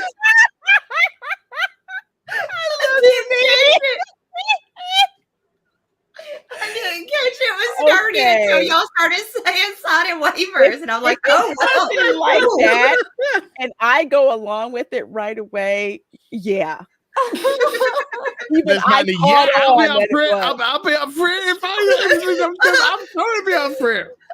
Oh my god! I thought I was the only innocent. Good to know, one Mandy. here, Good to know, love. Good to know. Thank you. I really didn't think Mandy was more innocent than I am. This is great. Oh God. That's sad for me. That's unfortunate. Man. Right, okay. I think Mandy's next for Matt G. Matt G for $2. Thank you so much. Can you call Andre? Well, we kind of already answered that. So thank you so much for the super chat, Matt. One of my faves, dude. Totally. Okay, I'll get the next one here. Culture Casino says for $5. Thank you, Culture. Says Nina. I'm not drunk yet. I feel like my support is misconstrued. I have nothing but the best buzzed intentions. Bye, Mandy's back. Thank you. You gotta love Culture. Oh my God, God. You're so sweet. Oh, Culture again for $2. Ask Nina how long I can keep a stream going. Oh my God. So the other night, like a couple of weeks ago, we were on Infinite Talk and John had to go pee for like 2 hours. And I was like, go pee. And he wouldn't go because he was like, no, I'm just going to go when the stream ends. And I was like, I can keep this going. Just go. And he wouldn't leave. So Culture Casino kept super chatting over and over and over so he wouldn't end it. And it went on for like another hour. He was torturing John for quite a while. Oh my God. It was bad. That is amazing. I love that. Yeah, it went on for quite a bit. Oh my gosh. Is this you, Lorena? Me? As? Anybody? Let's I just went. See. Okay, you just went. Willie Woodward for $4.99. Thank you. Damn, I'm going to be so broke. Hey there, ladies, and Alora, super hot yoga goddess. Oh my God. I'm trying to keep up with the super chat so I don't miss any. Thank you, Nina, for putting those in there. Yeah, thank you. Thank you. E. Clay Thomason for $5. Thank you so much. I heard Tom was at Flavor Flav's house. Someone saw him commit shit and run. Oh my God. Dang it. Oh my God. You know what, you guys? If there's any memers in the chat, it would be awesome to see like this is like what happened when Tom was away. Like, like memes of what Tom was doing, like at Applebee's or like whatever. Like, Perry Chan's already put something out. I haven't watched it yet, but Perry Chan's already put something out from the Oh, stream. really? Oh God, this is gonna be great. Okay, wait, where are we? It's don't worry, it's just Mandy about taking off her panties and having a shit on the step. That's Damn it! Oh my! Every time I say something stupid, it gets. It's clipped. just that. Don't worry about it. That's all that Perry Chan's reading. Gosh. That's all that was needed. Oh Thank my you, gosh. Perry. I think that sums up the feel of this. Wow. Oh my gosh. Oh my gosh. I had to listen to it 3 times just to make sure I heard that correctly. Oh my God. Oh man. Oh goodness gracious. Oh my God. Where the heck are we? I don't know. We are on Eric K for $5. Okay. It is at 2:14 a.m. for you. Who is I that? heard Andy Tom, or is that Nina? Is that the one that says I heard Tom was at? Oh no, we read that. It's the one right under that one. The right. Eric K for $5. Thank you so much. Says no, you all are the best. Mandy, no flash from as though. Darn. Bow, chicka, bow, wow, bow, chicka, bow, wow, wow. Hey, big guy. What's going on in there? What's happening over there, big guy? Oh my God.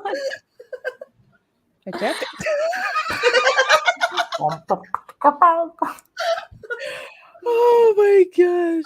Oh, whoa. I'm stuck. Oh. Hey, look, I'm going to pretend that I have no beard now. Yeah, you know what? That's one way to see, get off the stream here is somebody's got to show nips. That's what's going on. All right. Here we go. Next super chat. Okay, Nip slip, girls. Come on, take one for the team. Look, I'm a sucking cock in Hollywood in a minute. All right, somebody get your fucking nip out quick, and let's get this over and done with and get pulled down. Just one or both of them? One, fine. I think one is. I think one will do. I think that should be enough, don't you think? I don't know. I get annoyed if I just put one. Ah, damn it! I dropped my candy cigarette. Oh, okay. That's unfortunate. Yeah. Oh gosh, candy cigarettes are the bomb. I miss those. Burn Virtue for $2. I'm happy you guys exist. Gives me hope. Oh, well, thank you for that. That's Thank sweet. you. Culture Casino for $2. Thank you so much, Love Bug. What are your thoughts on Black Widow film? Gonna suck? Probably. Yeah. Well, the latest trailer was more Avengers Endgame footage than her film, so I haven't seen it. I haven't seen that. I just don't care because Black Widow's dead, and I love her character. But I mean, where was this movie 3 years ago? What was it? 7 years ago? Never mind 3. We all we needed was that movie instead of freaking Captain Marvel. Why wasn't it a Black Canary Hawkeye movie about them in Budapest and the story of Hawkeye being sent to kill her and not killing her and giving her the, and that's what changed her around. That's the story that needed to be told. Yes. It's probably gonna suck. I have no faith in it. I'm not excited. You know who's writing it, right? The same chick who was the showrunner for WandaVision. Yeah. Oh God, the chick that doesn't read exactly that heifer. No, and she purposely said, she wants to piss off the fanboys. Yeah, this is why that's a great way to get money. Right. That's always how I try to do stuff. Is I try to just make sure that I piss everybody off that might piss off your target audience. That's a great way. Yeah. Yeah. It's how you do it nowadays. I feel like the time's over, boys. It's our time now. Yeah, but unfortunately, you only represent about 5% of the actual viewing audience, darling. So try and do some maths as regards to the taking. And they could. The funny thing with Birds of Prey, of course, was they immediately went to, Birds of Prey didn't do well because men didn't turn up. And then it came out 56% of the people that saw Birds of Prey were men, 44 women. I didn't finish watching that movie. I could only get like halfway through, and I said, "To hell with this crap." No, I watched about 20 minutes, and it started feeling a lot like Legally Blonde. It had an even shittier Legally Blonde feel to it. Man, I didn't even watch they're eating their chocolates and I love Legally Blonde. What the hell? I do too. I love Legally Blonde. I've never seen them. What? Oh, girl, you'll love Legally Blonde right now. You gotta watch it. You know how many movies I have to catch up? Yeah, but this one needs to be moved to the top. This one needs to be moved right up.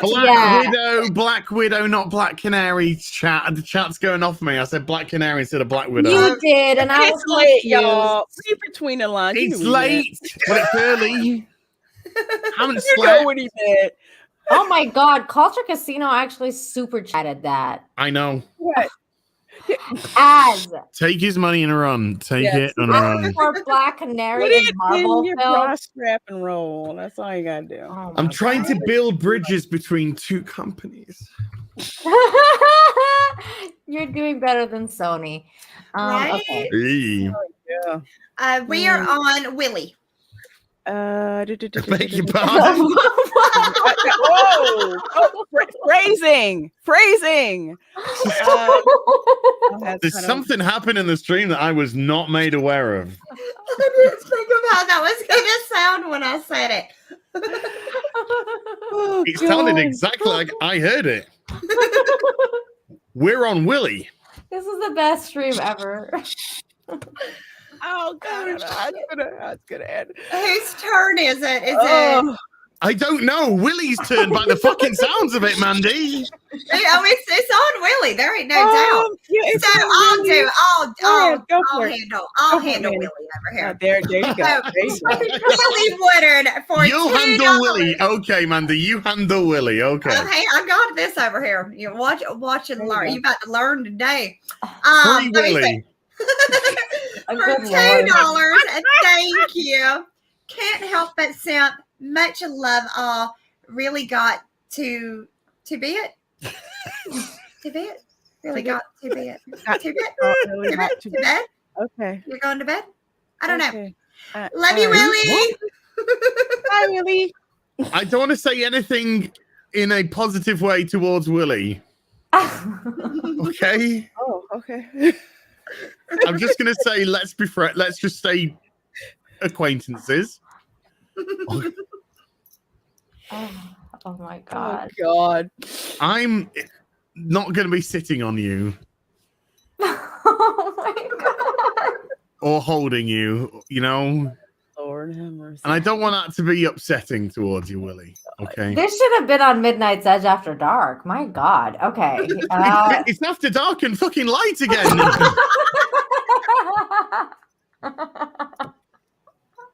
Oh my God. Zeno Bit for $2. Thank you so much. This stream is like SJW Hollywood and won't stop. Oh, You're so right. well, at least we're more entertaining than SJW Hollywood. Yeah. That's true. Yeah, it won't stop spouting shit. Oh, sorry. Oh man. Oh, OG Star Wars sends $4.99. Thank you so much, my darling. Mandy is our tantric mistress now. Oh, I think that's dirty. Thank you. I like the band Tantric. They had some good songs.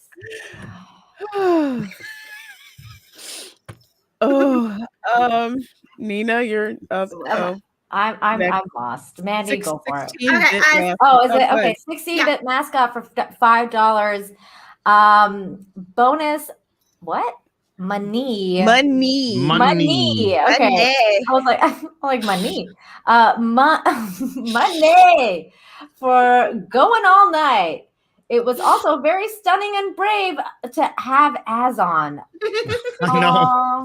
It was. Yes, indeed. I haven't gone all night for a long time, dude. You know. Okay. Oh my. It's my age, you know. Well. It's catching up to me. It happens. Yeah. It happens. I know. Give me 30 minutes and then get back to me. And then you're ready to go again? Right, yeah. Well, you know, I'll be ready for a cup of tea then. You know? A cup of tea and some nice soothing words, you know. A little bit of an ego massage to start with. Oh my God. You have a good day. You're right. How did things go? Work okay, you know. Normal kind of stuff. For a cupper. Oh A couple of biscuits, you know. Dunking them in the tea. Yeah. Oh, I love tea and biscuits. That's a good time. Biscuits meaning cookie. They mean cookies. Yeah. Biscuits in the South mean something totally. Yeah. I totally meant cookie. I totally meant biscuits in the South is a little different. Yeah. That's going to be the name of your autobiography by the sound of it. Biscuits in the South. By Mandy. The first time I took a biscuit in the South, I was but a wee woman, fresh out of adolescence. Wait, I think we missed Eric K for $2. What are your all thoughts on Invincible on Amazon? I've never seen it. I haven't seen it. I've heard it's very good. That's about it. I've heard good things about it. Yeah, I just haven't had time. There's so much I want to watch and so much I want to do, and I just don't. I struggle to find time to do it. What is it even about? Does anyone know? Well, obviously, it's about somebody who's invincible, Nina. Obviously. Oh my God. Gee, thanks. What an apt description. I'm helping. I don't want to know your fucking description of Free Willy the movie now. At all. Oh wow. Oh God. It's a kind of boys type of show. Well, it's animated.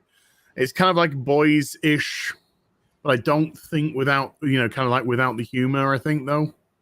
Okay. I might have to check that I've heard out. good things. I will check it Free out. Willy, or are you talking about Invincible? Which one are you talking about?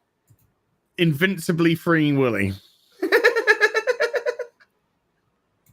That's a picture for you. That is a picture. That is.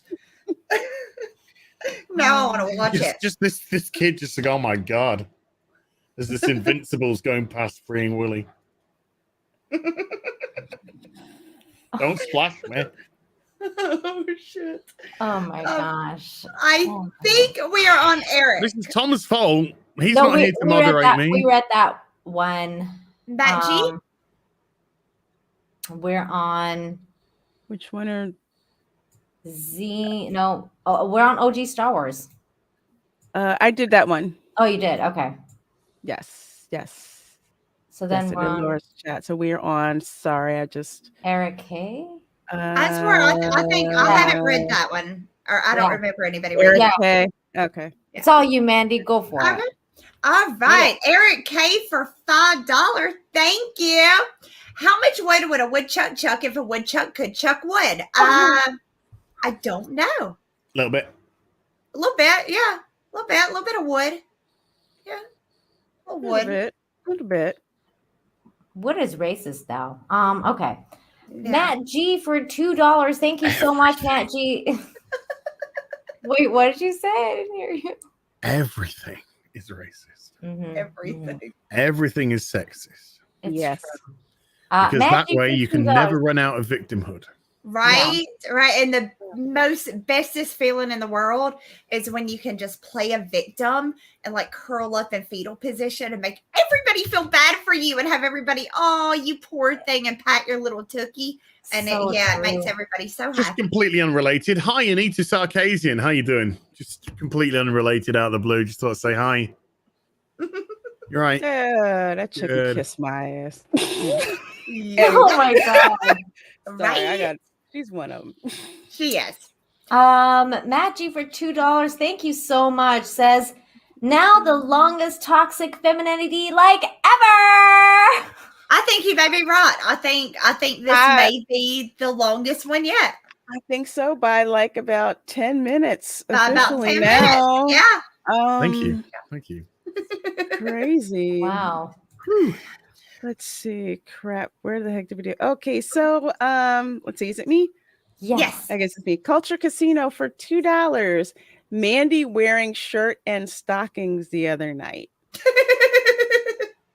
What? Like you were wearing actual stockings, not pantyhose, but stockings. They were stockings and they were shiny and glittery. And he keeps calling it a shirt. It was a dress. I had on a dress and silver stockings. And I was showing everybody how awesome the stockings were, because they were, you don't see those anymore. And yeah, thank you. Aw. He liked them. He liked it. That's sweet. That's cool. Is it? But really, is it? So I don't even know anymore. I think I don't know what's happening. We'll just say whatever bullshit we can to finish, won't we? I don't know what euphemism is from reality anymore. Oh God, we need to finish these super chats, because I swear to God, I'm a face plant right here on the. Stephen, is it Steven Anderson? $2. Favorite Star Trek movie that isn't Khan? I think I'm just gonna go with First Contact for me for now. That's my pick. Star Trek movie that isn't Khan. Damn you. Star Trek. Not the voice. I also really like the motion picture. The Undiscovered Country. Ah, that's a good one. Yes. I've only seen one, and Captain Kirk died in it, and I cried for days. And that was Generations. And it was shit. That's the only one I've ever seen, and it saddened me, and it turned me off from Star Trek forever. Like, well, up until like just recently, when everybody's telling me I have to watch it. But up until then, I wouldn't watch it because it was sad, and I thought Captain Kirk was gone, and he had died, and it saddened me. Aw. Yeah. Oh my. Is it me? Oh my. Yeah. Okay. Culture Casino for $2. Thank you. What size bro does Oz wear? Eric K wants to know. What size? What? Instead of a bra, a bro. A bro. I got a. Oh God. I don't know. Do you ever practice shaking them, like doing the shimmy? Yeah, there we go. Look, if I had some money, I'd make it right. It kind of works better for a woman than a dude, you know. I said that out loud. Shit, I don't know. I was excited. I was excited. I'm making rain on the titties. I wasn't supposed to. I can do it from here. I took all that money right, Mark. Thank you so much. You know. I'm a businesswoman. Yeah. Oh God. Where were we on the super chats? I don't know. We're just talking about tits and cocks and shit. The last one was the bro, so it's a Culture Casino for another $2. When Az Ricada stream on when the Az and Ricada stream on FUTA happening. Futa. What the hell's that? I don't know what that is. Oh, don't even fucking ask. What? Ooh, what? Futa is when a woman has a penis, but she's not like transsexual. It's a Japanese kink thing. Ah. And Nick, I went on to Nick's stream the other day, and he was like explaining this to me, and they're explaining, and then he was saying, "So would you, with your futa, would you want balls or not balls?" That was the conversation. Well, what did you say? Would you want to go with the balls or without them? Yeah. Would you want your woman with penis to have balls with penis or no balls? Oh Lord, Hammer. I feel like I'd want the balls to be down there too. I need to wipe this conversation. Yeah, I know. Let's get on to the next super chat. That's what I would say. I'm going to be moving on. Culture is drunk. Yes. On. All right. Was it Xenobit? Is it? I'm sorry. Is it me? I don't know what's going on. Remember, Nick is a real weeb. You know, you got to understand that. He is. What is it? Was it Coughtron? Is that it? Coughtron? For $2? No, we're on Xenobit for $2, I think. I'm throwing you under the bus. Kathleen Kennedy orders her scotch on the geode. See what you did there. Oh, that's funny. Oh my goodness. Mandy, it's you. Is it Ed Straker of Willie Woodward? Oh, we're at Willie. I get Willie. For More Willie, where are you? There we go. I found him. I think that's not the most complimentary thing I've heard. You know. I found once I knew where to look, I found it quite quickly. Willie Woodard for $5. It's under a lot of pressure at the moment. It was cold. Thank you so much. As if you sat on or hugged me, you'd crush me. I'm small in stature, but only stature. Mandy, you're welcome to handle me, but my girlfriend wouldn't approve. That's probably true. Oh my God. That's definitely true. All right, Nina, you're up. Okay, hold on. I'm just copying more super chats that are coming in. All right. Y'all are getting scandalous with these two. Your Muslim uncle for a 99-cent rose. Thank you so much, your Muslim uncle. Thank you. Thank you. Thank you. And y'all are just naughty in the chat there. Very naughty. Some of these Extremely. comments, I'm like, whoa. I'm gonna start having to bonk some people on the head with the horny stick soon.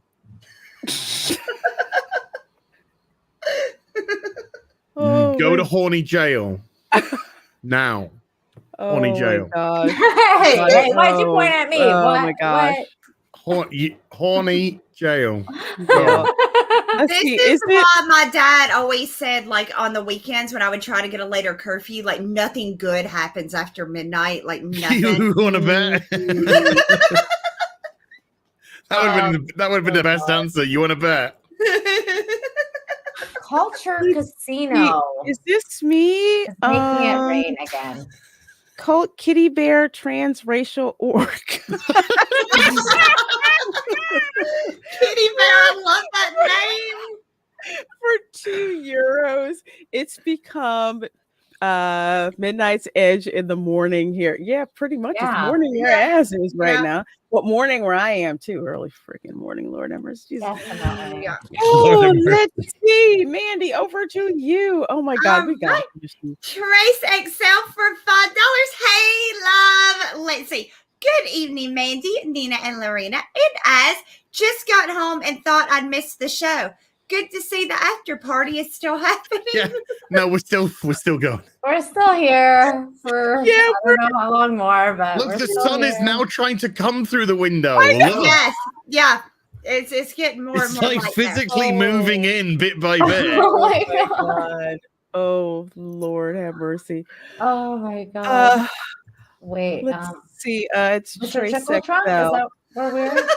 No. Oh God. Yeah, Mr. Tickle Trunk. Thank you, Mr. Tickle Trunk, for $2. It says the year is 2024 and this stream is still going. I hope not. I hope not. Oh Lord, no. I got things to do. We might have to do what Az says. We might have to just leave. We really are because, like I said, oh God, I think I got to get up in 3 hours to go to work. Let's finish up and then we will all just leave at the same time. Well, I'm gonna let you guys leave and I'm gonna pretend like I'm gonna leave and then I'm gonna come back and be like, I'm just joking. I want to be the star. Look at me. And then the problem with leaving though is Mandy show. People keep paying. So I don't know when we're gonna stop because they keep paying us to be. That's because they're doing this stuff. I know what you guys in the chat are doing. Y'all are trying to say how long y'all can keep it. I mean, we love you. Thank you so much for the super chats, but this is a known chat tactic, by the way. All right. It is. Trust me, we will shut this stream off and they'll just have to pile up and then Andre will come in like Andre will read them. Yeah. Right. Let's see. We have Eric K for $2. Thank you so much, Eric. I just want to see how late I can keep eyes up. Yep. Oh my gosh. I appreciate that. Thank you. I don't know. I lost where we are. We are on 16-bit mascot. Why don't you read it, Az? Go for it. Oh, okay. 16-bit mascot with a 350 US. This is like doing all 4 shows for this month. You're not on. Yeah. I might as well just start doing the real BBC, in this corner over here. You should. Then you can get doing whatever you got to do, Sleep. Culture Casino for $2 says this new bald has stamina. Az can go all night. That's a lie, and I resent that. Ooh. How do you know that, Culture? That is a lie. Tell you? All right. Stephen Otten for $5. Thank you. Other cancellations: celery sticks, Lincoln Logs, and every third Jackson 5 album. Wow. That's not right. Oh no. Oh God. Y'all are just coming up with these off the wall questions and these super chats. Let me see. Culture Casino for $2. Thank you so much. When you watch Coyote Ugly, who do you identify with? Oh my God. I haven't seen that movie for years. The girl that is dancing up on the bar that can't write music and can't play it well. Not the one that's good at the music, the other one. I just remember the chick dancing on the yeah, me bar. too. That's it. That's the girl. Yeah. I definitely identify with the chick that dances because I'm I'm the biggest dance person. Like I can't stop dancing. Right. See, I have that problem too. I like to dance. I don't do it well, but I like it. So I think I do it well. I identify with the person shoving $5 bills down their pants. Oh my God. We are on Willie Woodard for whoever. Are you? Okay. Yes. What? Wait, am I reading it? I think you are. Yeah. Okay. Yeah. $2. This is for the shimmy. Show needs more shimmying. I agree, Willie. I agree. Az did such an amazing job with it. Like yes, he did. He should, encore. Encore. I would feel guilty if I stole the spotlight again. So I must pass it to one of you good ladies. Otherwise, I would just feel greedy, Is that makes sense? Yeah. And I'm all about sharing because sharing is caring. Caring is caring. I'm not shimmying for $2. Okay, here we go. Yeah, make it $3.50, Nina. Tree fitty. Tree fitty. Let me say Culture Casino for $2. Thank Mandy you. will do it for $1. Just $1. Mandy will do it for $1. What's your favorite version of Showgirls? Wasn't the first one bad enough? Yeah. Was there a second one? I'm just saying. There's different versions of Showgirls? I didn't know there was another one. I didn't either. It's just Jesse Spano bad acting at that time. That ain't I think it's just the one with Elizabeth Berkley, right? Yeah. Cal MacLachlan. Yeah, I didn't know there was another version. No? I like the one and only Showgirls with the Jessie from Saved by the Bell. That was funny. Yeah, that was funny stuff. Wasn't great, but we did. It's Verhoeven, and Verhoeven's all about satire, and so the whole thing was satirical. They don't make movies like that anymore. No. That was you notice that you never see any tits on a film anymore. No. I mean, bad. You do, but it's rare. They're bad. That's because women aren't supposed to show their stuff. Like Jennifer Lopez did a new stripper movie. Did you guys see that? Because I watched that movie. And there was tits in that because there's strippers in that. But it was a terrible stripper movie. I was like, what? This movie is lame. Nah. Look, J-Lo looks incredible. She looks amazing. She's what, 50, 55-ish? Yeah. Is she that old? Yeah. Somewhere around there, yeah. Mm-hmm. Where does she fit in? Is she like a stripper in it? Yeah. It's actually based on a true story too. So like it's about like this chick that like hustles dudes and stuff like that. It's like we just want to know, does she pull out the boobs? No. J-Lo won't. No. It's done tastefully. Like they don't really show, but she's I don't know. I like my strippers dirty, so yeah, the other girls, like the other strippers and stuff, you'll see, but not her. Oh, okay. Yeah. Okay. All right. Let's see. Where the heck are we? Mr. Insanity with a heart of gold. Okay. Mr. Insanity for $4.99. How long can Az go? Let's find out. 2 minutes 28 seconds. Done. Oh my I'm God. out and I'm fucking sleeping. I'm asleep and I'm drooling out the side of my mouth. God bless me. You ain't waking me up again. Good night. Oh my God. Yeah, that's about right. Asked and answered. There you go. All There you right. go. Woo. Okay, which one is next here? Culture Culture Mandy? Casino. Yeah, I get it. Culture Casino for $2. Thank you so much. Hardwood floors or fuzz carpet? Because choking hazard. Oh my God. I get I it like tonight. tile. Oh, I figured that out. I went through this whole thing yesterday. Congratulations, Mandy. I'm Congratulations. so happy for you, Mandy. I know. I figured out what he meant by hardwood floors. I figured it out. I'm on top of things.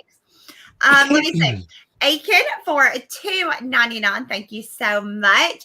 I'm now here to see how this ends. Oh, now people are coming in just to watch how this the trade rate. One way or another, this is gonna end. It's gonna end. It's gonna end pretty soon too. Yeah. I'm predicting badly, by the Yeah. way. Oh yeah.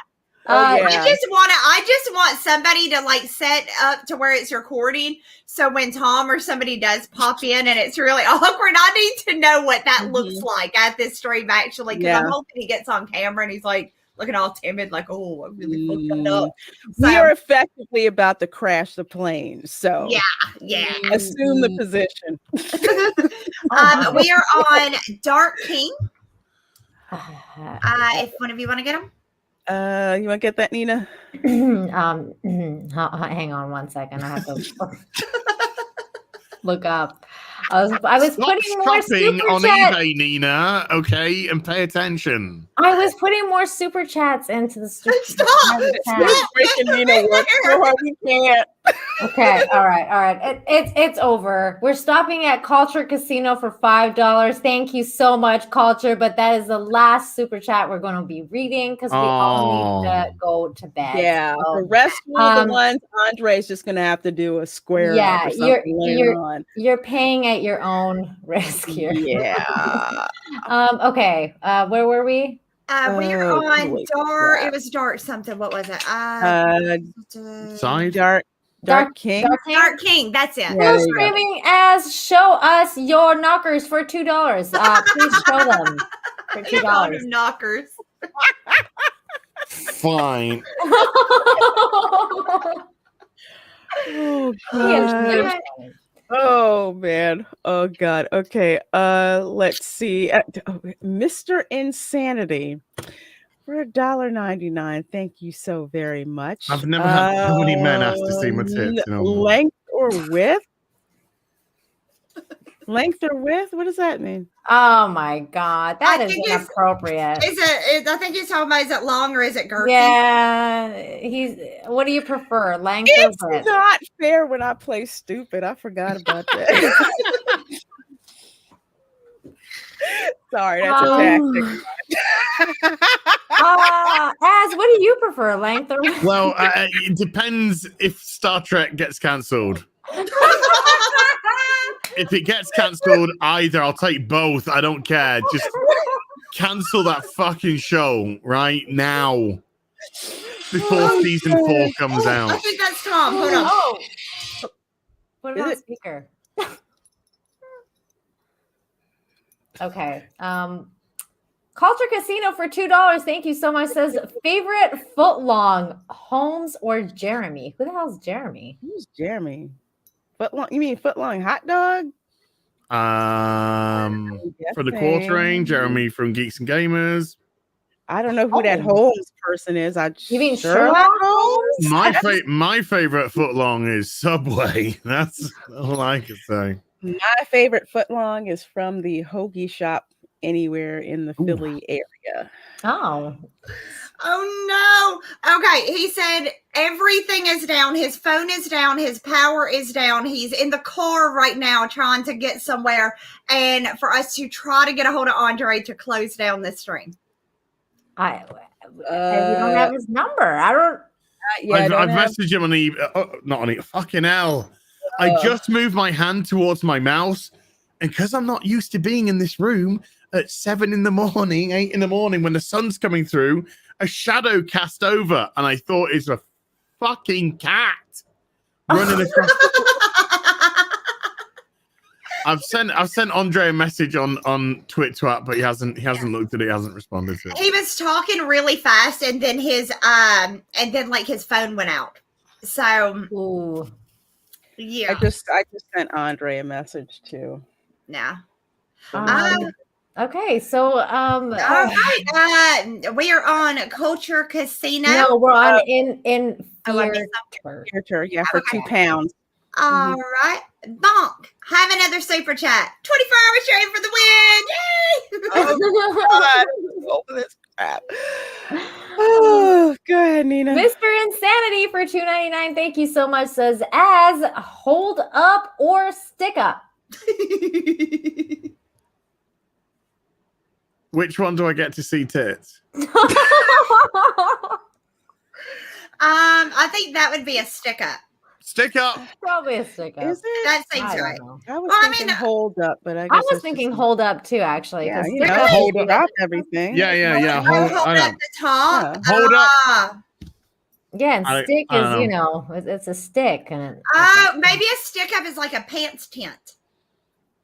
You know, a pants tent where it holds it up. Yeah. And it's like a, I thought that was a. I thought that was just a tent. I'm sorry, I had to censor myself there. No, wow. Willie Woodward for $5. Oh, wait, is it? Wait, whose turn is it? I think it's. Doesn't matter at this point. Just go ahead, Nina. You got it. Okay. Go ahead. $5. Thank you so much. Willie says, as I'm what? Desensitized from hearing. I can't find it often from my girlfriend. Oh my God, damn! I'm going to be so broke after tonight, but this stream is so much fun. Aww, Willie, glad stop. you're having fun, Willie. But yeah, being desensitized is a good thing. Believe me. Stops the pain. Stops the pain. Let's see. Gaming or what? Did I do it right? You did. It was so good. Okay. Probably the dirtiest super chat I've sent. How can I get a one night stand with Mandy? Oh my! Wow, my God! Wow. Well, it's going to be a lot more than $5. Yeah, $5 an insult. $6.50. No, we love. Thank you. Thank you, Gaming or what? All right, next one, Midnight Mick. I think that's you, Nina. Midnight Mick for $2. Thank you so much. Says as is now an official Toxic fan. He kind of is at this point. Yeah, pretty much. And he's probably never been so objectified in his life as he has. I mean, that's true. Wow. I don't like to brag, but yeah, you're right. You're right. We treat you right on here. We do. Stephen Otten for $2. Thank you so much. I'm trying to keep this PG-13, and you bring up Futa. I didn't. Somebody who brought it up. It was called a super chat. I didn't even know what the heck that Casino. was. He's the one that went there. He's gonna go there again right now with a $5 super chat where he says favorite ship Starbuck and Apollo, or Bree and Kathy Griffin. I think maybe Griffin and Bree forking scissoring. Oh, Apollo and Starbuck. Yeah, Apollo and Starbuck. I'm just trying to figure out how you fork and scissor at the same time. Forking scissoring. Never mind. Oh Lord! I'm gonna Google that later. Lorraine's dying over here. She's dying. Look at her. She's dying. She's dead. Yeah. Yeah. I am. Let's see. Trace XL for $2. Thank you so much. Midnight's Edge featuring Mindy Winters. Who's Mindy Winters? That's my evil twin. My evil. Oh, okay. Kind of like my evil twin is Little Kim. Yeah. Oh. Okay, I got you. I don't know if I have an evil twin. You just make one up. Just make one up. Okay. I'll have to think about that. Silver Nova for $1.99 thumbs up sticker. Thank you. Thank you. Thank you. Thank you so much. Culture Casino for $2. Thank you so much. I should come on Tuesday tirade with Tom and I. Well, if Tom would show up, Tom actually going to show? I would also like to invite Az to come hang out with me and John for Infinite Talk sometimes. That would be fun. I think you should come hang out with us. Sure. Cool. Let's see. Deranged Lunatic, aka DL, so pretty. For a dollar. That's what you should. Oh, so pretty. For $1.99. Thank you so very much. You're better than Viagra as far as keeping it up. Oh Well, my gosh. gosh. Well, I should hope so. Look at you, Az. You just coming in and stealing the show with that sexiness. Mm-hmm. It's a gift. Hey. It's a gift I was born with, by the way. If anyone can get Discovery canceled, it's you, honey. It is. Do your thing. Believe in Yes, you. You suck that Hollywood cock. How badly do you want it canceled? The worst thing is when you find out he's the wrong fucking person. Yeah, but that's what they do. I should have asked for the decision maker. They'll run you around, have you do it a few First times. rule of sales: always ask for the decision maker. Oh my gosh. Okay. You're next, Mandy. All right, Culture Casino for $2. Thank you so much. Have you ever, with chickens? What drunk are you, Culture? I know what he's talking about because I swear that I was sitting outside of Burger King. And I was sitting in the parking lot eating because I didn't want to go in. And I saw a guy paying a chicken. And it went through the window and it was river dancing. His feet was moving so fast. It looked like he was river dancing where he was trying to get away. What the? Okay. I went back the next day to make sure that is in fact what I saw. And there was a chicken size hole in the screen where I think the chicken fell through the screen during the love making. Oh my God. I assume that is what he's talking about. Is the time I saw a guy. Az is so confused. I swear I just heard a Charlie Brown teacher voice there for a while. I'm really tired.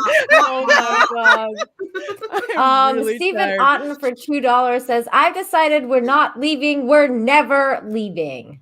Yes, we are. We have to at this right after your girl got to go to bed. Three more super chats and we're done. Yes, guy fucking chicken. Yeah, well, I think that's what I saw. The chicken. Okay, picture it. There's a 2-story building, right? You're sitting in a parking lot underneath, like looking at the building in question. Up in the window, you see a chicken in the window. And his little feet are moving like this. And behind it is a guy with a sheet. And he looks like he's humping something. And the chicken's trying to get away. And I sat there and ate my burger watching it thinking, I think this dude's up here fucking a chicken. Oh my God. It's not like I went and knocked on the door or anything. I was like, hey, sir, what are you doing up here? So I just sat there and kind of questioned whether or not I saw it. Not so much I went back the next day. And there was a hole in the screen about the size of a chicken. So, yeah. Oh, my God. God, that's some Florida man-ish right there. You're kidding me. Oh, for real. Oh, God, let's see. Culture Casino for $2. Thank you so much. Thoughts on Ice Pirates. I loved it. Space herpes. He's just saying shit now. Ice Pirates is great. This is the kind of shit he was doing the other night with John. He was like just sending the most random shit ever. And John was like, I hate you. We see the tactic. Yeah. We know what you're doing, Culture. I told him he can come torture me on my channel and give me his money, but he hasn't done that yet. But right. Come harass me. on my channel. He comes and harasses me sometimes. Oh my gosh. It makes me happy. Well, Mandy, this one's yours. Go for it. Oh, God damn it. London Fog 66 for $2. Thank you so much. Oh, no, wait. This is Nina's. Thank you. It says, Nina, tell them about the genderbread man. I don't remember. Something about, I don't know. Genderbread? Oh, Lord. I don't. Wait, do I know about this? I don't even know. That sounds scary. Oh, my gosh. Once there was a gingerbread man, then you bit something off, then there's a gingerbread woman, the end. This sounds really familiar. Gingerbread man, though. That probably would work. My cookies are let's see. Okay. Culture. Last one of the night. Last one of the night. You guys. Who wants it? No, go for it, Mandy. It's all you. Right. Go for it, Mandy. Culture Casino for $5. Like what? Thank you, love bug. Speaking of space herpes, y'all see Brie Larson's new Nissan commercial? It's about driving and stuff. She still has left in the car she drives. Oh my God. Yeah, I'm gonna have to check that commercial out after this. I'm gonna have to watch that now. I'm gonna have to watch that sometime tomorrow. I'm gonna have to watch My ass needs to go to bed. Well, that is all of the super chats that we're gonna go over tonight. So the ones we didn't get to, go hassle Andre about doing a square up. This is going way longer than we intended to. So hopefully Tom will finally get his cell service back and all that. But thank you so much, everyone, for being with us. We've had like 500 people watching, and you guys have like hardly gone freaking anywhere. Oh my gosh, all of you guys are still here. It's they're still here. Our chat is and amazing. They're still super chatting too. You Exactly. guys, They're still super chatting. We're not reading anymore. Yeah, we're not. So just square up with us. Well, now they're telling us to run. They're straight up super chatting us to get the fuck out of here. So we shall do that for them. Yeah. So yes, you guys, I'm Mandy Summers. You can find me on my YouTube channel at Mandy Summers. Don't forget to please go check out my comic book, Work the Wizard 2, Portal of Echoes, that is now available on Indiegogo. And I'm going to pass this over to the next person so we can go. All right, everybody. I'm Lorena Creole, bringing you that spice to sci-fi and pop culture analysis. And I was going to say tomorrow, but it's officially today. So today at 5 p.m. Eastern time, which I believe is 9 p.m. GMT, on my after school special show with my co-host Fat Steven Seagal, we will be interviewing Andre. So guess what I'm going to be asking him about? Oh my God, you got stories. We have got stories, especially about this stream. So please come by, check it out. Thank you guys so much for coming. Of course, also check out my oh God, what the heck is the name of that show? Lunch Table Show that's on Fridays at 12 noon with my co-host, Fat Steven Seagal. Actually, I believe Justin Proper is going to be a guest on that show. Oh, sweet. I love that. Yes. And on Sunday, the Welcome to Florida live stream is back, and hopefully Az can join us as we go over yet more Florida chicanery, police reports, body cam video, and all kinds of crazy stuff about this freaking state. A state that's so crazy. Australians are like, holy crap, are you for real? Anyway, so that's what's going on. Thank you guys so much for coming, and I will kick it up over to Nina. Thank you so much, everybody, especially the panel here. Az, thanks for hanging out with us tonight. It's been a pleasure. And you can find me on my YouTube channel, where I just dropped a review for Raised by Wolves from HBO sci-fi show. Check that out. And you can also check out me on my channel for this Wednesday for Infinite Talk with John Talks, and Fridays for Good News, Infinite Hope. So if you're sick of all the bad news, come hang out with me on Fridays at 3:45 Eastern for some good news. Thank you so much. It's been a blast. Az, what do you got going on? So Mandy was in the car park eating a fucking burger. Yes. Watching a dude fuck a chicken. I'm pretty sure that's what was happening. I'm pretty sure that's what was happening up there. Yeah. Wait, what state is this? What else? What else can I say, folks? was Georgia. Oh my God. Oh, I'm glad it wasn't Florida in that case. Then. You can catch what's left of my sanity at Hill versus Babyface, as you can read it down there on YouTube and stick an @ in it. And there's me on Twitter. Chicken fucker. Wow. Yeah. This is how this stream is gonna end on chicken fucker. We're ending it on chicken fucker. All right. That's where we do it. You guys in the chat. Eat chickens, have fried chicken, have chicken casserole, have eggs. Yeah. Maybe he was marinating. Oh fuck! I shouldn't have said that. That was wrong. That was wrong. I shouldn't have went there. I should not have went there. It's late, y'all. It's late. It's really late, and my filter is now totally off. And I'm freaking punchy, and I have to get up to go to work in 2 hours now. So good night, everybody. Good night, everybody in the chat. Love you so much. Bye. Bye. You're trying to say so you can be the star, aren't you? I was gonna let you all go, and I was gonna go right. See, I was gonna do the same thing. Right. Take over the rest of the stream. Right? That's what I was gonna do too. But I'm too tired. So, night as good night, all you guys in the chat. Love y'all to the moon and back, and see y'all tomorrow. Bye. Bye. Psych, I'm staying. Okay.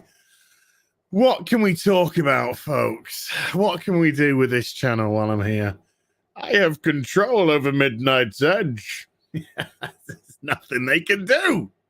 There's nothing they can do. Tom's gone. Andre's not answering his messages. I've messaged him. There's nothing. The tick's still gray. It's not even blue. He hasn't read it. So I guess I'm in charge. Do I have the ability to share? If I share the screen, if I want to share, this is my NVIDIA overlay. I don't really want to share that. How do I do that? I read a couple more super chats. Should I read a couple more super chats? Where did we get to? Where did we get to on the super chats, eh? They've all gone. They've all gone off the screen now because everyone's been saying goodbye. The Culture Casino with a $5 super chat, as is the new Midnight's Edge. Correct. I have the channel. The channel is mine. You have 2 minutes to take it away from me. Otherwise, I'm here for good. I run the show now. I'm in charge now. Aitken with a 3 Australian. Are those hot toys still boxed behind you? The ones that are behind me, some are boxed. Some just have the accessories in them. That's all going to be gone. I was going to say by Wednesday. It's all going to be gone by Wednesday, but... Sup, ladies? Oh, you should have left me. You shouldn't have left me. Did you think I was going to leave? Come on. Jordan Chonak with a $2. Invite Jeremy from Geeks and Gamers. I can't add anyone. But look, I couldn't let the stream not go past 5 hours. It's on 4 hours, 59 minutes, 30 seconds. I couldn't let it stop before 5 hours. This has got to become a 5-hour stream. Mr. Tickle Trunk with a 5 Canadian. Hail the new ruler. Hail as Midnight's Edge is dead. Long live Midnight's Edge. There's going to be a few changes around here. Few changes to the normal procedure. What's been going on? I don't like the way things have been run. Things are going to get different now. Things are going to get ship shape and Bristol fashion. That's what I like to see. Culture Casino with a $2. I think Az can keep this up. Oh, the stamina. I know. Midnight Mike with a $2. Give Az a line and let's go. There's Andre. Andre has responded. He says, yeah, I'll be there in 10 minutes. Should I hold out until Andre comes? What do you think, chat? Should I hold out for the 10 minutes until Andre comes? Hi, Mandy. How you doing? It's Midnight Edge in the morning. Starring your new host, Az from Heel vs. Babyface. Hold out, Az. Okay, I'll try and hold on for 10 more minutes. For 10 more minutes and reap these super chats. Calftron with a $5. Wow, this is not where I thought this cool lady stream was gonna go. Toxic femininity, and you got a guy. I can't think of anything that's more toxic and feminine than that. Get gaming or what? TM. See, I can do this stuff now. The ladies, they were having all the fun. But I get to do the or what? Oh, yes, I do. With a $5. Wait. As his hair? Oh, you can actually start. It's a bit flat because I've had my headphones on, but you can see where this boy comes, you know. You can see where this boy actually comes. That is that if I let that grow out, that would be the most beautiful crop of hair you've ever seen. That's why I don't do it. That's why I keep the head shaved. Because if I don't keep it shaved, there's gonna be a lot of jealous people. I'm just saying, a lot of jealous people out there. Culture Casino with another $2. Jesus Christ, this guy's bankrupt in one stream. You can tell Az and I are related. Sheer strength. Mr. Insanity with a $3. Az, can we get your song? I can't add anything to the stream. Only the person who set up the stream can. So I'm just waiting for Andre to shut it down. Laserbeam Hawkins with a $5. Az, show us your Death Guard army. I don't have a Death Guard army to hand, but I do have this Plague Burst Crawler that is part of my Death Guard army that I painted. Lots of rust. Lots of rust. And horrible shenanigans. And the plow at the front just covered in blood. Blood splattered all over the top as well. Just covered in blood. There we go. There's the mortar on the top. Couple of las cannons on the side. And a railgun, maybe. Or something or nothing over there. This is a high quality show going on here, by the way. Nina's still backstage. I can't add you, Nina, because I have control. I have control over everything. Well, for about another 5 minutes until Andre comes back. Then Andre's going to turn me off. Boo! Boo hiss.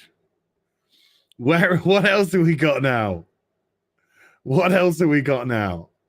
I want to get. I can't. Can I? No, I can't see Nina. I can't. There's Christy in the back as well. Keep going, Christy says. I'm gonna keep going until Andre kicks me off. Mr. Tickle Trunk with a 2 Canadian. So this is what Az's second win looks like. Oh yeah. I mean, when you said how long can Az last, and I said 2 minutes 28 seconds with a cup of tea, and then I'm asleep, drool coming down the side, I'm out. That was the first wave. The second wave, however, that's a thing of beauty. That's just a thing of beauty. That's all I can say. Who else do we got now? This is Cesario Japan with a 2 American. Is Anna, that Star Wars girl, still up? Get her on. I can't add anyone. This is the me show. This is the best show for a narcissist. I can't add anyone. I can't. Well, I can take me away if I want to, but why would I want to? Why would I want to do that? Why would I want to do that? I can't add anyone. I can't show any material. I can't show any videos. All you get is just full, unadulterated as. Oh, God. Can I just say, you lucky fuckers, you're back in. I'm here. Yeah, because the boss man is here. I was just going to keep you'll need a company, and I was going to put dad jokes in the private chat. I was running the show, man. And you were doing awesome, I have to say. Like, I only discovered that this thing went down like exactly 10 minutes ago. I was like, what, Toxic Femme is still on? Ass is hosting the show? Maybe I should start checking my Twitter messages. Yeah, loads of messages saying, we need you now. Yeah, and what I was kind of like expecting was like a message from Tom, and I got one just now, but obviously he doesn't have internet, so he didn't have a way of contacting me. So, but you know what? I think it all worked out fine, because Ass has been doing such an amazing job covering for ladies. Ass, how long have you been here? I don't know when I joined the stream, but he was here for a while. Andre, you do the ladies a disservice because they were here up until about 10 minutes ago, and then everyone said, "Right, we're all leaving." I just stayed. I stayed and hijacked the show. I knew he was going to fucking do that. Well, the ladies are doing amazing, I have to say. And then also, Ass, thank you for being a trooper until, as Sander points out, until Norwegian tech support shows up. That was fine. It was all fun. It was all fun and games. Got more money out of Culture Casino. Yeah. Dropping it like I was a Culture's been just dropping it like it's hot tonight. Yes. Oh Here, God. but it's Putang 2 with $5. As what? I heard dollar stores in England are called Pound Town. If the Toxic Femmes came to England, would you take them to Pound Town? Is that true? Are they called Pound Town? No, he's trying to say, would I bang you if you came to the UK? That's what he's trying to say. Pound Town means, you know. Oh my God.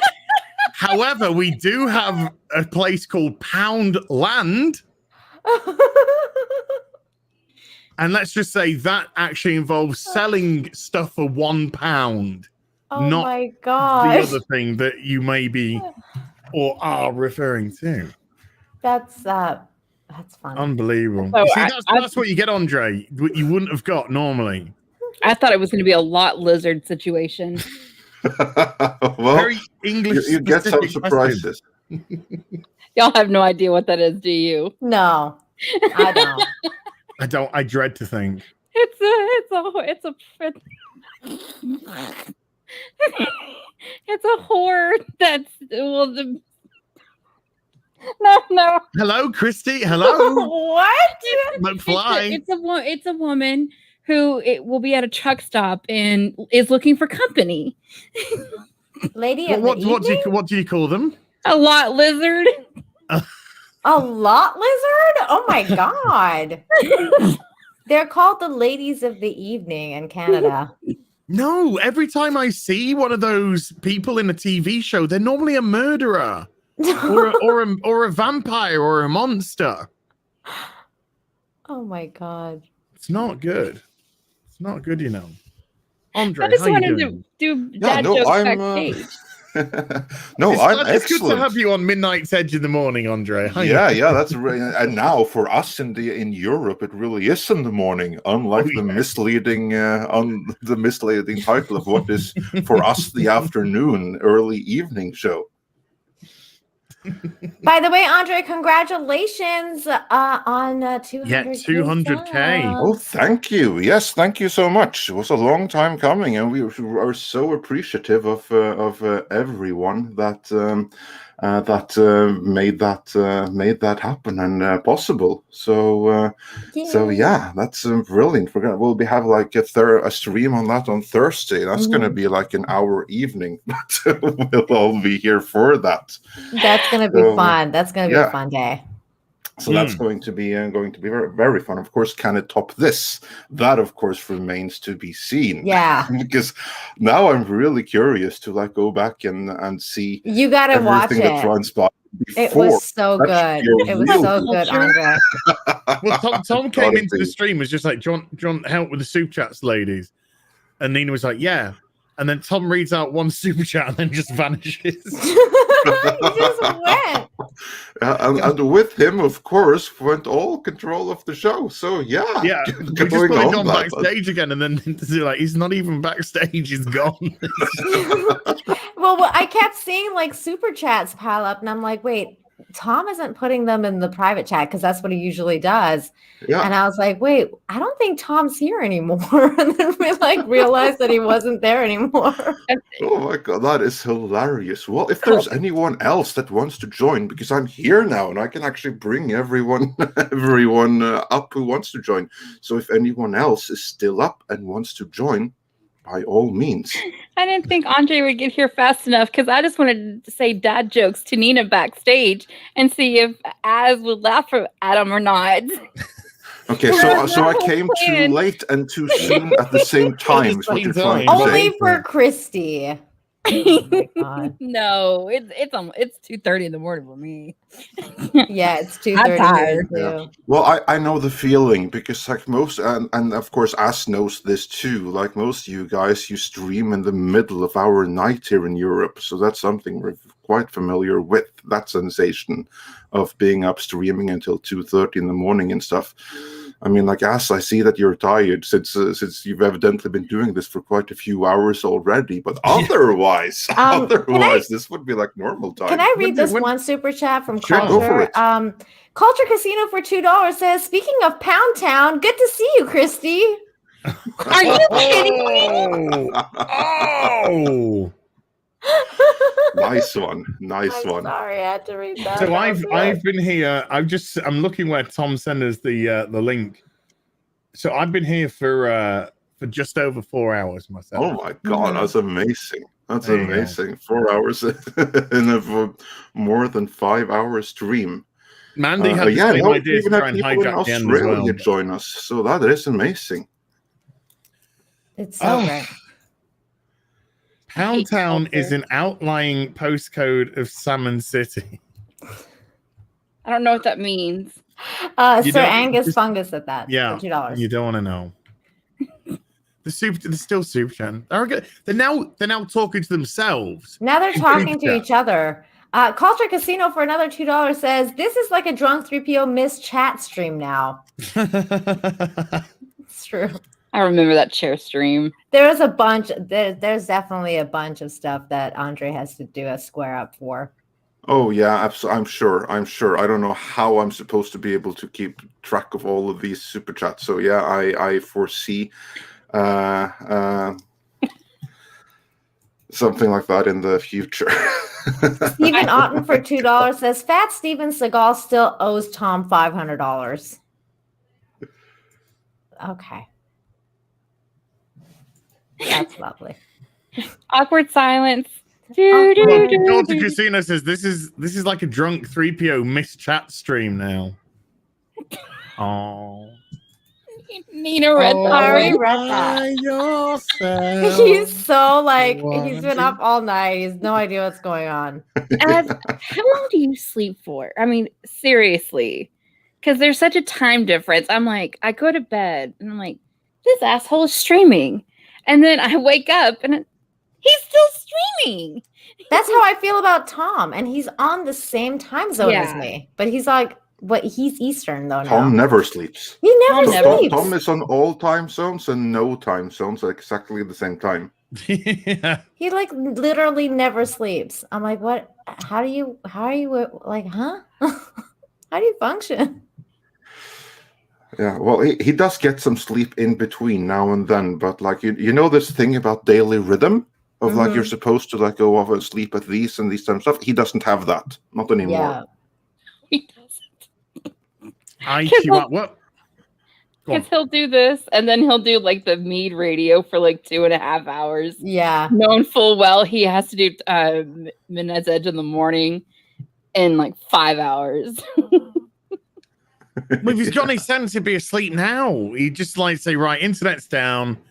Contacted Andre. I've done what I can. Let's get some kit. I hope he does. But no, actually, he isn't. He's like driving around like crazy, trying to get signal, trying to get me a message.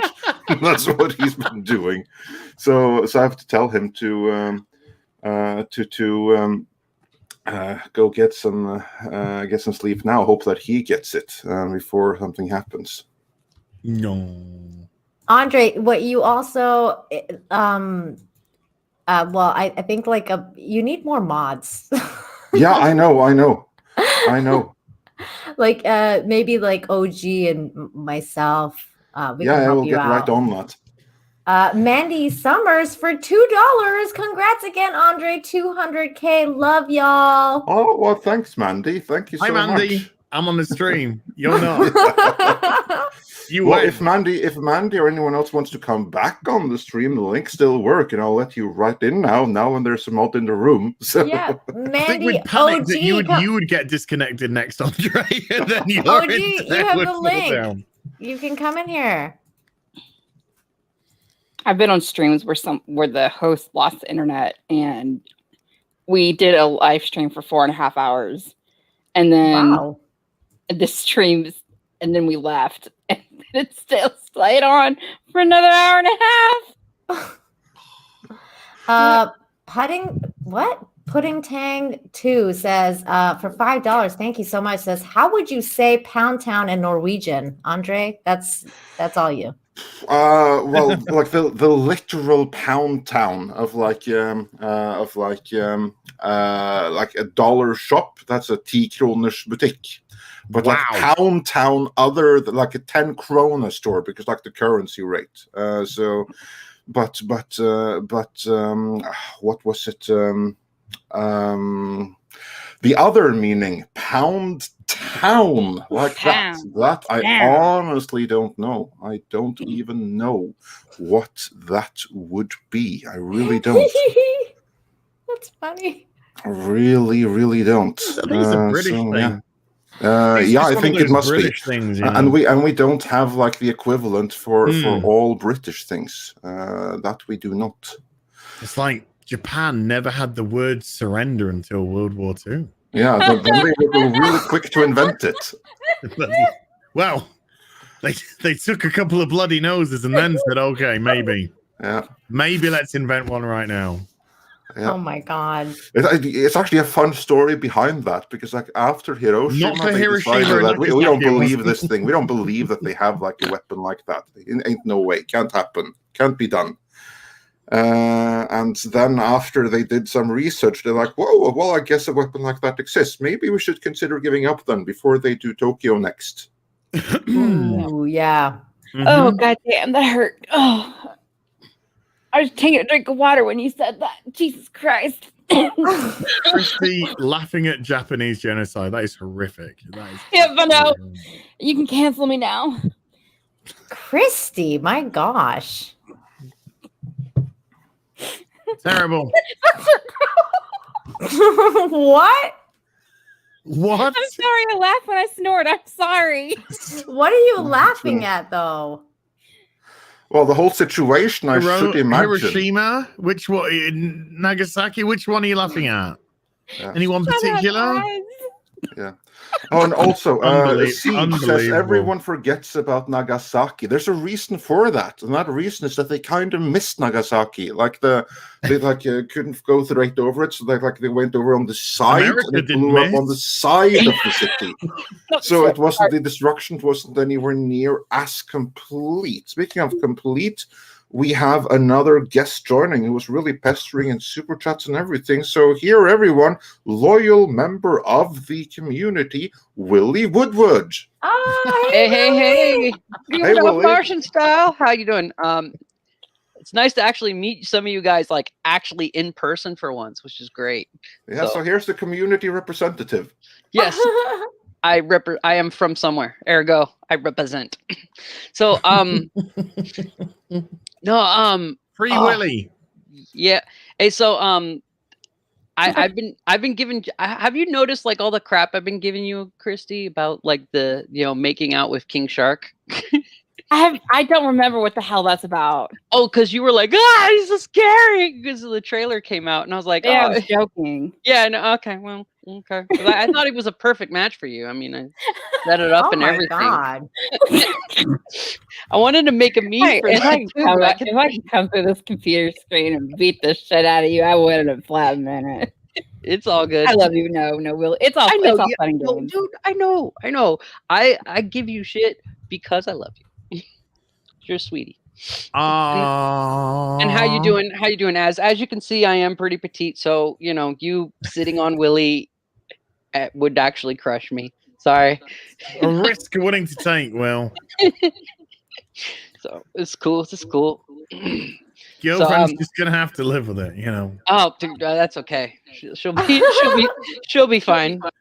She's a Kiwi. They have very, very, very weird senses of humor that are very that borderline sadistic. So, and great wrestlers and great rugby players. Oh, absolutely. Oh, dude, like seriously. My father. Well, we're not really married, but we've been together. Well, I hope you're not married to your father. That would be pretty awkward. My father-in-law was like is like built like a brick shit house. He's like freaking like got like guns that are as big as my head and stuff.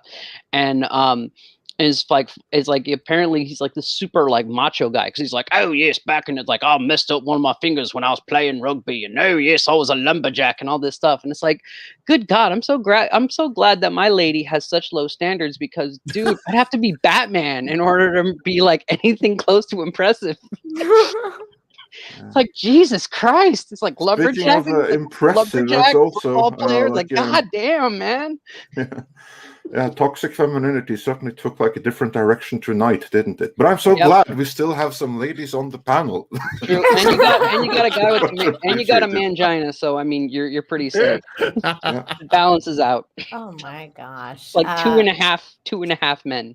I'm gonna read this super chat because it's a relevant one for right now. Because later on you'll be like, "What are you talking about?" Dark King for $5. Thank you so much. Says at Nagasaki, they were meant to hit the factory. Thanks to the cloud cover, they missed it and got a direct hit on the cathedral instead. Oh, yeah, that may be right because like. They didn't have the Americans didn't have rocket technology at the time. That was like Germany exclusive with the V2 rockets, and they hadn't imported Werner von Braun, who was the one who invented the V2 rockets yet. He was the one who would bring America to the moon later on with the Saturn V rockets. So at this time, they actually were reliant on being in a plane, physically dropping the bomb from a plane. That was the Enola Gay who did that for Hiroshima, and then run like hell and hope to not be caught in the blast. So very high tech bomb and very low tech delivery system. Well, Andre, so low tech that they actually missed it. Yeah, carry on, Willie. Oh, I'm sorry for interrupting you, man. I was also going to say, is like, correct me if I'm wrong though, but didn't like most of the people who died during Nagasaki and Hiroshima were from the round of firebombing that they did before dropping the atomic bomb? I don't know. The shit out of not for maybe for Nagasaki, because again it missed the city proper, but certainly not Hiroshima. Like more people Hiroshima died in was instant there than anything before or after. Yeah, if you really want, there's actually a really good a depiction of that is the Grave of Fireflies from Studio Ghibli. So if you've ever watched that. It's a very, very good depiction of what happened and the aftermath. Thank you. Studio Ghibli. So good. So good. So yeah, and to anyone wondering, yes, this really is the infamous Willie Woodward of our community, man, now representing you all. So, Such a toxic female. My God. Don't tell them I'm representing them all. Then they'll ask me to get off. Yeah, no, Sander Hammerstag already made it clear he didn't vote for you. The last thing I want to see is Willie get off on stream. That I gotta be honest. Oh my Gotta be gosh. honest. Culture Casino for $2 says easy. Willie is solid femme representation right now. Aw, thank you. I mean, that's cool. Thanks, man. I mean, yeah. Oh, and Sander also clarifies that no, they specifically chose Hiroshima and Nagasaki because they hadn't been bombed yet to assess the damage of the bombs. Yeah, see now that's a solid strategy right there. Absolutely is. Yeah. So that is great strategy. It's so nice talking about the genocide of Japanese people. Hey, It's really how's warm that as my for heart. season 2 going? I heard, or is it the Star Trek or whatever that's going on? I don't watch that. I'd rather talk about this than bloody Star Trek. I'll tell you that. Yeah.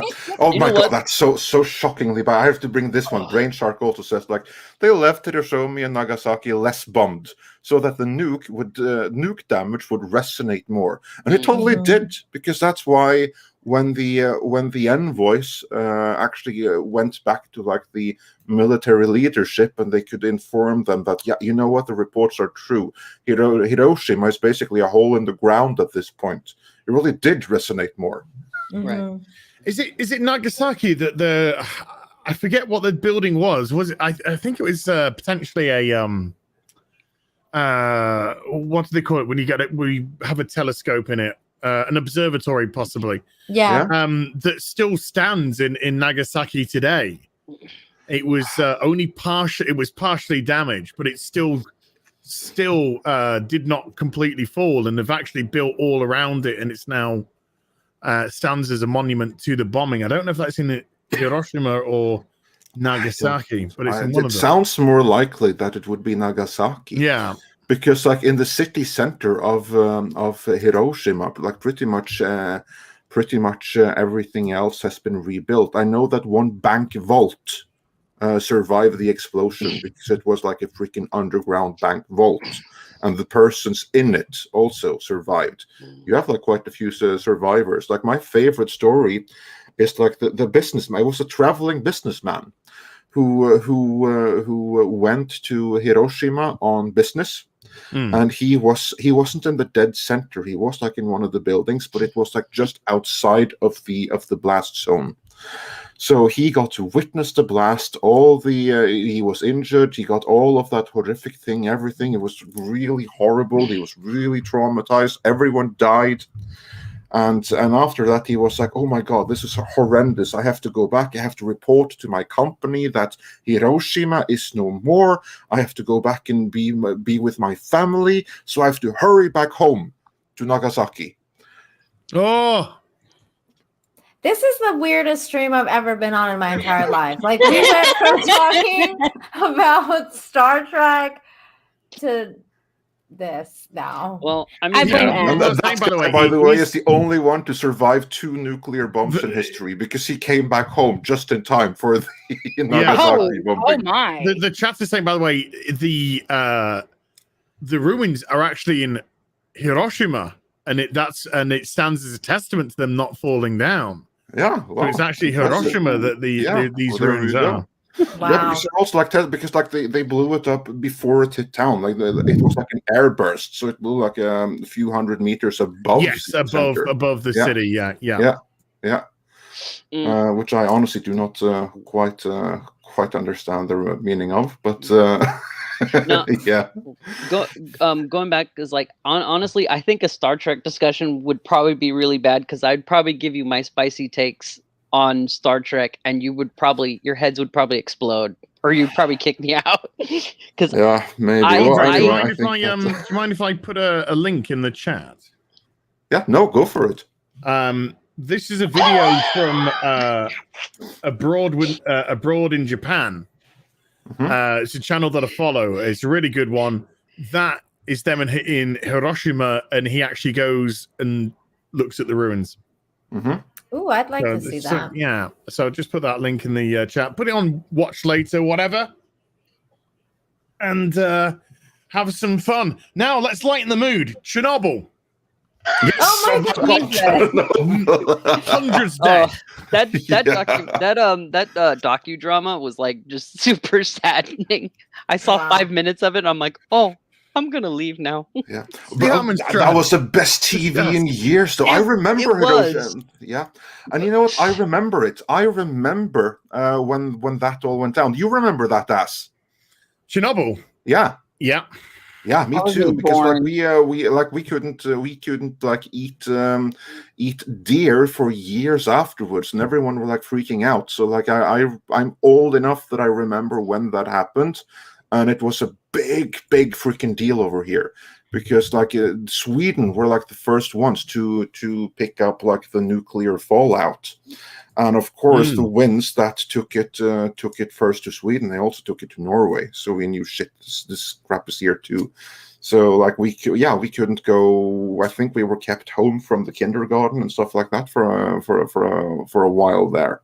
Wow, while I was people like were one like assessing the when thing. When that happened. I remember there's a place in Yorkshire called Brimham Rocks. And it's just like a cool place, loads of rocks, and you just do climbing and shit. And there was I think a school party of us went, maybe a church party or something. I think we used to have to go to church as well. And we went there, and I climbed to this top of this rock, and I was thirsty, and there was this like big crater with like what looked like nice fresh water.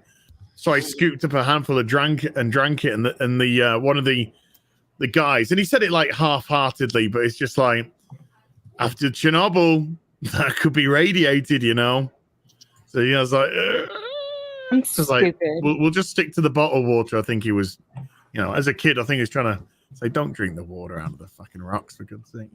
Don't drink the water in Mexico. don't drink irradiated water. We don't drink the water in Mexico, that's for sure. Yeah. Hey, Chihuahua. Yeah, Nina, I'm curious about that. How did you end up in Mexico? I ended up here because I was sick and tired of the cold in Canada, because I lived in Canada for 20 years, more than 20 years. And we just got really sick and tired of the cold. We were like, let's go on vacation. And we went to Cancun for vacation, and we fell in love with it. And we were like, why should we go and live in Canada in the cold again? And we decided to just stay. And that was pretty much it. We stayed in Cancun.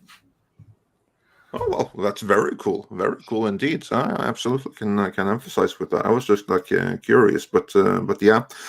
No, America, of course, has its own history with nuclear things, but that's more testing. There's nothing quite like Chernobyl. Good old Oh, 3 Mile Island in New York City, though. Yeah, but that's wasn't as quite bad. not the same. Not nearly the same. You have like the two, and I have to say, I'm really, really disappointed that the people behind the Chernobyl series are now on that Last of Us HBO adaptation, because really they should be doing Chernobyl season 2.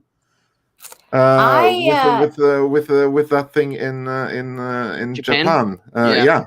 I'm disappointed that we never got any mutants or anything from Chernobyl. I was waiting for some sort of superheroes or X-Men. Have you been there? No. So you don't know? It's true. That whole area could be fucking 3-head deer. There could be I wanted like super beasts, mutants who like are raiding. Dude, like something. And they can't leave. Actually, you probably do have some X-Men there. They need the toxic air to live. Yeah, because you have some people that never left the exclusion zone, that were there the whole time, and they never got sick.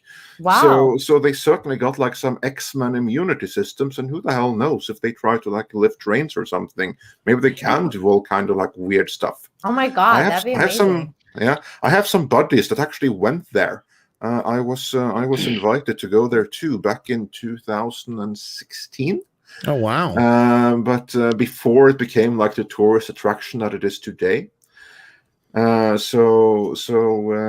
love that. Yeah, I had the opportunity. Chernobyl, the tourist attraction. Yeah, but wait, but really? work prevented me from going. Oh yeah, you can totally go there. You can totally go to.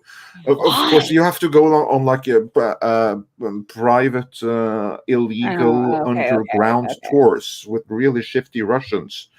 But yeah, you can totally do that. Like my friends did that. Took like pictures and everything. Really there you can go Russians. to Pripyat, the town that was evacuated. Oh, okay. And you have to have like a decimeter on you, and they're like have you had all the kids that you want? No? Well, then maybe you should think twice about going. Oh wow! Wow! Wow! And so then you can only stay for like an hour or something like that. Like Fukushima's the Japanese. Yes, that's what should have been season 2 of Chernobyl, Fukushima. Because the closest thing channel that we has done a great video on that as well. By the way, so yeah. What channel is this as? Abroad in Japan. Oh, wait. Yeah, you have so many awesome travel YouTubers and stuff that do such great content on it. You have another guy, British YouTube traveler that goes all around Eastern Europe, and he went to Chernobyl, to Pripyat. Forget the name of his channel. It's pretty awesome, actually. Like Broke and Traveling or something like that. I don't recall the name, but it's really, really awesome stuff. I thought of a guy that takes his that's around. R&M. He had it. Bold and Bankrupt. That's the one. So As you'd like this. Well, I do fit both criteria. So yeah, Bold and Bankrupt. He's one of my favorite YouTubers. Like, actually, I do follow some YouTubers that aren't in this field at all, and like there's some of those who like travel, and also some science stuff. So like I'm all into nuclear explosions and the engineering behind that. I love that kind of thing. So. Oh, that's interesting. I'd never heard of Bald and Bankrupt before. Yeah, it's worth checking out. It's really, really cool. He goes to like all of these places in Eastern Europe. Like Russia is huge. Yeah. And like the Russia that you know, that's really just Moscow and St. Petersburg.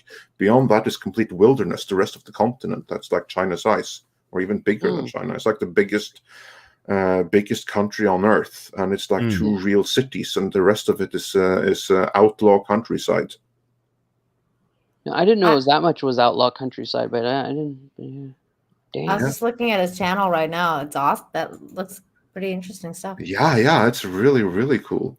And just to get caught up with some super chats, Trace XL says, so what you're saying is we should send twidiots on shifty Russian Pripyat tours. Genius. Yeah, I see. It works for everyone. Some of them have been on there because they take the selfies at the sites. So yeah. And let's see what kind of X-Men their kids will be in the future, if they have any.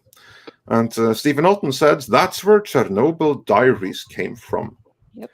And Aiken says it's like playing 70s music in shopping malls. Well, I don't quite know what he's referring to. And in terms of super chats, well, all I can do to everyone that's been sending super chats is I call force majeure this particular situation. You got a Taco Bell?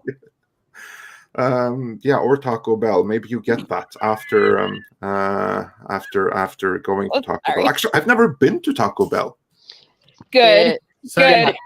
Don't go. Don't go. I want tacos, though. I want tacos. So, Andre, like Taco Bell is kind of the like you're poor and you're poor and you're stoned and you're really hungry, so you eat that.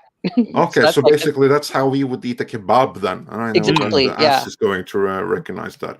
Although our kebabs are also different from the ones that you have in the UK, but the usage is exactly the same. You have the ones what? Do you have them on skewers? No, we have like the ones that are like in a pita bread, where like. Oh yeah, we have them. We have those. Yeah. So it's like a euro. So you God, kebabs are way better than cut, the ribbons Bell, of the meat. Of course they are. Yes, yeah. We still have like the Turkish and like our immigrant communities are the ones that are actually making them, so they should be. Oh similar, yeah, those kebabs are real popular in the UK. Yeah. Like those are like almost Donairs, right? Doner kebab. Yeah, I believe it's doner. I love that. See, I'm Persian, so we have. I love kebabs. So good. Yeah, I love Persian food. Like, one of my favorite restaurants was in Santa Cruz de Tenerife on the Canary Islands. And there you have like a Persian family that came there ages ago, and they set up like this restaurant of Persian food. It's one of my favorite restaurants in the world. Regrettably, it closed down. I still miss it. Yeah, that's sad.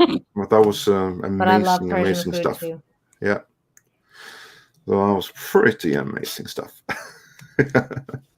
So good. Yeah, Prince Andrew says in the chat, I know a good Viking restaurants. I would not recommend that at all. Oh my God. Sounds great. Yeah. Well, if you like really exotic food, like you have like some places here in Norway, we don't eat that much traditional Norwegian food, but the place where you can get it, you get whale beef and everything. So yeah, it's pretty cool for Did those. you just say whale beef? Oh yeah, yeah, absolutely. Oh. I gotta look that up and see if there's any in near where I live. Whale. Well, that's when you go to the ocean and you find like Free Willy, the movie. Yeah. Instead of freeing him, you shoot him and you take him back and you fry him and you eat him. That's scary. Eat Willy. Wait, you said whale beef, and I'm like, what the hell is whale beef? Like, it's when you chop the meat from a whale, you can like do the same thing with that meat as you can any other meat because it's a mammal. Oh my God, that's so crazy. Yeah, whales are mammals. Yeah. I can't believe you eat whales. Yeah, they actually taste a little bit like moose. I don't think I've ever had moose. See, I've had deer. Is that like close to deer? Yeah, it's actually close. If you've had deer, because that's like the same basic family, and whale meat tastes a little bit like that. So it's a bit gamey, a little bit gamey. Yes, it's big gamey. It's big gamey. If you add like the very distinct flavor that fish gets, like Arctic fish, that's in a really cold climate. If you add like that taste onto like moose or deer, that's kind of like what whale tastes like. Oh, that sounds disgusting. I'm not saying it's a good thing. I'm not saying I recommend it. I'm not saying I had it very often, but that's how it is. Oh my God. Andre, I was like Googling like if there were any Norwegian restaurants near me. I think like if I ever go visit, apparently there's a few. Avoid. If there are, avoid. Oh, really? They're that bad? Okay. I was gonna be like, hey man, or it's like Norwegian. It's like, does this sound like legit Norwegian food? Yeah, Norway is not universally recognized for its cuisine, let's say. Like the popular foods right here are stuff that we have imported from elsewhere. Oh, okay. Wow. Yeah. Good to know. Yeah, dude, they eat whale. That's all you need to know. I was willing to try it because like I've tried kangaroo, I've tried gator. So it's like in buffalo, I'd be willing to try it. Yeah. On that, there's actually a really cool thing regarding to Free Willy. Because you know the movie Free Willy, the real whale in that movie, like the real orca, was Kaiko, was the name of this orca. Mm-hmm. And after the movie, many activists decided it's really, really unfair that Willy was freed in the movie, but Orca, who played Willy, is still in captivity in SeaWorld, Florida. We can't stand for this. So all the activists, they had like this campaign organized and everything to have Kaiko, the real-life Willy, freed from captivity. Problem is that he's been in captivity his whole life. He's always been fed by his trainers and stuff. Yeah. So he doesn't know how to fend for himself in the wild. Like you drop him off in the middle of the ocean and he doesn't know what to do. Yeah. So they spent millions training him on basically learning to hunt food and to fend for himself and everything, and then they released him around Greenland. You know what he did after that? He died. No, not right away. Came back. He did eventually, but not right away. Oh. Before he died, he went, of all places, to Norway and he found the one fjord that is settled by the most rabid whale hunters of all. In the city where the whale hunting party, and we actually have a political party which is called the Coastal Party, and they're all about whale hunting. So he went there, he went to that fjord, and he settled in that town because he missed humans, he missed human company. Oh my God, this is the So saddest story. If I'm not mistaken, Andre, because I remember the story. Yeah, when I I'll was a get kid. to It's it. like he died from illness, though. From by Yeah, not he being didn't die hunted. from that. Like the people there loved him, so he actually he actually spent a couple of years there, and the people there loved him, and like all the populace, they were like, "You whale hunters, you better stay the hell away from this one. Go out in the ocean, find someone else. This one is under our protection."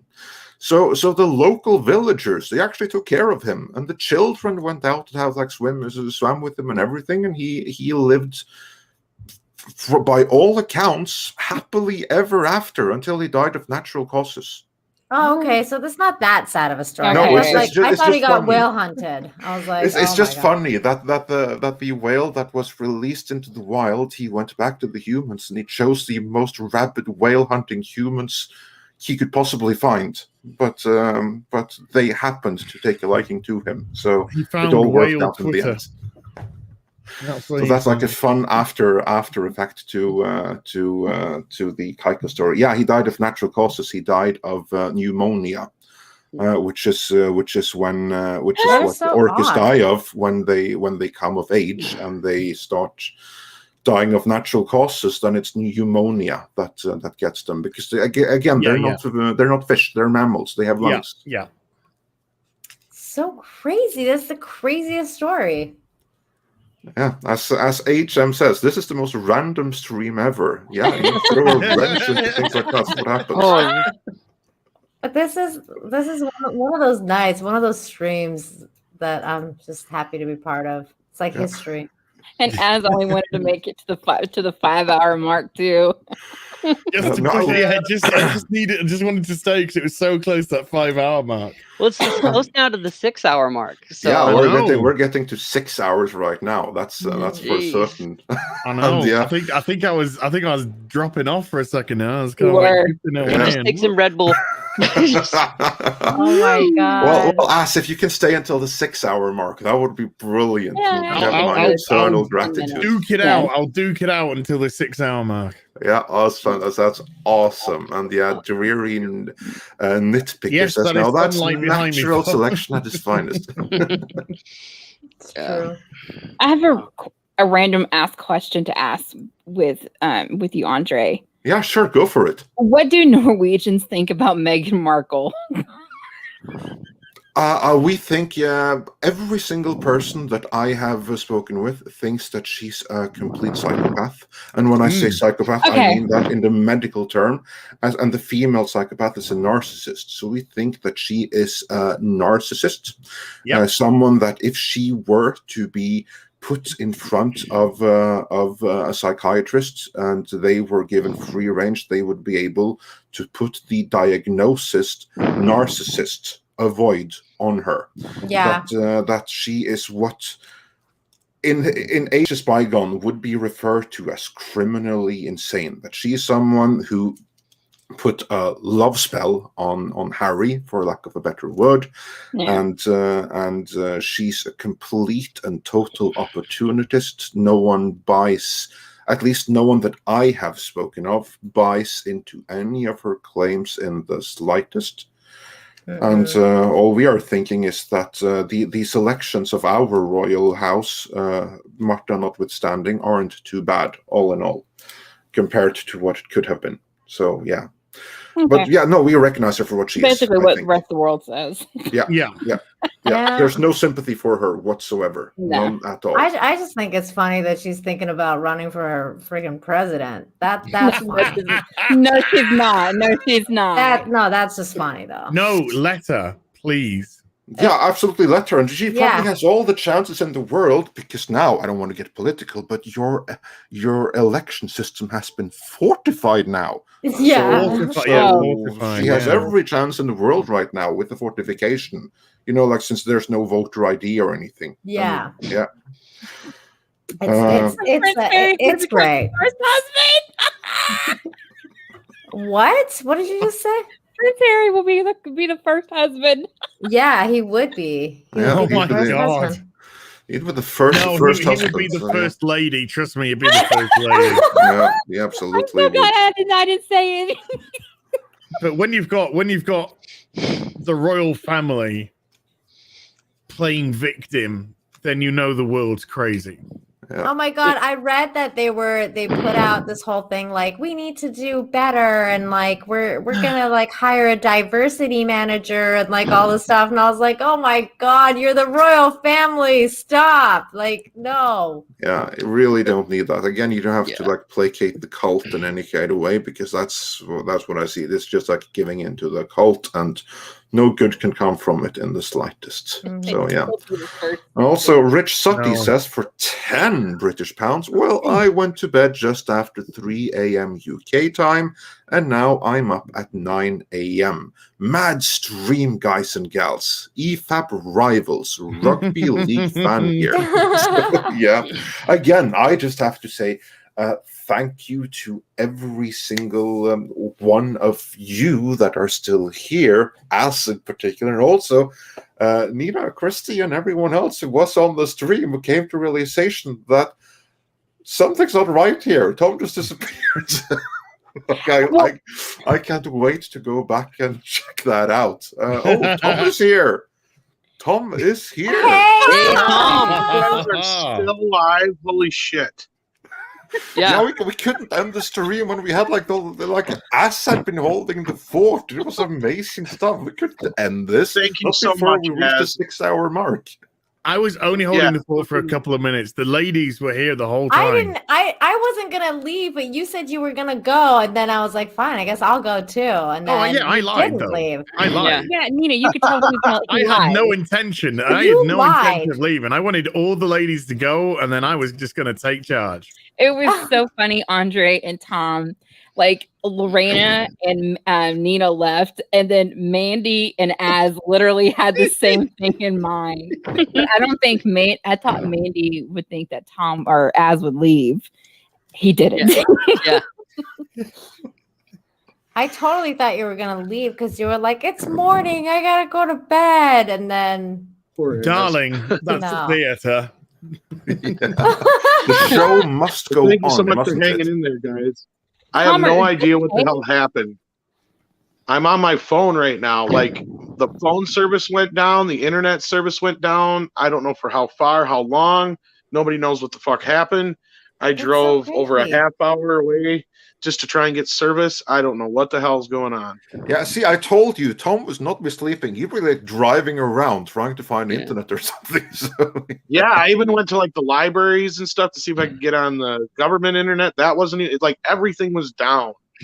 That's so crazy. I wonder what happened over there. Was it storming? I have no idea.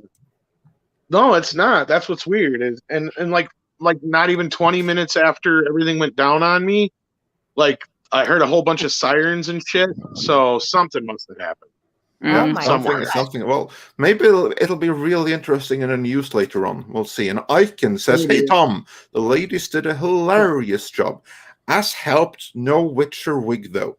Witcher wig? Sorry. Yeah, that was well, I mean, not me, but Henry Cavill turned up to Friday Night Times. So. Yeah. Yes, he did. That's untrue. That's what? Calling me a liar? Unbelievable. You just admitted you were lying. Did you get through all the super chats? Yeah, then? that's a fair fact, but all the ones that they could, Tom, because some of them after a while when they realized that you weren't there, they tried putting it in the like Nina did a really good job holding the fort, trying to put as much as she could. And then when only Az was there, Az just kind of like when Andre started to come up, like he started dropping the ball. And there was a few chats where I was, just totally mercilessly mocking him, and you just totally avoided it like a little bitch. So, Willie or Tom, what happened was we did as much as we could, but then at some point Lorena had to go, so I was just like, hey, we're not reading anymore after this one, and then so we didn't. until Did Andre go back in the and group get all the chat. ones you guys missed? Or? I put the time in the group chat when they stopped, but then Az picked it up. Well, did Andre go back and get all the ones we missed before then? Well, or? okay, here's like the thing that I don't know which one you missed, so we're either gonna have to do a roundup or we're gonna have to call force majeure, act of gods. Maybe we'll have to do that. I think act of people God. feel understanding. I'm sure we can do like the last few. We can probably do a stream in the morning or something, or in the afternoon tomorrow. I'm sure that we can catch some up on a Wednesday show or something like that. I'm sure we'll find some way to do like a super chat roundup. We'll do that. Maybe do something like that this afternoon. Oh my God, Perry Chan did put I us see it, on. Nina, I see it. You can't even see the regular chat.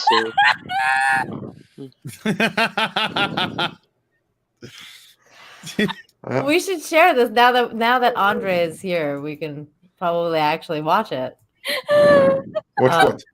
I'm gonna share my screen. It's Perry Chan made this from the stream earlier. That we were when Az was. All right, here we go. Not wearing pants. Well, this is what I had to enjoy, you know. Yeah. On day one in the house. What? It Like was Amber Heard? I appreciate it, guys. I had no idea what to do. Not wearing I panties have and no taking a shit on the phone. I steps. have no way of getting a hold of anybody. It was Day crazy. one in the house. What? It Like was Amber great. Turd? If you don't get the context of what happened on that stream, you need to go back and watch the stream. Yeah. It'll take I you think all Tom day, should go but yeah. back and watch all 6 hours of it and make sure that he's got every super chat. Yeah. And then do a super chat square up. After That's like the thing that someone has to now spend 6 hours watching this across the river. No, How are we supposed to have time for that? We'll just read like the last 3 dozen super chats just to make sure we got them all. So, I think as someone points out, no super chat should be left behind. So we should probably do like a super chat square I would say for me, it's 3 o'clock in the morning my time. So around it was about an hour ago. So anything when the girls stopped, it's not that bad. We'll do a roundup. That's pretty much what I was going to say. Like you can go back. What time? So I've been offline for almost 3 hours. So yeah. Well, because they caught up with most of the chats after they realized that you were gone, and so most of that is cool. But it's like that time between when the ladies came off, like when the ladies were nearing to get off, and Az took over. That's when you kind of need to catch up. But I was gonna say, it's that's more of an hour at tops. Yeah, Willie, they'll get it done, but we'll get it done. We'll get it done. We'll do a square up later up today, and also later today, I'm actually the guest on Lorena's lunch show, so that should be fun. We have to do that before then, that should be a good time. So everyone, make sure to check back for that over at Lorena Creole's channel. Yeah, she was telling us about that, and we were laughing about how she's gonna have a story to tell you, when she sees you. But here you are, you know the story. Oh my God! Yeah. Spoilers. I look forward to it. Yeah. Mandy is in the chat. Hey, Mandy, if you want to come back on, I'm sure we can have you. No, we're about to reach the 6 hour mark. You got less than a minute. Like 10 minutes. Less than a minute to get in, Mandy. If you want to hit the 6 hour mark. Yeah. But Tom and Andre, you need to go back when the ladies left. I'll see if I can find the timestamp. The absolute joy on Az's face. I mean, I was laughing so hard. He's like, "It's my show now," and people were talking about video game words. Yeah. I dropped them all. Everyone. He's like, it's twice. my show now. I'm on Midnight's Edge, and he's like, "How are we still on the air then?" Yeah, because YouTube sent me a message saying we totally agree. And I was like, what? I was like, I was taking the piss though. And I went, oh, this isn't YouTube. This is TubeU. Bye. TubeU. Oh my God. Never to be heard of again. Oh, shit. Dodged a bullet. And we made it to the 6-hour mark. Yay! At least, like I only came in late, but some of you made it to the 6-hour mark, and I'm sure some of the audience also made it to the 6-hour mark. So, whoa, holy crap, that's amazing! I've been here for everyone. 6 hours, baby. Yeah, baby. I owe Az like a super chat next time. I tell you. Yeah, no, I think we'll do like a super chat roundup later today, maybe around like morning show time or something like that. So I have time to finish up. No, I mean I before- need to send Az a nice super chat to make up for him. Oh, yeah. No, you don't. That's amazing. Well, like, but you can. But no, you don't. But you can.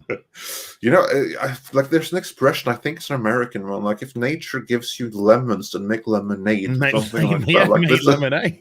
Yeah. Like make the If best life out of gives the you situation. lemons, So, make lemon. If It's life, yeah. Yeah. When life gives you lemons. Lemonade. And what? Yeah, I just checked. My internet is still down, but my phone's working. So I'm going off my phone's internet right now. I don't know how I sound, but yeah. Yeah, no, you can totally tell. But yeah, you're coming through nice and clear, so that's fine. Az, can you say lemonade again, like a Southerner would, like lemonade? Lemonade. That's pretty good. I like that. Lemonade. Oh my God. When life gives you lemonade, mate, lemon. I don't know. I don't know what this fruit business is. I was brought up on hamburgers. Oh, hey, Andre and Tom, I actually want, in case I don't get a chance to, when you do your stream, congratulations on your 200K. Oh, thank you. I actually wanted to say that first. Yeah. Sorry, I'm shutting up now. Can I just say, by the way, I've just had the best fucking DM from the script doctor in the world ever. Well, what does he say? What did he say? I hope I'm sure he doesn't mind me sharing this. Hey, Az, I saw your Valheim stream earlier today, and while you were holding the fort on toxic femininity, I used around 365 iron to make a replica of your base with a stone roof and confirmed that it will work once complete. Keep it up. I enjoy watching the streams at the office, Script Doctor. Wow. And the thing is, Script Doctor, I don't know if you're here, I have, since I ended the stream, I finished the house. So not only did I do the roof and get the roof with all the stone, and it's a little bit bigger than yours. He sent a picture, a little bit bigger than yours, actually. Get it all fine, working. I've now added to the roof, and I've added a top layer to it, and it looks bueno. Awesome, very cool. That's cool great. Still got to do the moat though. That's gonna be a bust. I have You're no gonna do a idea what moat? you're talking about, but congratulations. Oh, that's Gonna do a moat. Gonna do a moat. Hey, if you're gonna put a secret passage in your house, you gotta tell me how to do that. Because when I get my own place, I definitely want to have a secret passage. There goes Tom. Is that a euphemism for bumhole? No, secret passageway, like Okay. like in freaking Batman. No. And special shout out to Mandy, who's in bed watching now. I have to say kudos in to bed all the watching, ladies eh? who did amazing out of a situation when suddenly there's no mod. I was about to say there's no adults left in the room, but there's no one in the control room. Yeah. Y'all are nuts. All right, I gotta call it, guys. I gotta get 6 hour, yeah. Yeah. Yeah. Wait. Bye, Christy. Thanks for joining us.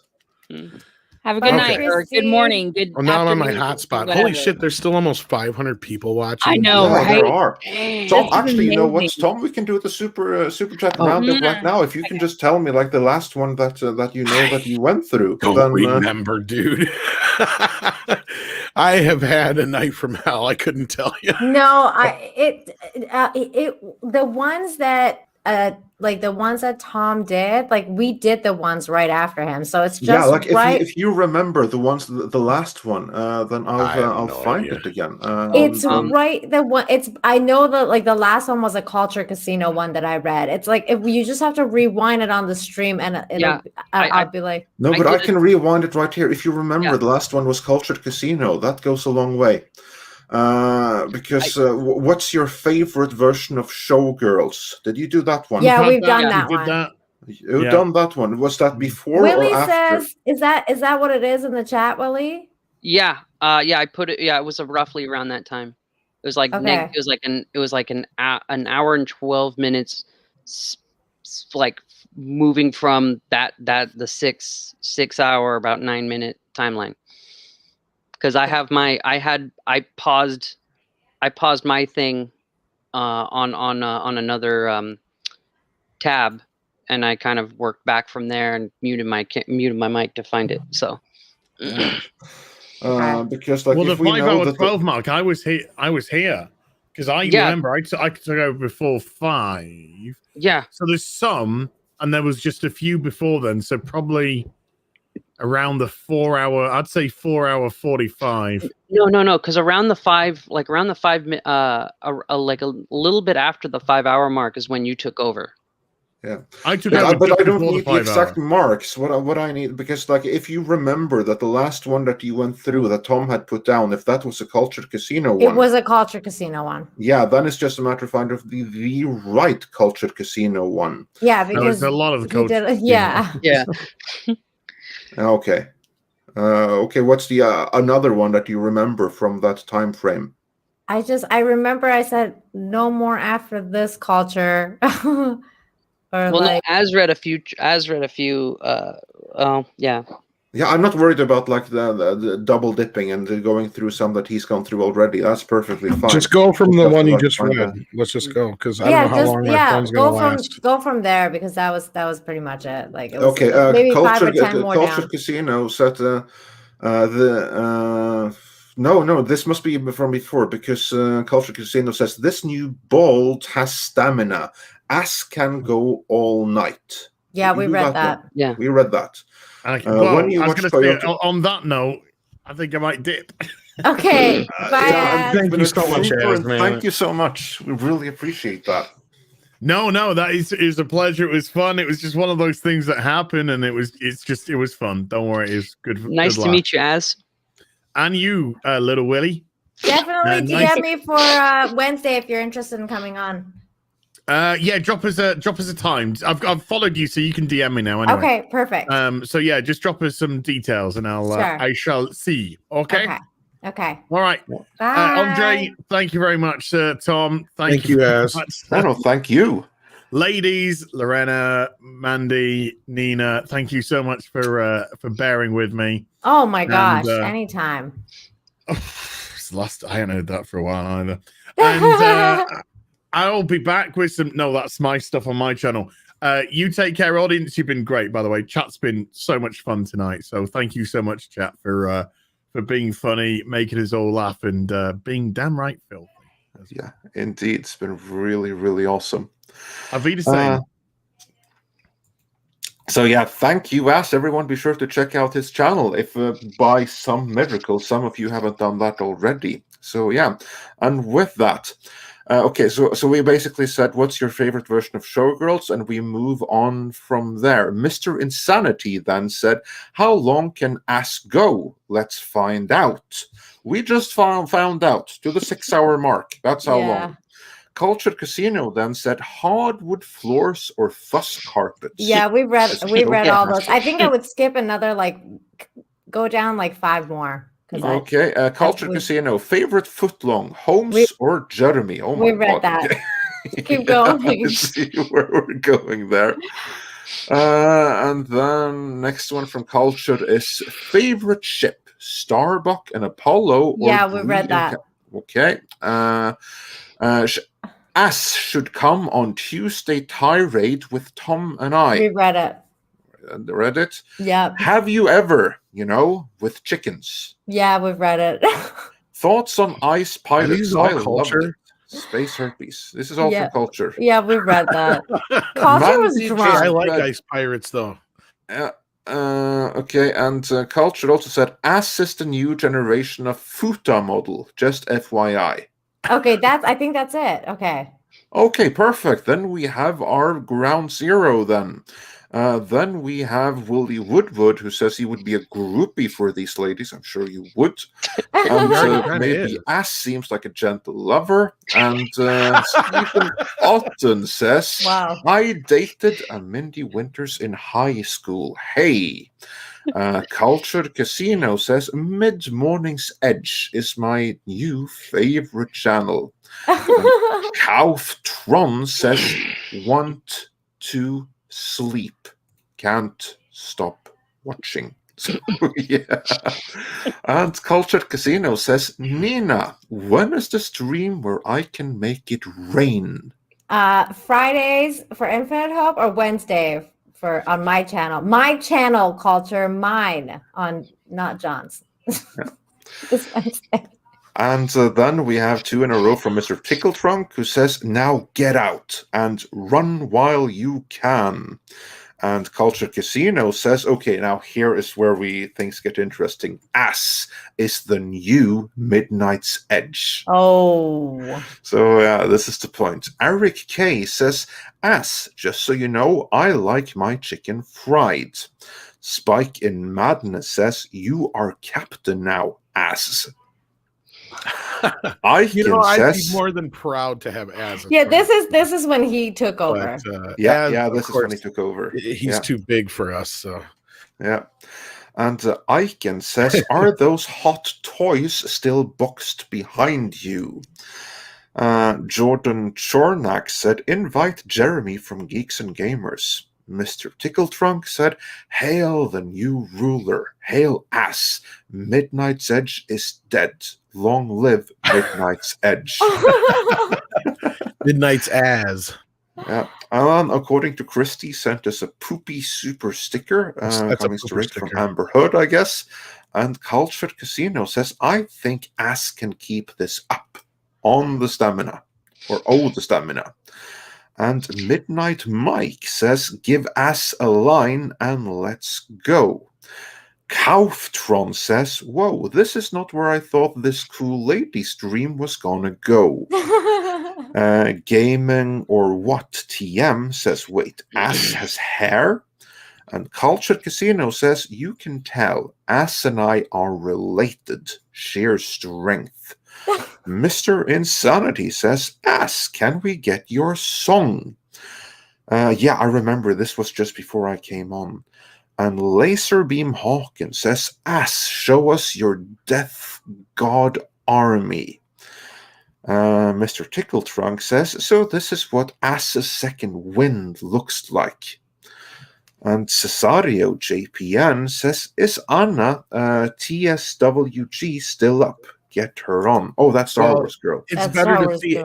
Yeah, it's better to see Az on his second win though than him breaking wind. I'll tell you that much. Oh my goodness. Based on some of these super chats, that's nothing compared to the Joan Holmes talk that went down before. And Cultured Casino says, Ass is the new femininity. Oh yes, men are the new. Willie Woodwood said, wait, Ass is not a lady? Ree! And Puddington 2 says, Ass, I heard dollar stores in England are called Pound Town. Yeah, we got this one. Yeah. If Toxic Femmes came to England, would you take them to Pound Town? Which was quite a fun one. And Cultured Casino says, Ass shows that personality will rule the day. It does indeed. Eric K says, all hail Ass. And Cultured Casino says, I never got my double Eiffel Tower question answered. I missed the recreation. I think Bucky and Falcon. Cultured Casino then sent a little unicorn super sticker. And the unicorn. Yeah, and Kauf said, "Seen a lot of your stuff, ass, but this is the most ass I've ever asked." And now they're back. Now you're in trouble. And Culture Casino then says, "Oh, this is going to age poorly. All my super chats have been underrepresented." Well, we're caught up to them now. And Stephen Otten says, "Fat Steven Seagal still owes Tom $500." Yep. Tom, you gotta make him work the street corner, dude. In order to if you want your $500, gotta work Fat Steven in the street corner. And then Cultured Casino said, "Speaking of Pound Town, good to see you, Christy." Cultured Casino says, "This is like a drunk 3PO missed chat stream now." And Mr. Tickle Trunk says to Cultured Casino, "It really is." And Sir Angus Fungus says, "Pound Town is an outlying postcode of Salmon City." Stephen Anderson says, "Andre," oh, I've come on now. "Andre, thoughts on Picard Season 2 trailer?" I haven't suffered through it yet. So, yeah, that's my thoughts on that. Cultured Casino You've got a whole bunch of trailers to watch. Yeah, I know. And hey, Andre, Yeah. are you going to torture your workers by making them watch Picard Season 2? I don't know yet. I mean, I haven't tortured them by making them watch The Falcon and the Winter Soldier, so maybe there are limits to what kind of cruelty I can subject them to. So we'll see. It could be that both Discovery Season 4 and Picard Season 2 is just too much. I believe there's like some rules in the Geneva Convention. So we'll see. We'll see. Thank the Lord for that. Thank you. Okay. Cultured Casino says, "I love this. Insomnia pays off." Nicholas Horton says, "Congratulations on reaching 200K, Andre and Midnight's Edge." Oh, thank you. Be sure to watch the celebratory stream on Thursday, which I'm sure is not going to have a candle to this one. Yeah. Yeah. And Mandy Summers that says, "Congrats again, Andre, 200K, love y'all." Oh, well, thank you, and Mandy, and amazing job on this stream and all around. So yeah, look forward to being on the stream with you again. Cultured Casino says, "As acquitted himself well, my hero and crush." And he also says, "Mandy was a quitter. I am not."